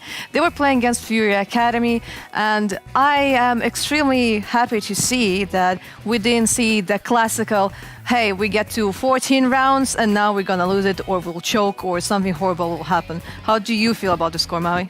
I think that it does them justice because they played well. They did a good job on this one. Overpass is a map that VP.Prodigy have been improving on steadily since Season 1, and I think this is the best form that we've seen from VP.Prodigy thus far. This was a really clean game for them, all things considered. We didn't really see those kinds of tosses, like you're kind of saying, Heku, that have been kind of characteristic of VP's play. In fact, we've seen, players bringing bad situations into round victories. I agree. I think it was overall a great performance from VP.Prodigy, especially the different factors that came into play, right? Because a lot of the rounds were very clean, very easy for VP.Prodigy. Some of the rounds, required individual brilliance. Result with 2 massive clutches in this game, a 1v3 and a 1v2, where he did the dirty stuff to FURIA Academy. We see him right here on the screen having a good time. And when you have both, when you both have rounds where you clinically as a team is winning them, but you also have that ability to have the X factor on the server where you have one guy just going off and winning the unlikely clutch to be won, that's when you know you have a good thing going for you. So for me, I fully agree with what you, Heko, and Maui also alluded to right here, the fact that was probably one of the best performances we've seen from VP.Prodigy at any point in WePlay Academy. Yeah, when it comes to Season 1 and 2, it seems like VP.Prodigy was sure that they need a 5th man rifler, because they had initially Lomic as their AWPer, and then it was Cheerful, and now they just like, okay, we're gonna keep those guys on rifles, we're gonna bring in Delusion, we'll give him the AWP, and we'll have better results. That is a really good observation, Heku, because you wouldn't really think that was too much of a problem for them. I thought Cheerful did a serviceable job last season. Could have done a little bit better here and there. Lomic too, when they were both opping respectively in Season 1 and 2. But I'll say that Delusional just makes this a lot easier for them in terms of just ironing out the roles and assuming that he came into this team and they knew that he was going to be the AWPer. I think he's running to the bathroom right there. I think that this is a good sign for VP.Prodigy, because this game I think had potential to get messy a couple times. Like there was times when Furia kind of got behind them in weird situations. Like they would play around smokes in a funky kind of FURIA-esque way, and then they were still able to control what was happening. And that's something where VP.Prodigy before, their spacing kind of was their biggest enemy. But this time around, like they traded it out when FURIA made things awkward for them. So I really am pretty hopeful for this VP.Prodigy team. And last season, even though their standings was the same as season 1, we saw that they were playing better. This is a sign that they actually are playing better because they were able to finally get an early win on the board. That's on the other side, though, right, you have FURIA Academy, and I think we see some of the same problems we saw in season 1, season 2, because there was a lot of rounds in this game where it could have gone the way of FURIA, right? They lose a couple of clutches to this guy, and again, that is rounds you're supposed to win. True. They also lost a couple of anti-ecos, which is a thing we discussed many times when it comes to FURIA, especially in season 1. You just lose so many rounds to Deagles and Force Buys and rounds you're supposed to control, which they just can't. And I think that's my point here when it comes to FURIA. They need to find a way to control the round. It feels like whenever they go into a round, it's always up in there, right? They don't have that default or don't have that, methodical way of taking map control where you just feel like, okay, they're in control right now. Even though someone is trying to make a stack against you or trying to make a play against you, you're so fundamentally sound in what you do that you're not going to lose grasp of the round. But to me, it feels like as soon as there's a little bit of a breeze, or someone is just like tidy of FURIA is just falling apart. And that's a problem. They need to solve that because this game could have been much closer. Yeah, FURIA Academy has been bootcamping in all of the seasons, and when it comes to VP.Prodigy, this is actually the first time we see them sitting all together, and it makes me just like a tiny bit sad because I kind of like the atmosphere that Result had. Apparently he would share the room with his mom, so he would put up a blanket, would have leopard and all of the stuff. It was so crazy. This time he brings in the hat, so he still makes it pretty fun. Yeah, despite the, I guess, familial kind of just backdrop that he had before, this is probably a little bit better for his mindset. I think anyone that has played in the online era can say that this is really, the boot camp is kind of the pinnacle of what you're looking for if an org is putting you up. Like when we saw teams like OG throughout the whole online era, anytime they were in a boot camp, it's like, okay, they can come top 4 at a tournament, and then when they weren't, it just wasn't even the same team. And that's been the case for a lot of rosters. So to see an Academy League team do this, for VP to put up these players in a house or apartment, whatever it is, together, that's definitely going to elevate their play. It's going to definitely keep everybody accountable. It's going to make sure that the problems for VP in season 1 and 2 where they weren't trading or people were just kind of going by themselves, that shouldn't happen as much if you're in a boot camp because everybody can just turn to your teammate and say, "Pimp, why are you running through a smoke right now? I'm not going to trade that out." Never do that. No, that's a good point, and that makes me worry a little bit for FURIA because we're probably seeing FURIA at their best, right? What if they were playing at home? What if they were, playing in their own surroundings? Would it be even worse than what we're seeing right now? So for FURIA Academy, there's still some obvious mistakes. That being said, though, again, it's just one map, right? We had the same scenario yesterday with Big Omen Academy, who looked terrible on map number 1, and then map number 2, they looked like the better team. So the same could be the case here for FURIA, but what makes me believe that's not the case is that I feel I see a lot of the same problems we saw in season 1, in season 2, still being a problem here in season 3, and that's not a healthy look. But are those problems related to the fact that those are not the right players, or it's just they don't have enough experience of playing together, Pimp?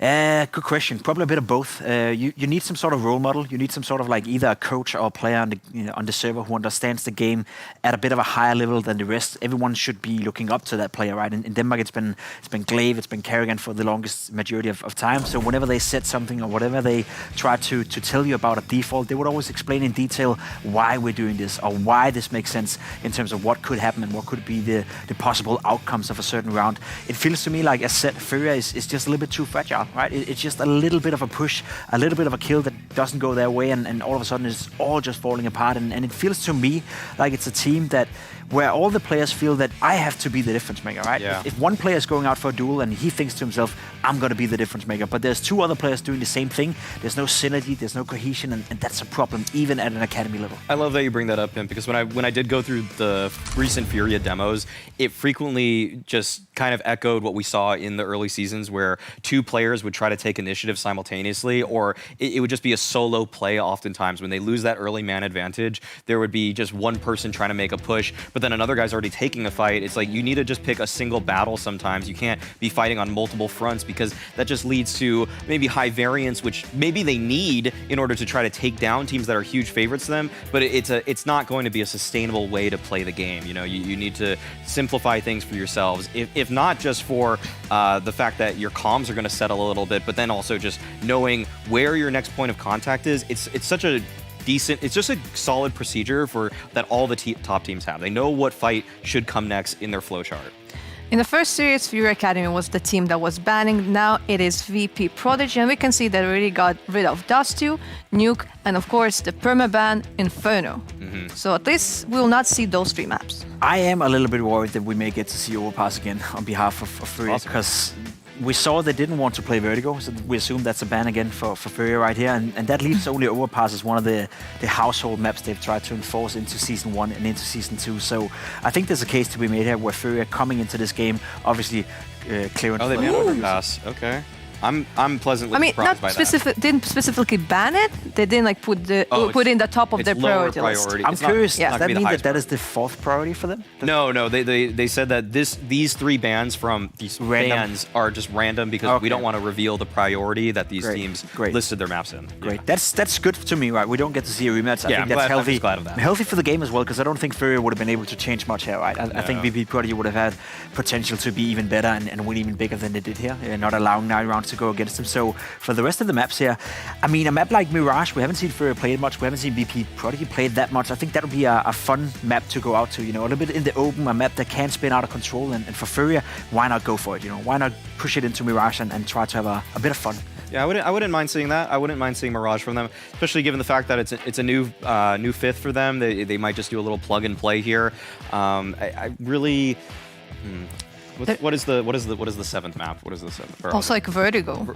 Vertigo, yeah. So we saw them, like Pimp said, we saw them kind of ban that earlier. So it'd be really weird if they just switched up their priority. It can't. Like, I don't think they could do that. Yeah. So that's it. All right. So Mirage it is, as Pimp alluded to. So that's going to be. I want to see ZMB do a little bit more personally. I think that he didn't really get as going as we wanted from him, and that's something where, like, Mirage is a map that VP in previous seasons you could take advantage of them because they don't have every nade protocol down to a T. So this is a possibility for him to step up big, and you know, I want to see a little bit more from the new guns too.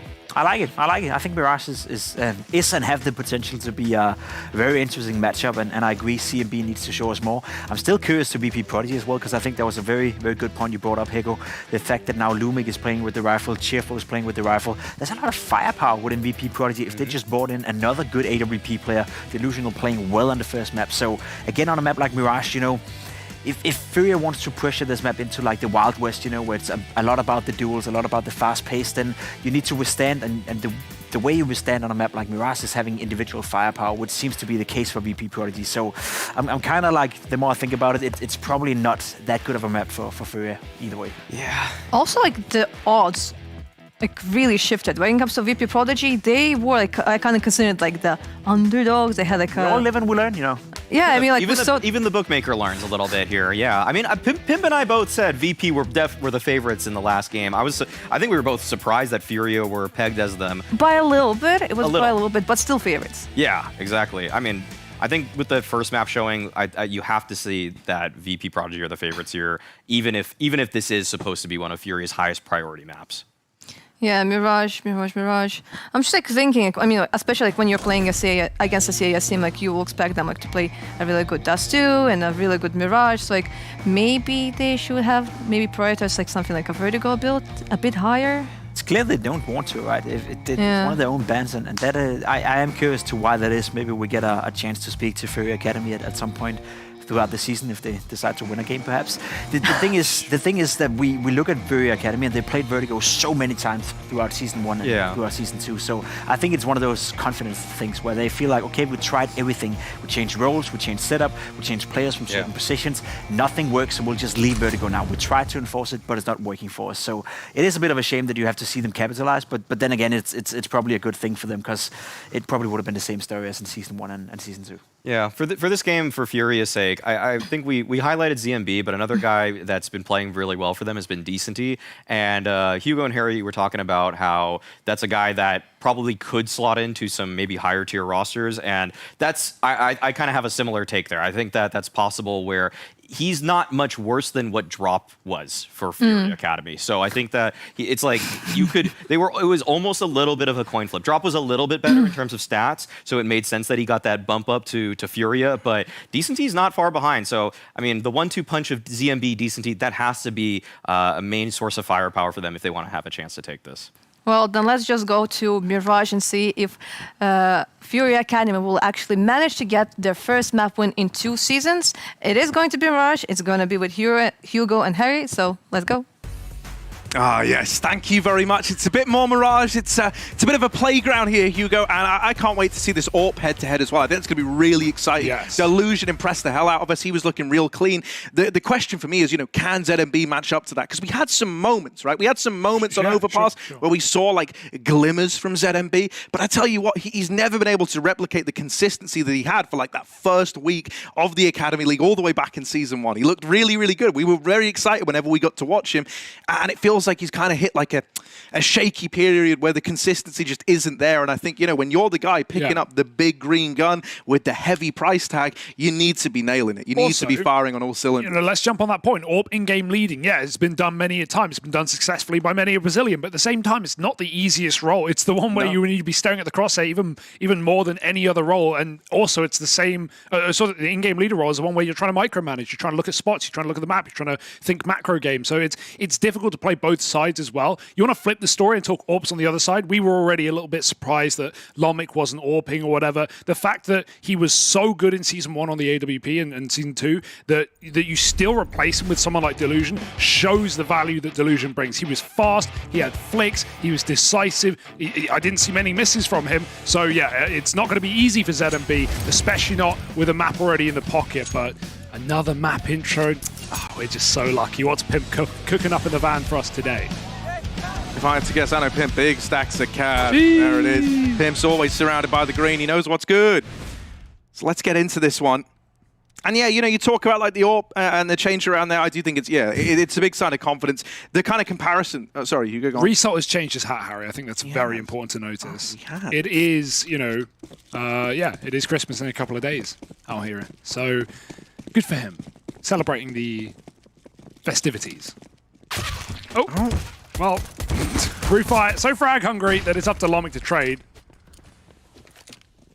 Meanwhile, it's a mid-split. Fast up Con. Cheerful. I don't know if he spotted it. Well, Delusion certainly will. Him and Lomic side by side with the pistols. The 1-2 punch at HPS finds 3 kills. I don't know how he got the third. How did he just do that? I don't know either, but it was pretty damn quick.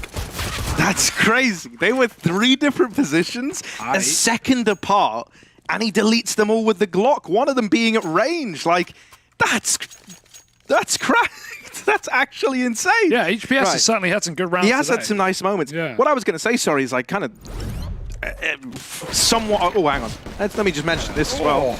Parry match odds have actually reverted, putting Furia back as the favourites. That's interesting. Convinced by the pistol, I guess. What I was going to say was, you remember when, looking for comparisons, another CIS squad here. You remember when, like, Forza got rid of Z-Power, bring in Kenzie and Zorti, obviously, to replace those guys. Well, I think that has actually been, like, a great powerhouse move for that AWP, even though it felt like Z-Power was incredible. I felt like, Lomic admittedly hasn't been removed from the team. Instead, he's varying it up and looking good on rifles as well. It just shows a real sign of confidence in the guy you've brought into AWP. Bruninho. In the meantime, I'm going to open this round up. Should be done now. Yeah, and just to finish that point as well, it's like Lomic was always capable on whatever you gave him, seemingly, right? Like we always touted his pistols, his Deagles, P250, really, really good. So, yeah, more than capable on the rifle. Right now, though, Furia, all the talk of the town, map down, but 2 rounds the better. VP are forced to save in the second round of the half. Wrong place, wrong time, stacked to the 9s on the A site, and Furia just B-rush it. It's a bit of a classic. I like how we've had some variety maps today. We haven't had the old repeat, the old back-to-backs. That's nice. I wonder how long that will last. But at least for now, we're saved.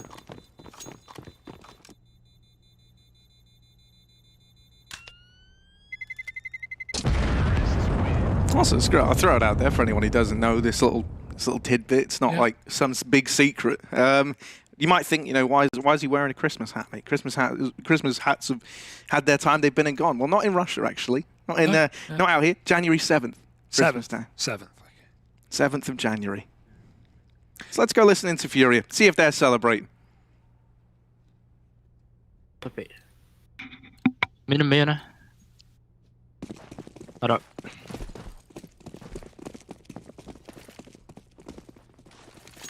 Acho que caiu o smoke. Vira ele pra mim. Liga também tem. Liga scout. Volta aí. Focou B já, tá? Tá, tô na rádio. Tem um L, tá? Joguei L. Tem smoke e KV. Não, molotov e flash. Vem pra B aqui, HP. Tô indo, tô voltando meio. Eu fiz padrão B da Magisca aqui, tá? Banga. Tamo aqui. Tá. Banga 2 e o HP smoke a janela do mercado e banga. Vou drop. Tá, eu vou bangar uma tabelada aqui, tá? Dropa essas bags decente, Vai smoke HP. Eu vou pular a janela, tá? Vai. Banguei outra janela do Bruno. Vai HP. Ok. Bota no mercado. Dá no mercado scout. Porta do mercado. Mandei no mercado. Vou jogar ele. Porta. Porta do mercado ainda. Porta. Vou mirar a costa, guys. Brando L. É catapete, vai. Alguém tem banho no mercado? Não tenho. Eu tenho. Banguei. 2L. Tô cego. 2L. Tem bolo pra C4. Eu tô fudido também. Mata uma lobo aqui, tá defast. Vamos jogar sombra. Tinha cara. Mole.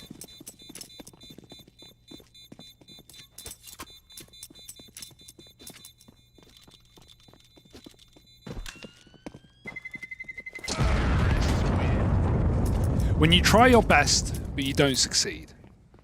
When you get all the kills, but you don't defuse on B. Nice try for VP, only a little safe deke around anyway. They got the guns coming in, but FURIA. That looked a little scary when they started chasing down Delusion with the scout. Couple of crispy headshots on it. And now the orb's in play, so VP, their time for a bit of vengeance. Does ZMB have his? Doesn't look like it. Yeah, I mean, Delusion always had like a, if you remember, I think it was Simple, IEM Winter, where he scouted like 3 or 4 at the B bomb site to close out the grand final.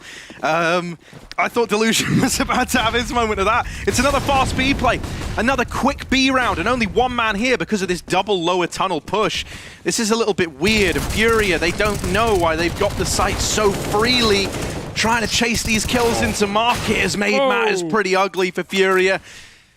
And so in the blink of an eye, they've been collapsed onto in this B bomb site. Only one man left. It's Decenty trapped in at the van. That smoke giving him a tiny bit more breathing room, but bullets are coming through it. He's going to have to respond with some of his own. There's the first. Back of the site, Decenty dead on the swing to Delusion. And so there's the defuse. You know, likewise, we talk about epic moments of the, you know, guys that are kind of from the same region. You know, he would have had to a cold zero, the man, the beast-esque moment at the back of the site. I was feeling it after the first shot. That simple one, was that against Gambit in the fall final? Yes, no, I remember that exact round. No, that was crazy. Yeah, sorry, not winter. No, yeah, I was just. I always get winter and fall confused because I don't call it fall. I call it autumn. Yeah, I don't really, you know, I just call them like months, not seasons. Sounds odd. Yeah, thanks. You said it, not Why me. don't you use seasons? I don't know, I do use seasons. I just... Yeah, what is fall? Is 4 that American? seasons. Landscaping and gardening club. All the press conferences take place there. So Decenty on the aggro in through the apartments.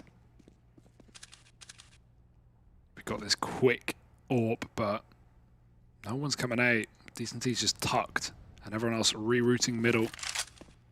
Surely an A play eventually.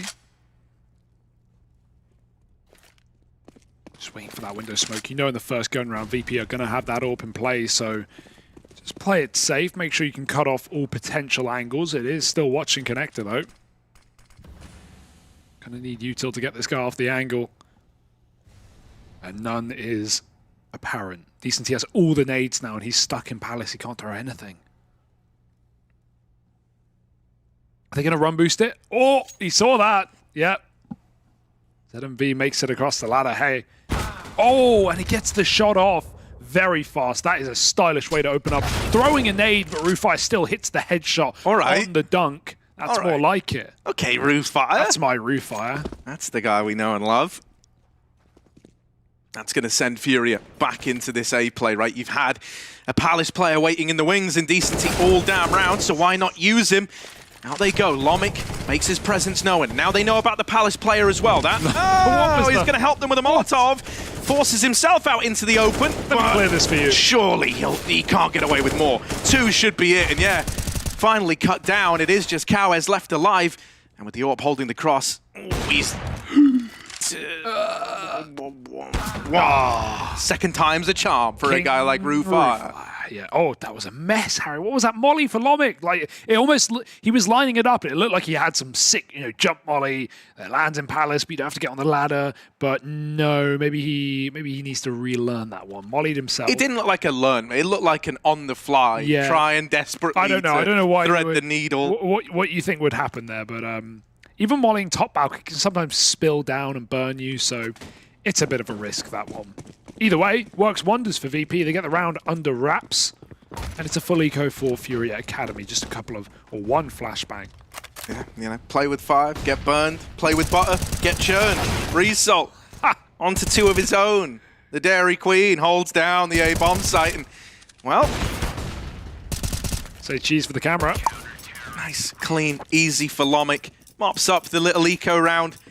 And it's 3-3, all tied up. But now the guns are back out for the FURIA squad. I respect a Glock Palace burst round. I don't like Glocks getting When you say burst round, do you mean like a burst out Palace, not burst on Glock? No, both, obviously. Come on, get it together. You can do what's called the rattlesnake, which is not a reference to the old school UK pro. Whose house? Weber's house. Oh. Good one. I'll never get old. Double AWP here for VP, and none for moves. Have you got the moves like Weber? Have you got the moves? The moves like Cowes. Here he goes. Quick cat, yeah. Up the short side. Oh, see you, Rufire. Whose sight? Cowes' sight. Cheerful. 1 to his name. Makes it a double, but then he's brought to his knees. Delusion is here, posted with that AWP. Out into the open, into the fray, and at the hands of the AK, he falls. The site belongs to FURIA. Plant now looking to come in. Do VP.Prodigy want to give this round a look in? Hey, as well, what have you got to lose? Obviously the round and all your money and the game as well. But wow, when you put it like that. Yeah, why not? Got to keep believing, stay believing all day. They got the money for it at least. And the lineup, hello. Freebie onto HPS. Now from Apps, they know Resalt's here. He's made noise, and Cowes turns on a dime to clean him up as Decency does the same. It's going to be a FURIA Academy round, and now already a competitive game from the get-go, right? We had VP running away with that first map. FURIA have already almost outdone their first half scoreline of Overpass. 5 rounds it was, 9 by the end. And they're looking a lot more comfortable on this map at least. As everyone should be. It's Mirage after all. You all know it. Some of you even love it for some reason. Dude, if Colors is watching right now, that's going to feel like a personal attack on his map pool. Dust ain't so great either. Oh, it's nice. They managed to trade that out, and wow, they're full committed to fighting in middle. Down to Clown every step of the way. Meeting FURIA there and forcing the B commitment out of them. Rufire burnt out. Delusion trying to hold the drop down. That's a lovely little angle to have found Decency on there. Bruninho, talk about a trial by fire. 1-on-3. AWP scoped up all across the site, mate. You are stuck in this corner now that you've put yourself in here. The man, the myth, the beast. What do you think? I'll have to see. Dude, this angle's grimy from Delusion. You peek him, you're not getting that kill. Want a bit? Unless he misses. If he misses, sure. Well, that seems a bit unreasonable, doesn't it? If he misses. If he misses, you can kill him. If he doesn't, he kills you. All right, there's one. Bruninho. He doesn't miss though. Why would he miss? He's running backwards. The moonwalk. He's been eaten. The feast. Well, there's no myth here. That was just reality. That was just truth. Delusion locks them out of B. I do like that molly onto short. Rufire had nowhere to go on the pillar. He could not move, couldn't even really fight. And yeah, like you said, not even overcommit, but the full commit to middle. You know, if you're going to do it right. 3 players swinging through a con smoke, and they don't even bail after 2 kills. They go for all 3. FURIA were forced to pop into the B bomb site. They did what they could with what they had, but the double AWP still remains in the pocket of VP, and FURIA are not quite as rich. Not yet, at least. Fearful bounds out as he sees the flash. He wanted to go in, but at least escapes with his life. For now, right? For now. There's a timer on all of us, though. Maybe not on Cheerful, as he's helped out by his old mate Rufire here. Quick work of the attempted B rush. There's one for ZMB, but his journey is brought to a pretty abrupt close. VP.Prodigy are keen to close this gap, now up in the lead. Neck and neck still, but that was a full investment out of FURIA Academy. They finally have to just bite the bullet, take an eco, and then try to come back in with those rifles up against 6. Harry match odds flip-flopping either which way. You can tell this is a much closer affair, right? No more of those crazy, 11s on one side, no more 10s. Instead, back and forth, and that's very much been the nature of this game, Hugo. For sure, trading rounds, but the last, 5 out of the 6 have been VPs, so starting to get into control. Good grenade, but they're going to artillery strike him in window. He just leaves after throwing his nade. Definitely aware of the possibility on ecos. Top mid smoke comes down. That's what you're thinking. We even heard that in the Mal's comms earlier when the top mid smoke came down. They said, care for nades. You're going to be aware of it at this level. And VP will not eat dirt. It's going to be 2 Ts left with Deegs. Just hoping for frags, but VP are not in a giving mood. Yeah, FURIA tried something kind of nifty there, right? They like a triple boost into the window with pistols. I like that. The odds are, it's probably this AWP taking that initial peek, trying to get stuck in. It's where you've run into it prior, especially with like this double AWP setup that's in play. Really not too surprising to see it there. You were hoping you could have just overwhelmed it. From that point on, like maybe you get a bit tricky, you do a bit of damage. Nice idea, doesn't pan out. But I do like it when teams approach even a full eco with ideas, right, to try and do damage. It's not just a round to throw away. They had a game plan. They just weren't able to realize it. Now a little pause as well, talking this one through. Feeling that this game is starting to, have its tides change somewhat. Yeah, getting a little scary for FURIA. This is where this gun round can, get rid of our worries. Win it, suddenly you start to break away at VP's money. And you're no longer on a 5-round loss streak. It's not where you want to be. This double for VP is very nice. Lomic's not playing it though. It's just cheerful. Likely position based. Both Delusion and Lomic are on the same site. On a good con, and well, not for long. He's cleaned up by HPS, who has been the star in this series for FURIA, I'd say. Bruninho, great entry out Palace, but the smoke shot for ZMB will keep this site intact for FURIA. 4 on 2. Oh, if that came in, maybe, but now you might even be thinking about saving, calling it off before it's even begun. Well, money isn't pretty yet, and FURIA alleviate the worries, find 5, and keep it clean while they do. That's more like it, though. Just a brute force play out A.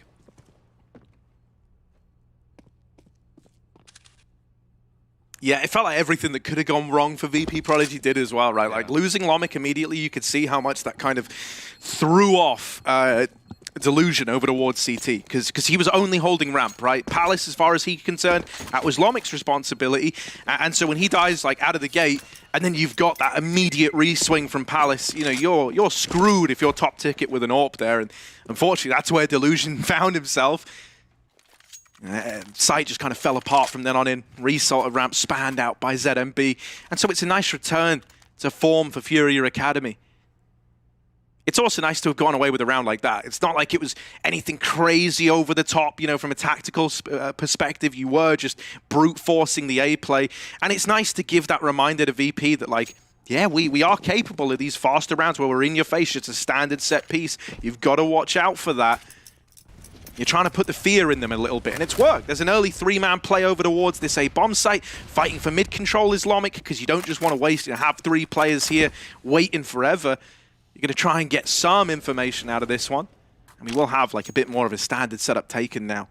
These AWPs not watching middle, instead holding their sight lines. And you're holding all these kind of avenues that mid can lead to, such as connector and window. As the smokes come in, you're going to start to feel very restricted, however. Yeah, you can already see how scary this top con smoke is. Anyone can walk through and get stairs, so Omic's making sure that's not the case. Molly and Con just trying to buy time, half of the smoke's length. Finally, FURIA are going to walk through as it fades with a jungle smoke instead, so they can just isolate Lomic. There's nowhere to go.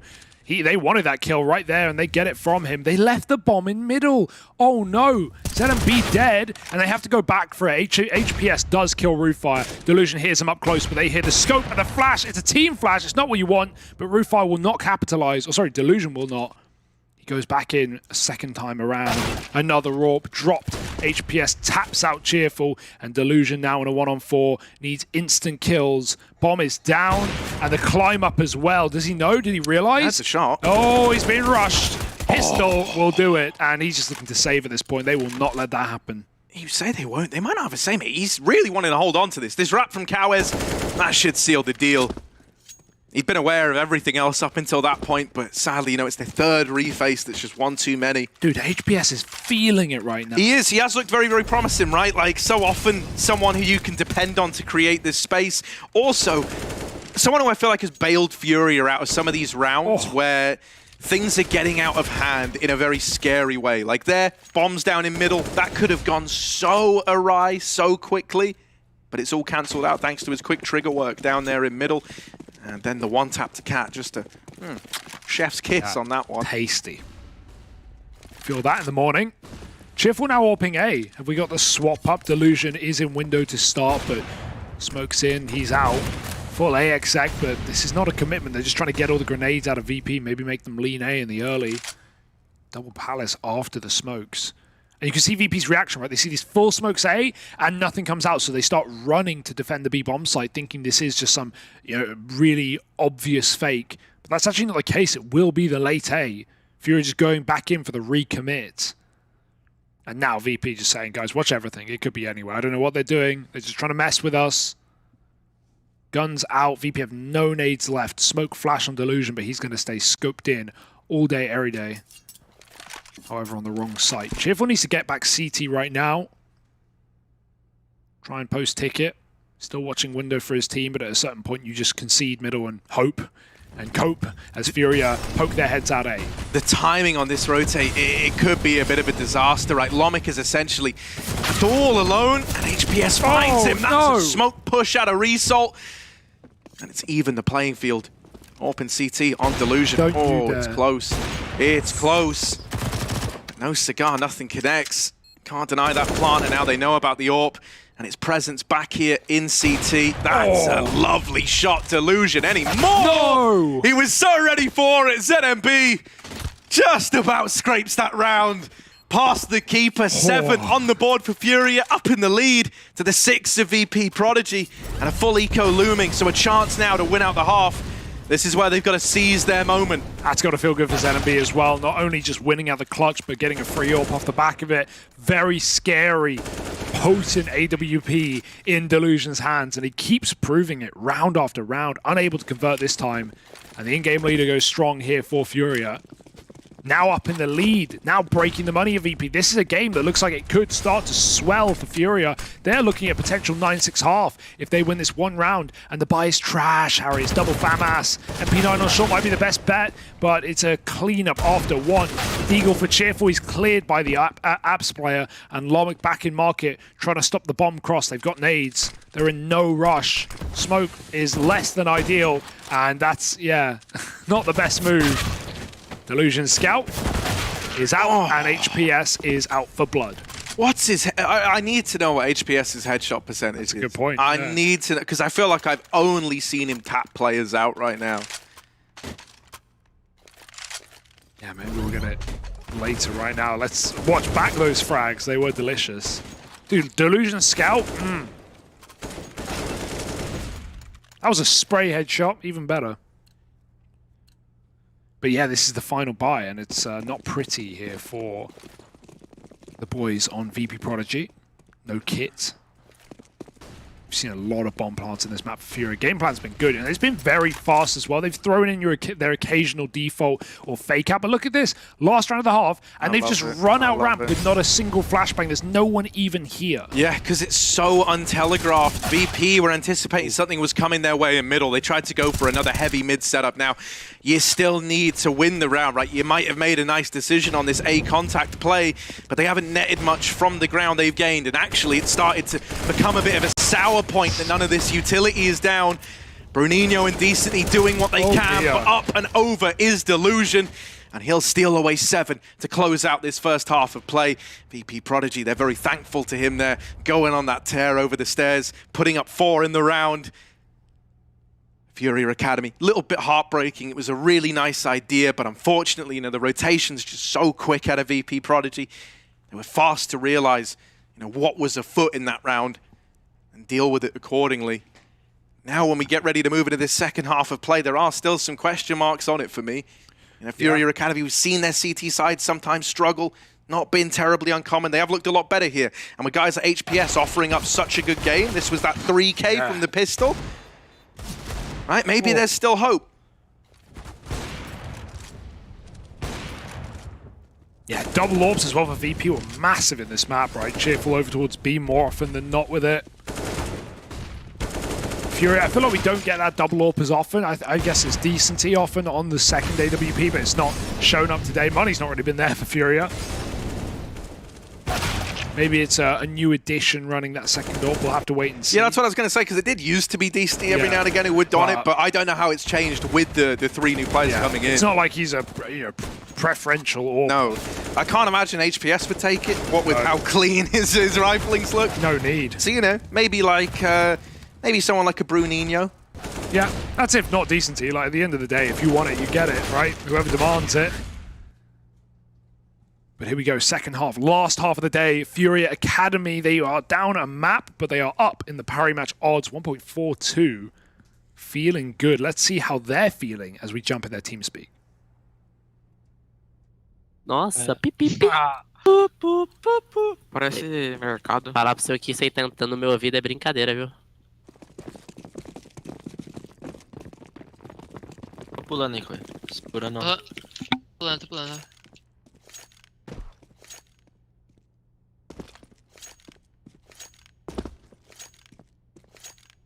B. Vários. Cego. Cuidado. Muito cego. Entrou B já. Tô comendo sombra, acho, hein? Nossa. Fugido, guys, fugido. B. Parte do mercado. Parte. Nossa. Well, what? What? Caralho. That was like one of those montages where you watch the kills from the death perspective. Just bop, ace for Lomic. Headshot ace. And I love it. The FURIA comms were just dead silent because it's just... Yeah, that's that was my USP impression. It's really wet. It is really wet. Look at this. ZMB is like full meme mode. He mollies apps, which get smoked, by the way, and then he has a Zeus. The reason he buys a Zeus is because he has $200 left, so it's Zeus or Flash. And he buys a Zeus and tries to full white Zeus someone, not the play, and look at these shots. Oh, clinical. All right, Lomic's awake. Told you he's good at pistols. It's the Lomic v Delusion matchup.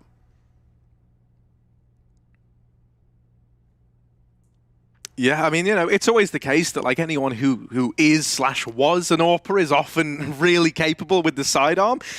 The idea that, now you've got Lomic as like this unhinged entry fragging like extraordinaire who can rifle, who can pistol. He's going to do you well at getting these halves kick-started. It's boding well for VP.Prodigy. That was real clean. I wasn't a huge fan of this setup over towards B for FURIA Academy. Like Zeus under window, that's just ugly. Yeah. It's not an eco round, it's the pistol. I don't think that had any business being there. On top of that... Kind of funny if it works, though. Yeah, but probably no not one's right going... now. That was so funny that worked. We're all saying, why'd you buy the Zeus? Yeah, so, true. Well... Yeah, I've seen worse buys, like Julie. This was an example of nade dropping in this round. Rufire given 3 sets of smokes over towards B to throw in a full execute, but with how spread out those smokes were as they come over, you can see Furia go, nah, mate, that was one person throwing them. Each smoke was delayed by a couple of seconds. However, it does look like VP.Prodigy, on the back of meeting resistance in this A side of the map, are going to go back to a lesser defended B site. Only decency there. It's still up in the air, right? Options are still open, but with Rufire spotting more players over in A, he's going to begin his journey, not to wrap B, instead to cut down rotation. So it's relying on his teammates getting into the site, and that might never happen with decency here. The Deagle does shut down the short wrap, and now just Rufire left to beat. A 1v3 that he's been able to turn to a 1v2, but is that enough for old mate Rufire? They're already both market. He could go A if he wants. He's looking for the read, looking for the spot, and the longer that goes on, the more they consider it. They know the bomb is dropped short. Rufire, does he make that move before the penny drops? Well, it is now. They might have heard that. Yes, they did. Brunino now ready as Rufire runs in. Molly is going to go in front of it, and he will lose the fight, but the trade is there. Massive from ZMB. Just sprints the Molly, gets the AK, and gets the round for FURIA Academy. 9-8. This is all over the place right now. The Deeg of Decency, it sets up ZMB for the round. And hey, ZMB 6-11 right now, not having a great game. He has won 2 massive 1v1s in this map already. 1v Delusion at the back of A when he was above triple, and Delusion had the AWP, and one right there. VP need an answer, and they need it now. Блядь, то спамит-то, сука, аж звонит, блядь, тут. А есть дым донат? Я забыл, не купил, блядь. Да. Давай сюда. Перекиньте ему пару. Перекинь назад. Перекинь назад. В яме в упоре. У меня есть флешка. Не забывайте, в дефолт играет. Готовы? Упор справа. Нам надо флеш в яму. Я дам какую-то выкю хуёвую. Ну давай, окей, кидай. Дал флеш? Дал сок. Да, флеш. В упоре справа. Одна хп. Убил? Еще другой должен быть. Скамейка. Скамейка, браво. Двое. Скамейка 2. Ставьте паузу.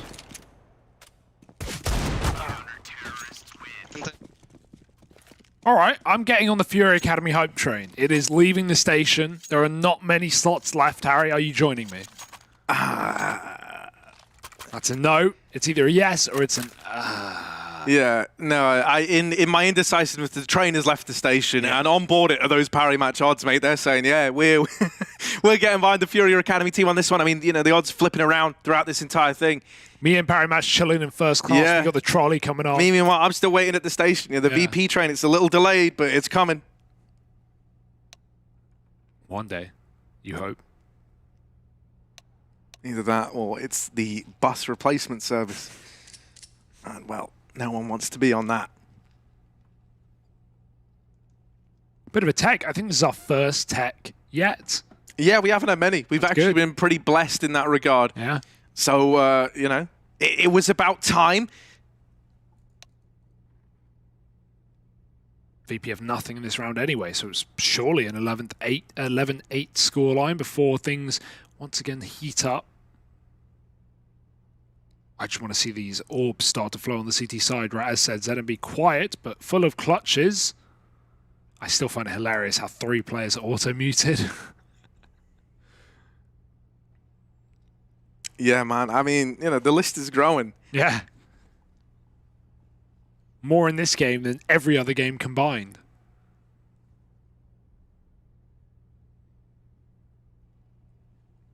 Now, so, you know, I mean, I want to try and make a bit of a case of VP, since as you're on board this FURIA hype train. Something that has been a little bit worrisome is Cheerful, right? You kind of mentioned how, like, you know, you thought the double AWP was all right. Cheerful did get, like, the majority of his kills from that double AWP, so it was like a nice way to try and reawaken him. But 6 and 10, these aren't the kind of scorelines we're used to seeing out of him. Now, to kind of go against that is that we're still getting Delusion keeping up appearances, right? Lomic's looking good. But for me, I'm looking at either Result or Cheerful need to get activated. And I think if you get even one of these players switched on, suddenly VP.Prodigy have a much better foothold in this game than it might initially look like, right? The fact that Rufire is kind of sitting up alongside these guys who are often big hitters for this VP.Prodigy team, that's concerning to me, right? And I really want to believe that maybe even in this little tech pause, right, hopefully Rufire's tried to hype the boys up somewhat and get a bit more out of them. That is why he's here, as that tenured, experienced voice. And as we kind of alluded to before, he's not a high-fragging, massive impact IGL, right? He is someone who very much, you're kind of used to seeing him down towards, you know, bottom of the board. But that's fine, because it's, you know, he's here for the calling. He's here for the experience. And, it's often working, but the downside to doing that is if you're going to have one player who's known for being kind of quiet, your other guys can't afford to fall silent as well, right? That was always the problem with teams of old. You know, think about like if this is nice. Massive, this is nice little you guys rush mid up plan A. That's a classic. Beautiful. Never works, but it has here. Well, he got the kill as well. He entried out. He earned his plant. ZMB also played USP in this round, so he doubled up, saving for that AWP. It's a backstab. Oh my god, he missed it! No! You're joking! You are joking, Rufire! He had him on a platter! That's so skewered! Sad. He was trying. He wanted to get as many knives as he could. Yeah, he wanted more than one. But really, like, just go for the one, man. Oh, you feel for him, man. That was such a nice try. Just sprinting up connector. Blundered it with a knife. How? That's like the budget Shiro AWP stairs clutch. Oh, I'm so sad. That could have been it. That would have been it. What? Imagine if he like Shadow Daggers, mate. They're stumpy little knives. Yeah, they're not. You stumpy know, little get knives, a bayonet, bro. and you're going to be reaching well far. Bring the katana into play. Why can't we wield swords? They take your pistol slot, but boy, do they bring quite a range. No, because then knife rounds would be busted. Unless everyone played them. No, but if it takes your pistol. Oh no, because it would be you wouldn't have a knife long, and a katana. Right. I don't want to give Valve any ideas. No. How about a nuke when you hit 15 rounds? No. Damn it. Okay, Cheerful, you wanted to step up, that's it. Quick entry out A, like the previous round. He got them the plant, now he gets them the opener. Nade is going to be close, but not enough.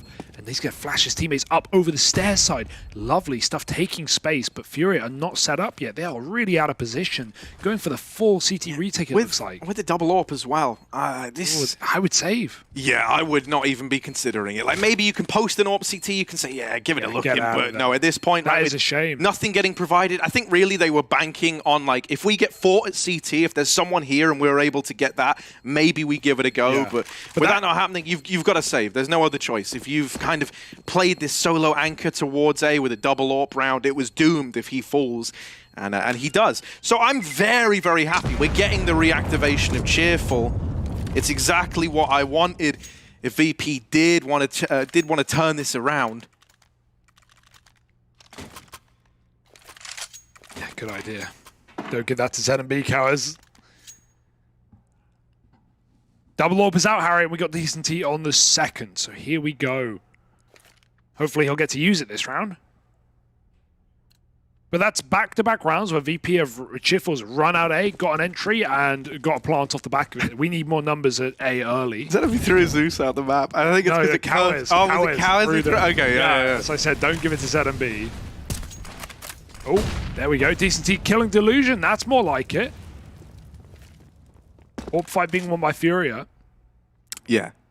Yeah, that double AWP is still the same as ever.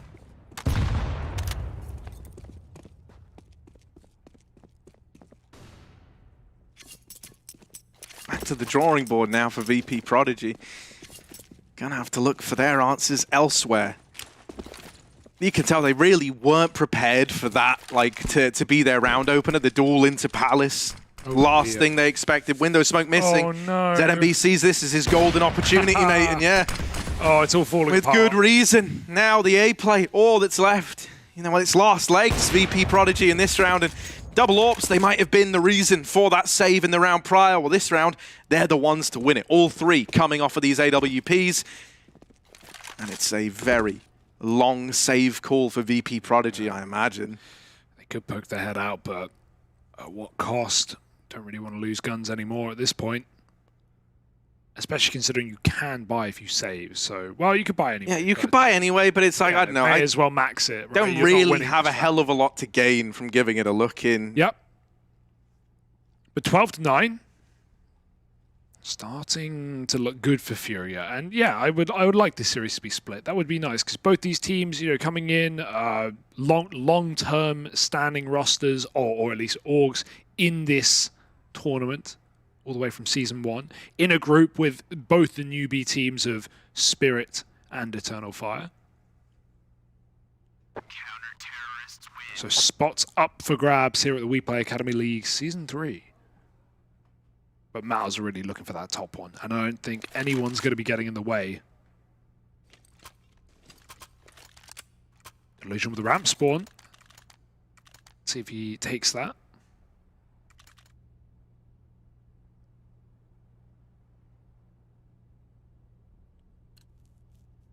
I hope they have the safety on these guns before they throw them around in spawn, you know. So much could go wrong. I've never seen that, but...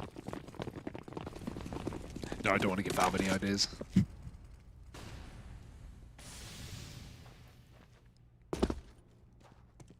Yeah, I mean, funnily enough, I think actually the only map the FURIA Academy have in the WePlay Academy League is versus VP.Prodigy, and I mean across both seasons there. So, yeah, they're looking to do it again.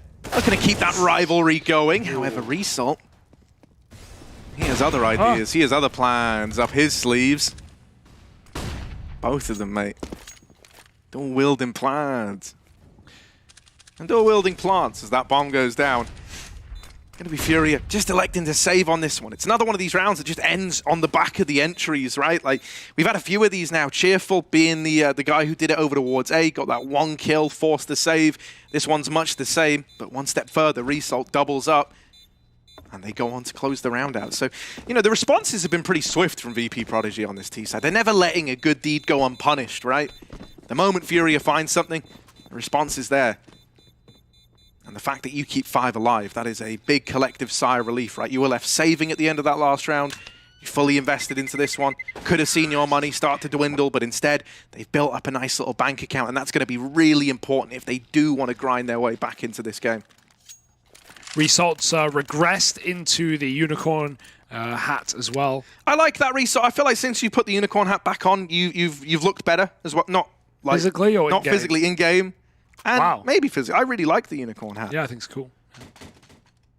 Maybe put the Santa I hat on noticed the it's unicorn. got like sleeve bits. That's what those are that come down. They're like shaping. Yeah, I'm glad we get it on the full screen. Yeah, thank you guys, thanks. Right, those bits down the side. I'm pretty sure those are like for your hands. They're like mittens. I've seen hats like that, so I'm assuming that's what, because it's very long. Is he playing with mittens? That's what I was curious about. I doubt. Is he the first mitten adorning player? I feel like that's like 2 fingers a hand. That's not helpful. Oh, what? Oh, he couldn't see through the molly. Cheerful good, though. Gets a quick shot into B. Center B, if he just pulled the trigger, it would have been his. Decency will do so, though. Watches them jump out, and in fact, they all leave. They go, fine, the Orb's here, I'm out. 4-on-4, good enough with me.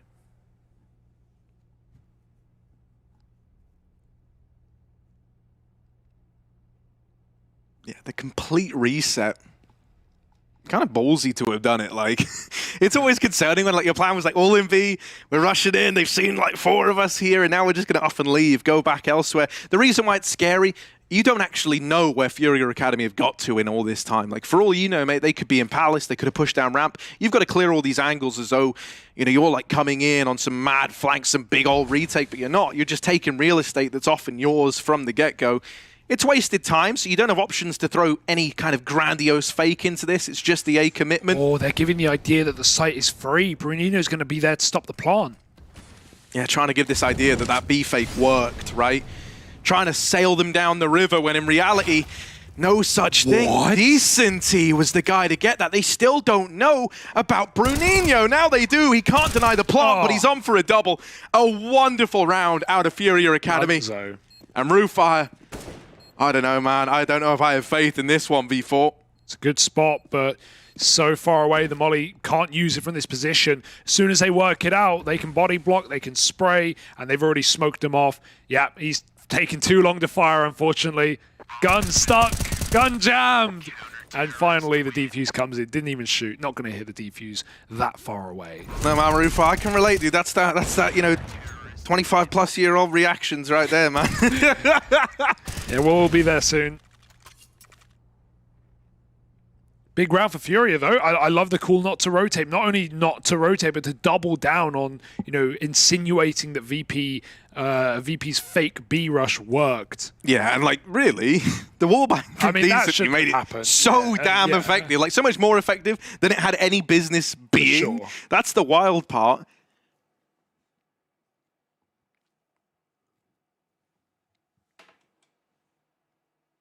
Pressure's really on now for VP.Prodigy. This is where you're very, very thankful that you had that flawless B play, right? Because suddenly it means that your options aren't just completely removed here. You know, if that round had even been a tiny bit closer, this could just be FURIA running away with it. Instead, VP actually have a fighting chance. They've even got some residual cash bleeding over from that into this follow-up round. So they're able to keep themselves competitive till the very end, but they want more than that, right? They want wins here.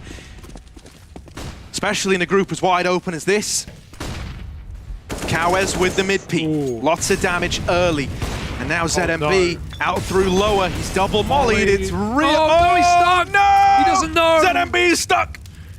And he burns in the molly. That tiny bit of clipping in the lower tunnels. That's sad. Oh my God. It's all falling apart. Kawes is traumatized, bro. He just watched his teammate wrecked before his very eyes. Oh, that's so unlucky for ZMB. Look at all the damage they did as well. It was like multiple players getting tagged down low, but that only kind of, you know, bloodlusted you in more, and it's dug the hole deeper. Bad to worse here for FURIA Academy. Just as they were ready to, you know, start chipping that money away, get close to closing, and I don't know, it's far from it now. Can they convert the 3-on-5 all split? That implies that they believe, everyone holding their own spots, we need multi-kills. There's no other way about it. Grouping B, very safe call here for VP. Now we do have two leaning B. Kawes moves in with the AWP, he's low, so perfect. If there were any hope, it would be this site for FURIA, but VP don't care. They're going in 5, they're going into trade, good spacing. Flashes over, Kawes hides at the back of the site, and HBS plays a one-way, he gets cleared. They heard that molly tick, do they know? Stopping the plant, no. It's not pretty. It's really not pretty. And so that will be the round for VP. 5 alive after all of that early damage, Harry. Ouch. Yeah, crazy. And mate, I don't know how they keep doing it, but it's like their rabbit in a hat that they are able to pull out. Like right as they start to get to a vulnerable position, they come through with a flawless round.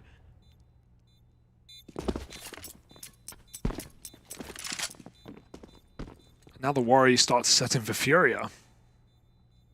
May have a lead, but this can be stripped away pretty quickly.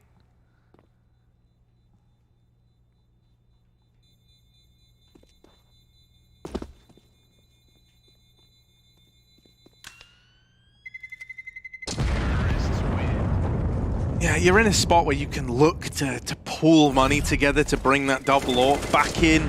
You know, wouldn't surprise me if we see it make an appearance. It's looked good for them whenever they've had it. Oh, didn't see that. He cancelled and jumped. He literally jumped the shot. Dear oh dear. Double AWP at least. But this is the bottom of the barrel. This is the last chance saloon. Lose this, you're on eco, and suddenly VP are breathing down your neck.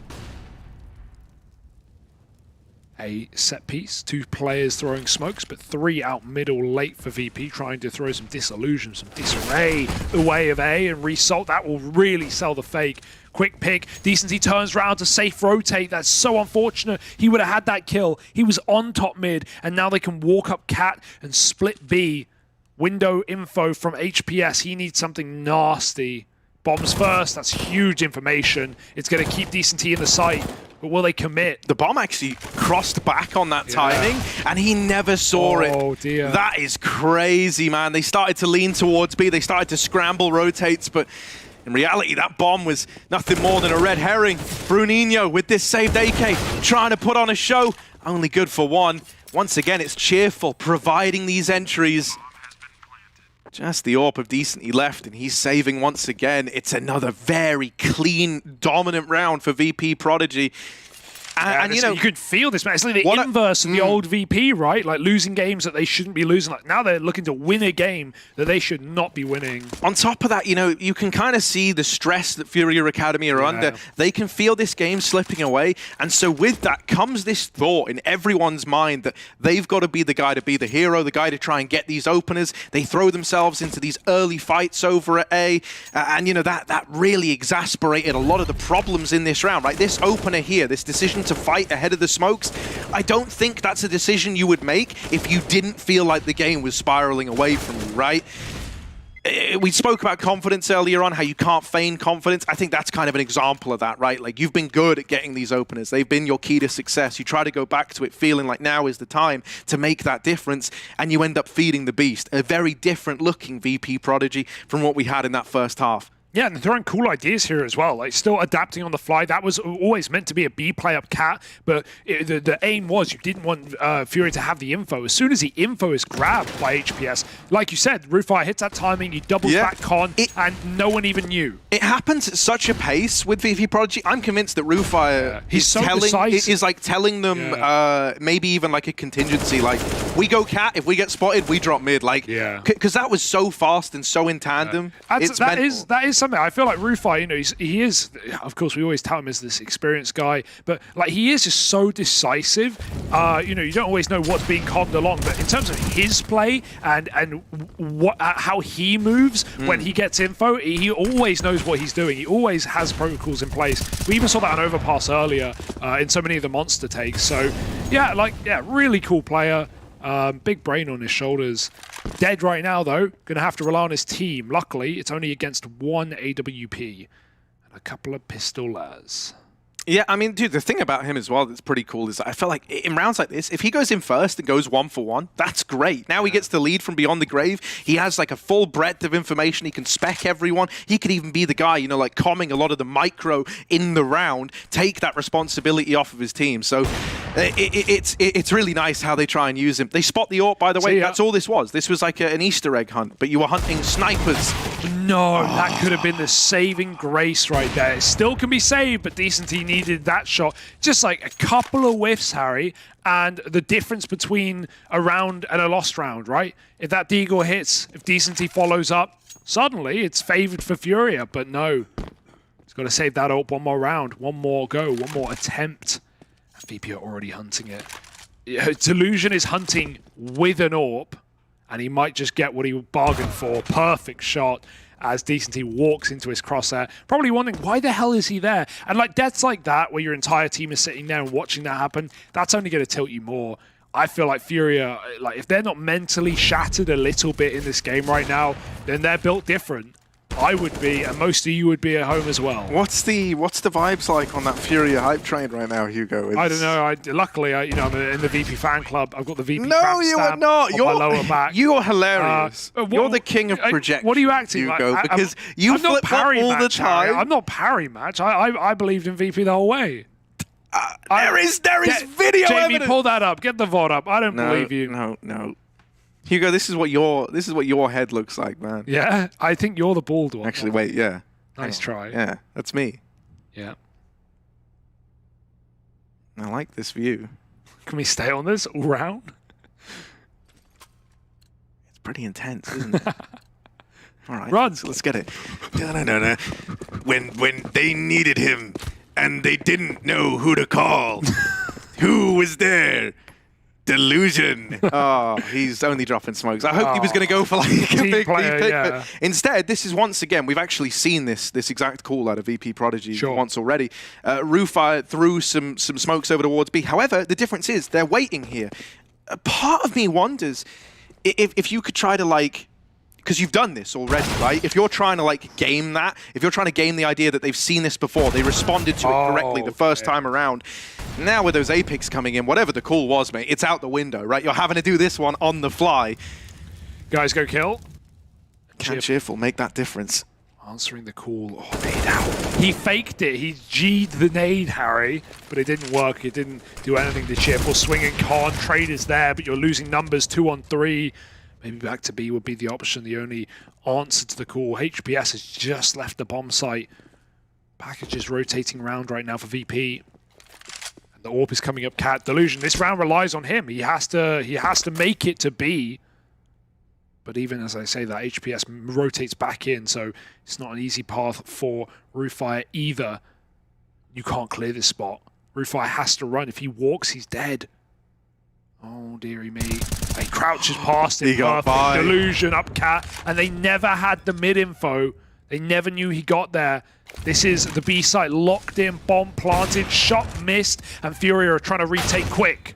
Only Roofire left. Doesn't get many chances to just focus on himself, focus on his own crosshair. Let's see what he can do when he's all channeled in. It's all Roofire, and on that swing, dead to Bruninho. FURIA, they keep this lead. They don't want to give it up. Considering that was a 5-on-3 right out of the gate, it's certainly worrisome that it gets so close, but they do well to recover, right? It would have been all too easy to roll over and die, but instead they keep on fighting to the very end. How many's that been since they got around? It's been a while. Got to be 5 at least. Also, this is very, very minor, Hugo, but I love... So, do you want to know why I love fake flashing by dropping a nade as opposed to, you know, like dropping a decoy, for example? Like, so when you G the flash like that, and then you die, of course, if you do die on the swing, you'll then have dropped a flash and whatever nades you have, or another nade on your belt. Just a little bit more efficient. Let's go listen to FURIA. What's good, FURIA? Tacava tudo, caverna, Bruninho. Joga do sanduíche. Tá bom. Vou jogar da base aqui, Cauê, você tá solo meio. Demorou, Teu suave. bug pra você comer aí. Vou pedir o Fred Smoke, Léo. Banga. Tem 1, 2, 3, banguei. Mais um meio, dois meio. Carroça e meio. Deixa eu Liga, ver. Top liga. Não, ele subiu. Nunca top liga. Top liga e molou, não entra. Descende, caverna. Tô sanduíche, dá do palácio, não. Vou abrir.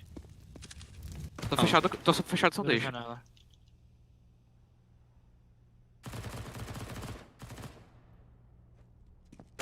Entrou a liga de nossa. Primeiro jungle, janela. Vai tá pra aí, descende, spam. Tá, pode mercado é meu. Alguém vê a B. Ele não passa. Dá pra CT, Bruno. É, sim, que dá pra CT. Um cara foi jogar primeiro, dá, vai ser CT, velho. Mano, eu vou jogar tapete aqui. Vai.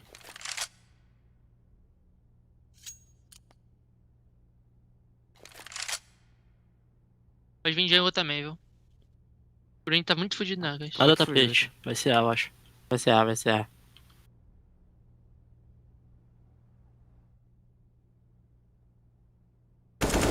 Bateu que passa a base. Estão aqui comigo, TV. Tá vindo pra B, pá. L. Ai. Nossa. É seu, Bruno. Defuse. Boa. Tá miado L, moleque. Menos 50 é teu. Faz teu nome.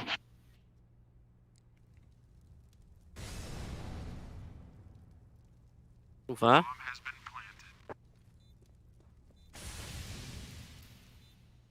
Tô pulando.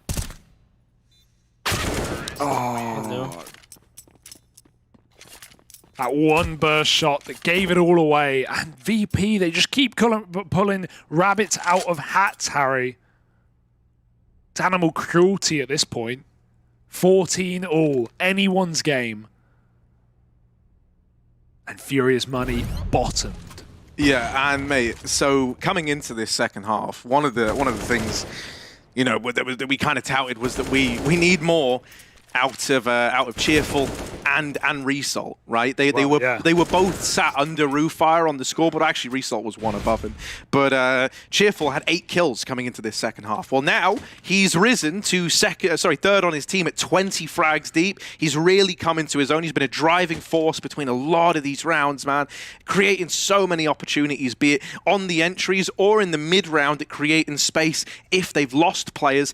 That round there was no exception, right? He goes on a bit of a tear to help find VP.Prodigy 14, and suddenly, what could have been, you know, a FURIA victory here, what could have been their chance, it started to dwindle. They're coming in with an eco round, playing for overtime.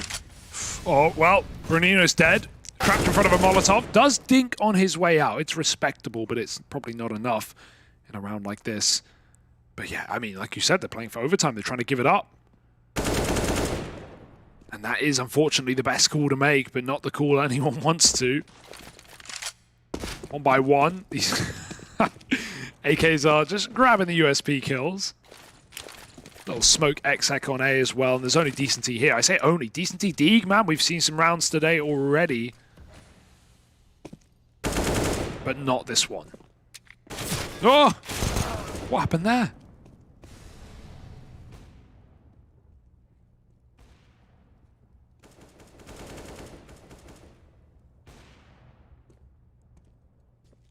It's so...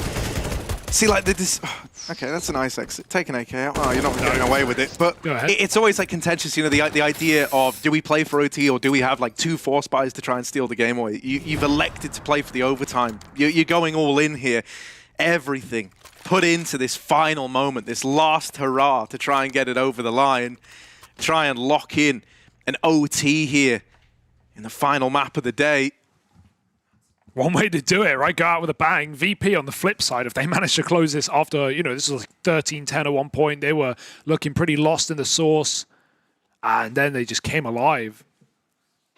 And FURIA have only just managed to mangle their way to a 14th. Also in the background there, there's one of those little emotion octopuses. Emotion octopuses? Yeah, I don't think that's their official title. It's got 2 faces. One's happy, one's sad. Oh, that's nice. And you put it to whichever one you're feeling on the day. Oh, that's nice. Well, VP's want it to be happy, so let's see if they can make it so. 5 kills away from a lock-in It was day. the happy side. Ah, well, there we go. The unhappy side always the darker one. Oh, the run boost was so good for a second. 15-14, round 30, all to play for. Delusion on the AWP. RuFi making a lot of noise B, but it is just to get these grenades out of FURIA. It looks like they want a late B hit. Result playing extremely passive up in Palace. Oh, they're coming in from under. So RuFi is going to have to go back for that bomb, reset spawn to join Result.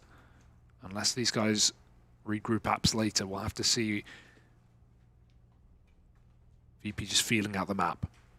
The Cyclops AWP clearing corners, and it's silent.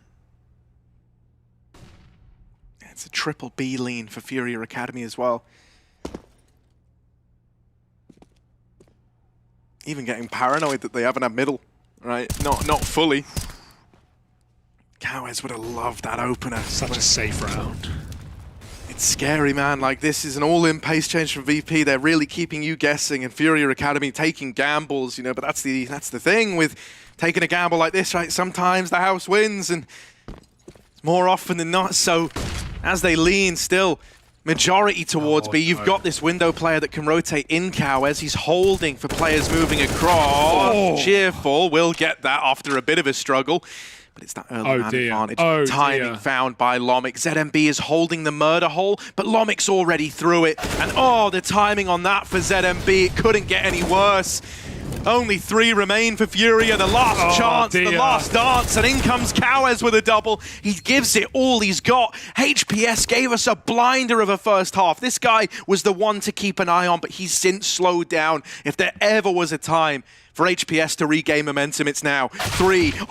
Nails the shot. Result locks it in. And it's 16-14 for VP.Prodigy. What a turnaround. I would not want to be in FURIA Academy's boots right now. That one has got to hurt, Harry. It felt like they had it on lock and key. But yeah, got to give it to VP. Like, we have the inverse of what the guys on the desk talked about earlier in the sense of VP losing games that they really shouldn't. I don't think they should have won that game, to be honest.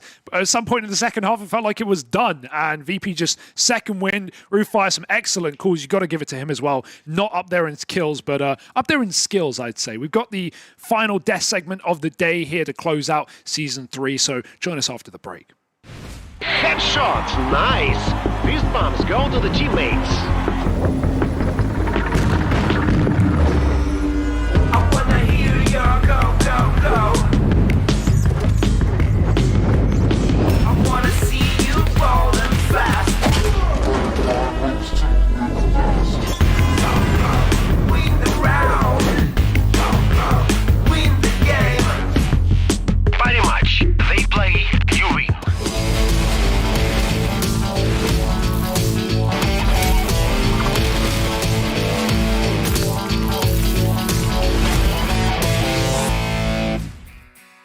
16-9 on Overpass and 16-14 on Mirage. VP.Prodigy take both of the maps, but when it comes to the second one, FURIA Academy were really close to finally getting that win, but something happened. There was some chaos happening in the server. Maui, maybe you can explain what we witnessed?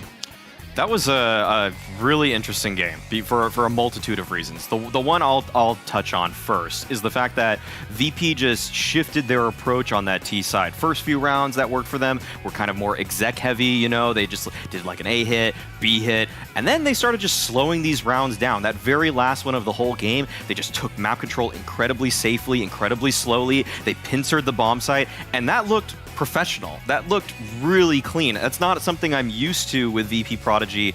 You can tell that when their backs were against the wall, they elevated their play. That's not something I'm used to with their roster. I fully agree. I think it was a game that changed dynamic in the middle of it, right? We discussed up there while watching it that it was a bit of a wild game, you know, a bit of the Wild West back and forth. There was a lot of B rushes, you know, a lot of fast strats, a lot of chaotic moments where none of the teams felt like they were in control. And I think that was to the advantage of FURIA, because that's the way they normally play, right? Without control, without you know having a clear idea of how they want to execute the rounds. But as soon as VP they realized that, and as soon as VP started to slow down and play more methodical, play a little bit slower, and sort of like, you know, make FURIA feel that, okay, something is coming, we just don't know when, you know, it made them feel uncomfortable on the server. And it was, again, clear to me to see that despite FURIA having a good chance of actually winning Mirage right here, VP are the better team. They have that extra gear to go into. So a bit of a shame for FURIA once again losing a 16-14 game, but it's more of the same story we saw in Season 1 and Season 2. They are not bad players at all. It's not a bad team, but they still lack that, you know, little edge to finish out the games. Yeah, I mean, they had an amazing player in one of the seasons, and then he got promoted. So, like, here is also like a scenario where, like, you have someone, and then they take him away, so you need to find another guy. So it's like way more complicated. At least when it comes to Navi Junior, they managed to have m0NESY for at least like 2 seasons. But here's a scenario like. It just, even when it comes to the main roster, like, they also try to improve, and if there will be someone on FURIA Academy that will stand out, most likely they will not stay there for too long. It does seem like that, Heku. It does seem like anyone that rises above for FURIA does get just promoted or moved away for some reason or another. And for this season for FURIA, I mean, they're going to have to make do with what they have. And right now, it's a little bit tough sometimes to see who is going to be the person that kind of takes the initiative. Because one thing I liked about FURIA in the previous seasons, even though they removed him, is that he was frequently the entry fragger for them. This time around, it was HPS on the T side for FURIA. He was opening up a lot of rounds, and it felt like he was going to keep that going. But then for some reason in the second half, it doesn't feel like maybe that's his role necessarily, that he's always going to be that opener for them.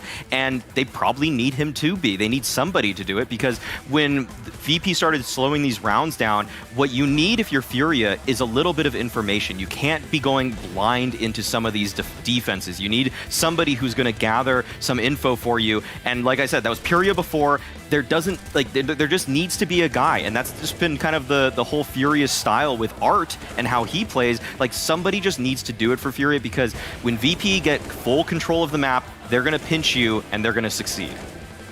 Yeah, also when it comes to VP.Prodigy, they have an IGL who is really experienced. He might not be the best rifler, but this is the thing that we have in the CIS regions. Like, you have really good oppers, you have really good entry fraggers, like, an overall, like, really aggressive riflers. When it comes to IGLs, you don't really have a lot to choose from, but for now it seems like it's working out. I mean, you have like Lomik, you have Cheerful. Now there's also Delusion. Like, on this map, Result, maybe he didn't have an insane KDA, but he did a lot in the first one. He did. Rufai is definitely one of those players that you can see plays with a bit more experience.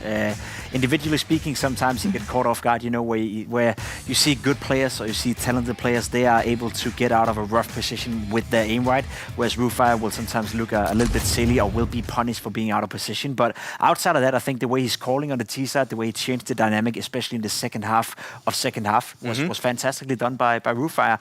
And again, it's what you want, right? You have professional tier 1 teams as well, who for a long period, you know, we look at the Carrigans, the MSLs, you know, those Danish in-game leaders who they're not the best fraggers out there anymore. You know, they've slowed down a little bit, but they still have a spot within the team. And Rufire has surrounded himself with a lot of individual skill. And as long as he's okay, as long as he's decent, as long as he's not a direct liability or one of those players where you as an opponent team feel like, hey, we're just going to rush Rufire's side, 15 rounds in a row because that's going to win us the game, then there's definitely a spot for these smart players and these players with experience. So it's good to see Rufire play well and do well as an in-game leader. Yeah, but when it comes to Group B, we have Eternal Fire Academy and we have FURIA Academy. If you had to compare those two teams, because we saw them play today, which one do you think is more prepared to play on this level? Oh, that's a good question.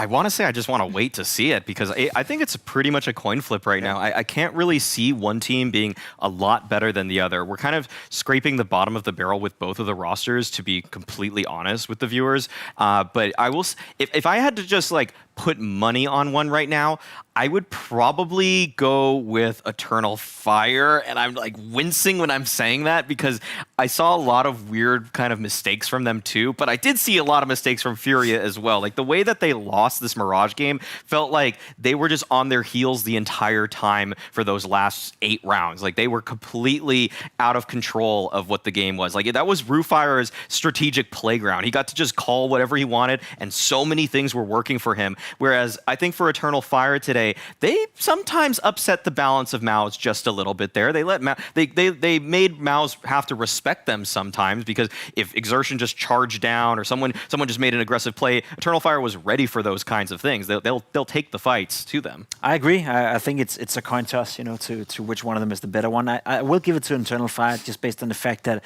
I've seen enough of FURIA, right? I've seen them in Season 1, I've seen them in Season 2, and now I see them in Season 3 as well. And yeah, it's only been 2 maps, but it's the same problems, it's the same scenarios we're talking about all the time. They are a decent team. FURIA have some good players. ZNB is a decent player, but they lose too many games. Simple as it is. They don't win their games, and whether you lose 16-14 or you lose 16-9 doesn't matter, because it's still a loss on the record, and that's the problem they need to fix. So just based on the fact that we don't really know if Eternal Fire got that fire in them to get over the finish line, I'm just going to side with them for now. Yeah, but for now we can only speculate. But the good news is that we actually have Result right now with us for an interview. Already got to talk to him in the previous season, so I'm really looking forward to find out all the information. What is oh well, hello there. Okay, greetings. Okay, Result. How many hats, masks, or I don't know what you brought into the boot camp? Maybe 4 or maybe more. Okay, I'm really looking forward to see all of them. The question that I would like to ask is actually about your new player, because in the previous season you had Xerxen, and you said that you're really happy with him because he's pretty vocal. But in this season we see that you bring in a new guy and you actually give him an op. Why did you go for a change? Do you want to have kind of a dedicated opper, or is there some kind of different reason? I think different reason, because we need more firepower like Lomik on killer, he was the main opper one season, the next season was cheerful. He has a good aim, but not enough on op, but Delusion with a K is bad, but with op he can kill everyone. In clutch, for example, he won't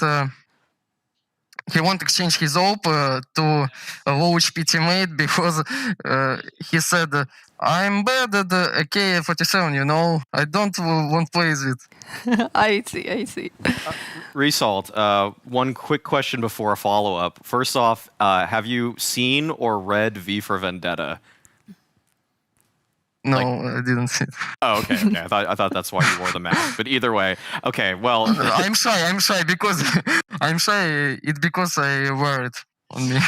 It's you just wear it. Okay, all right. Either way, okay. This follow-up question I had for you is, I guess for people that have seen it, I mean, V, the character that wears the mask in the movie or the graphic novel, kind of was like you on when you had control of the B side of Overpass. You're just killing everybody. That's what he does in the movie.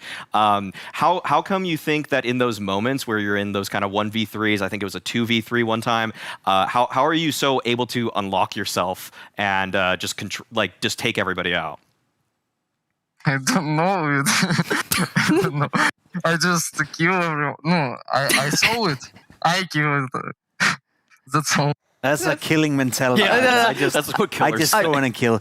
Rizal, I got a simple question for you as well. We saw you guys play in season 1, and we saw you guys play in season 2, and we both agreed, me and Maui, that you got better, moving into season 2.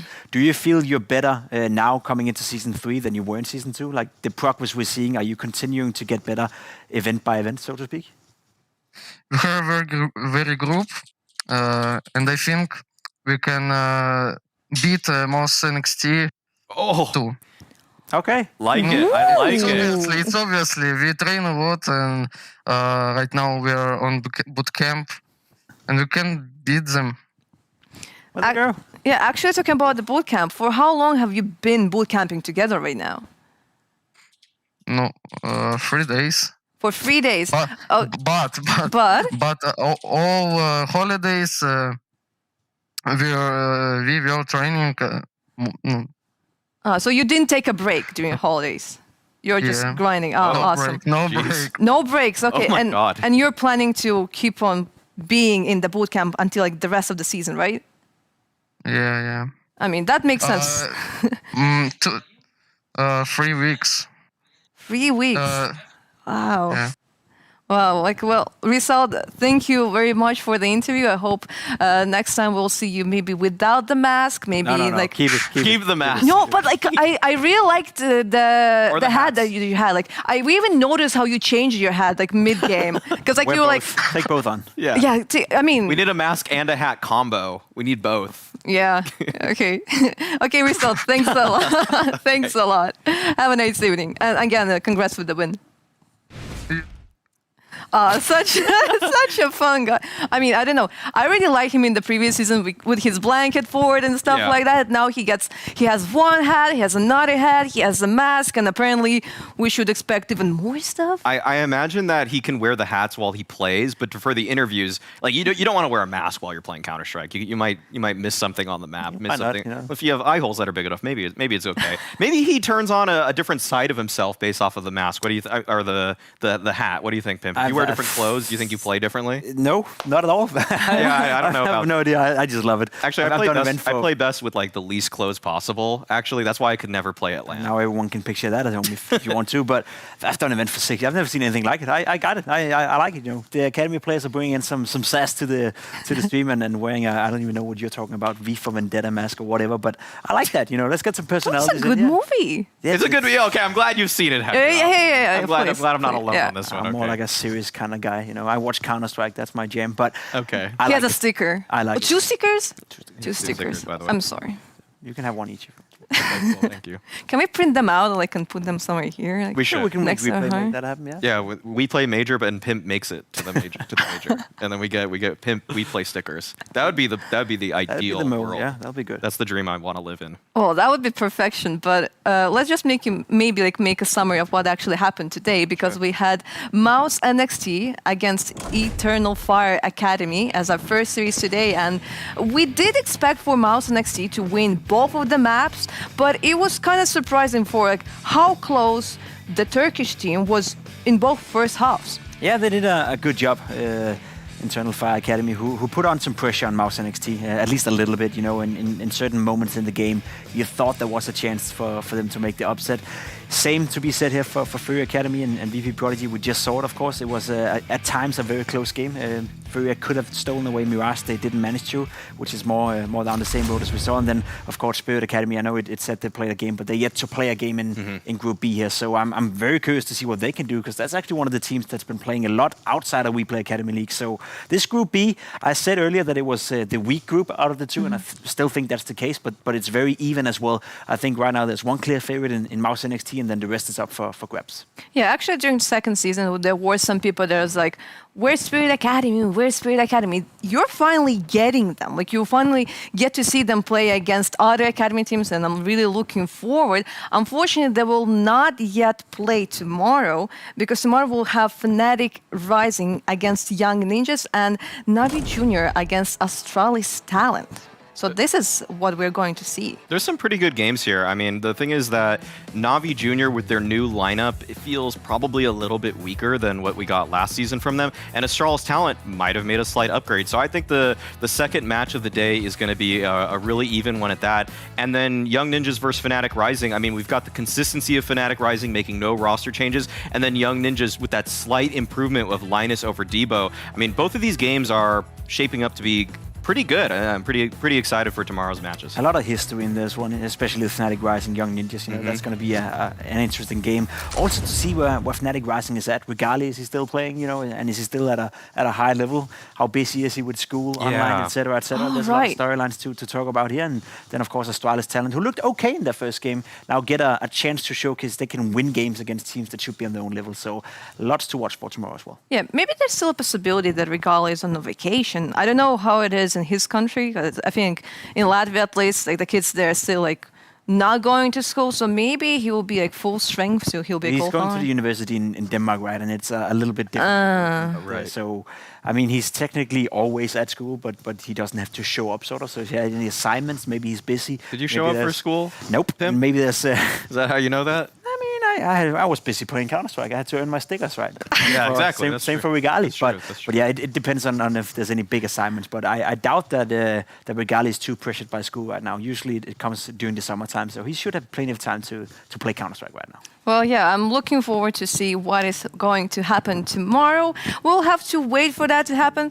Just, I don't know, keep on eating your vegetables, stay hydrated, and just come back here tomorrow at 5 o'clock CT. See ya.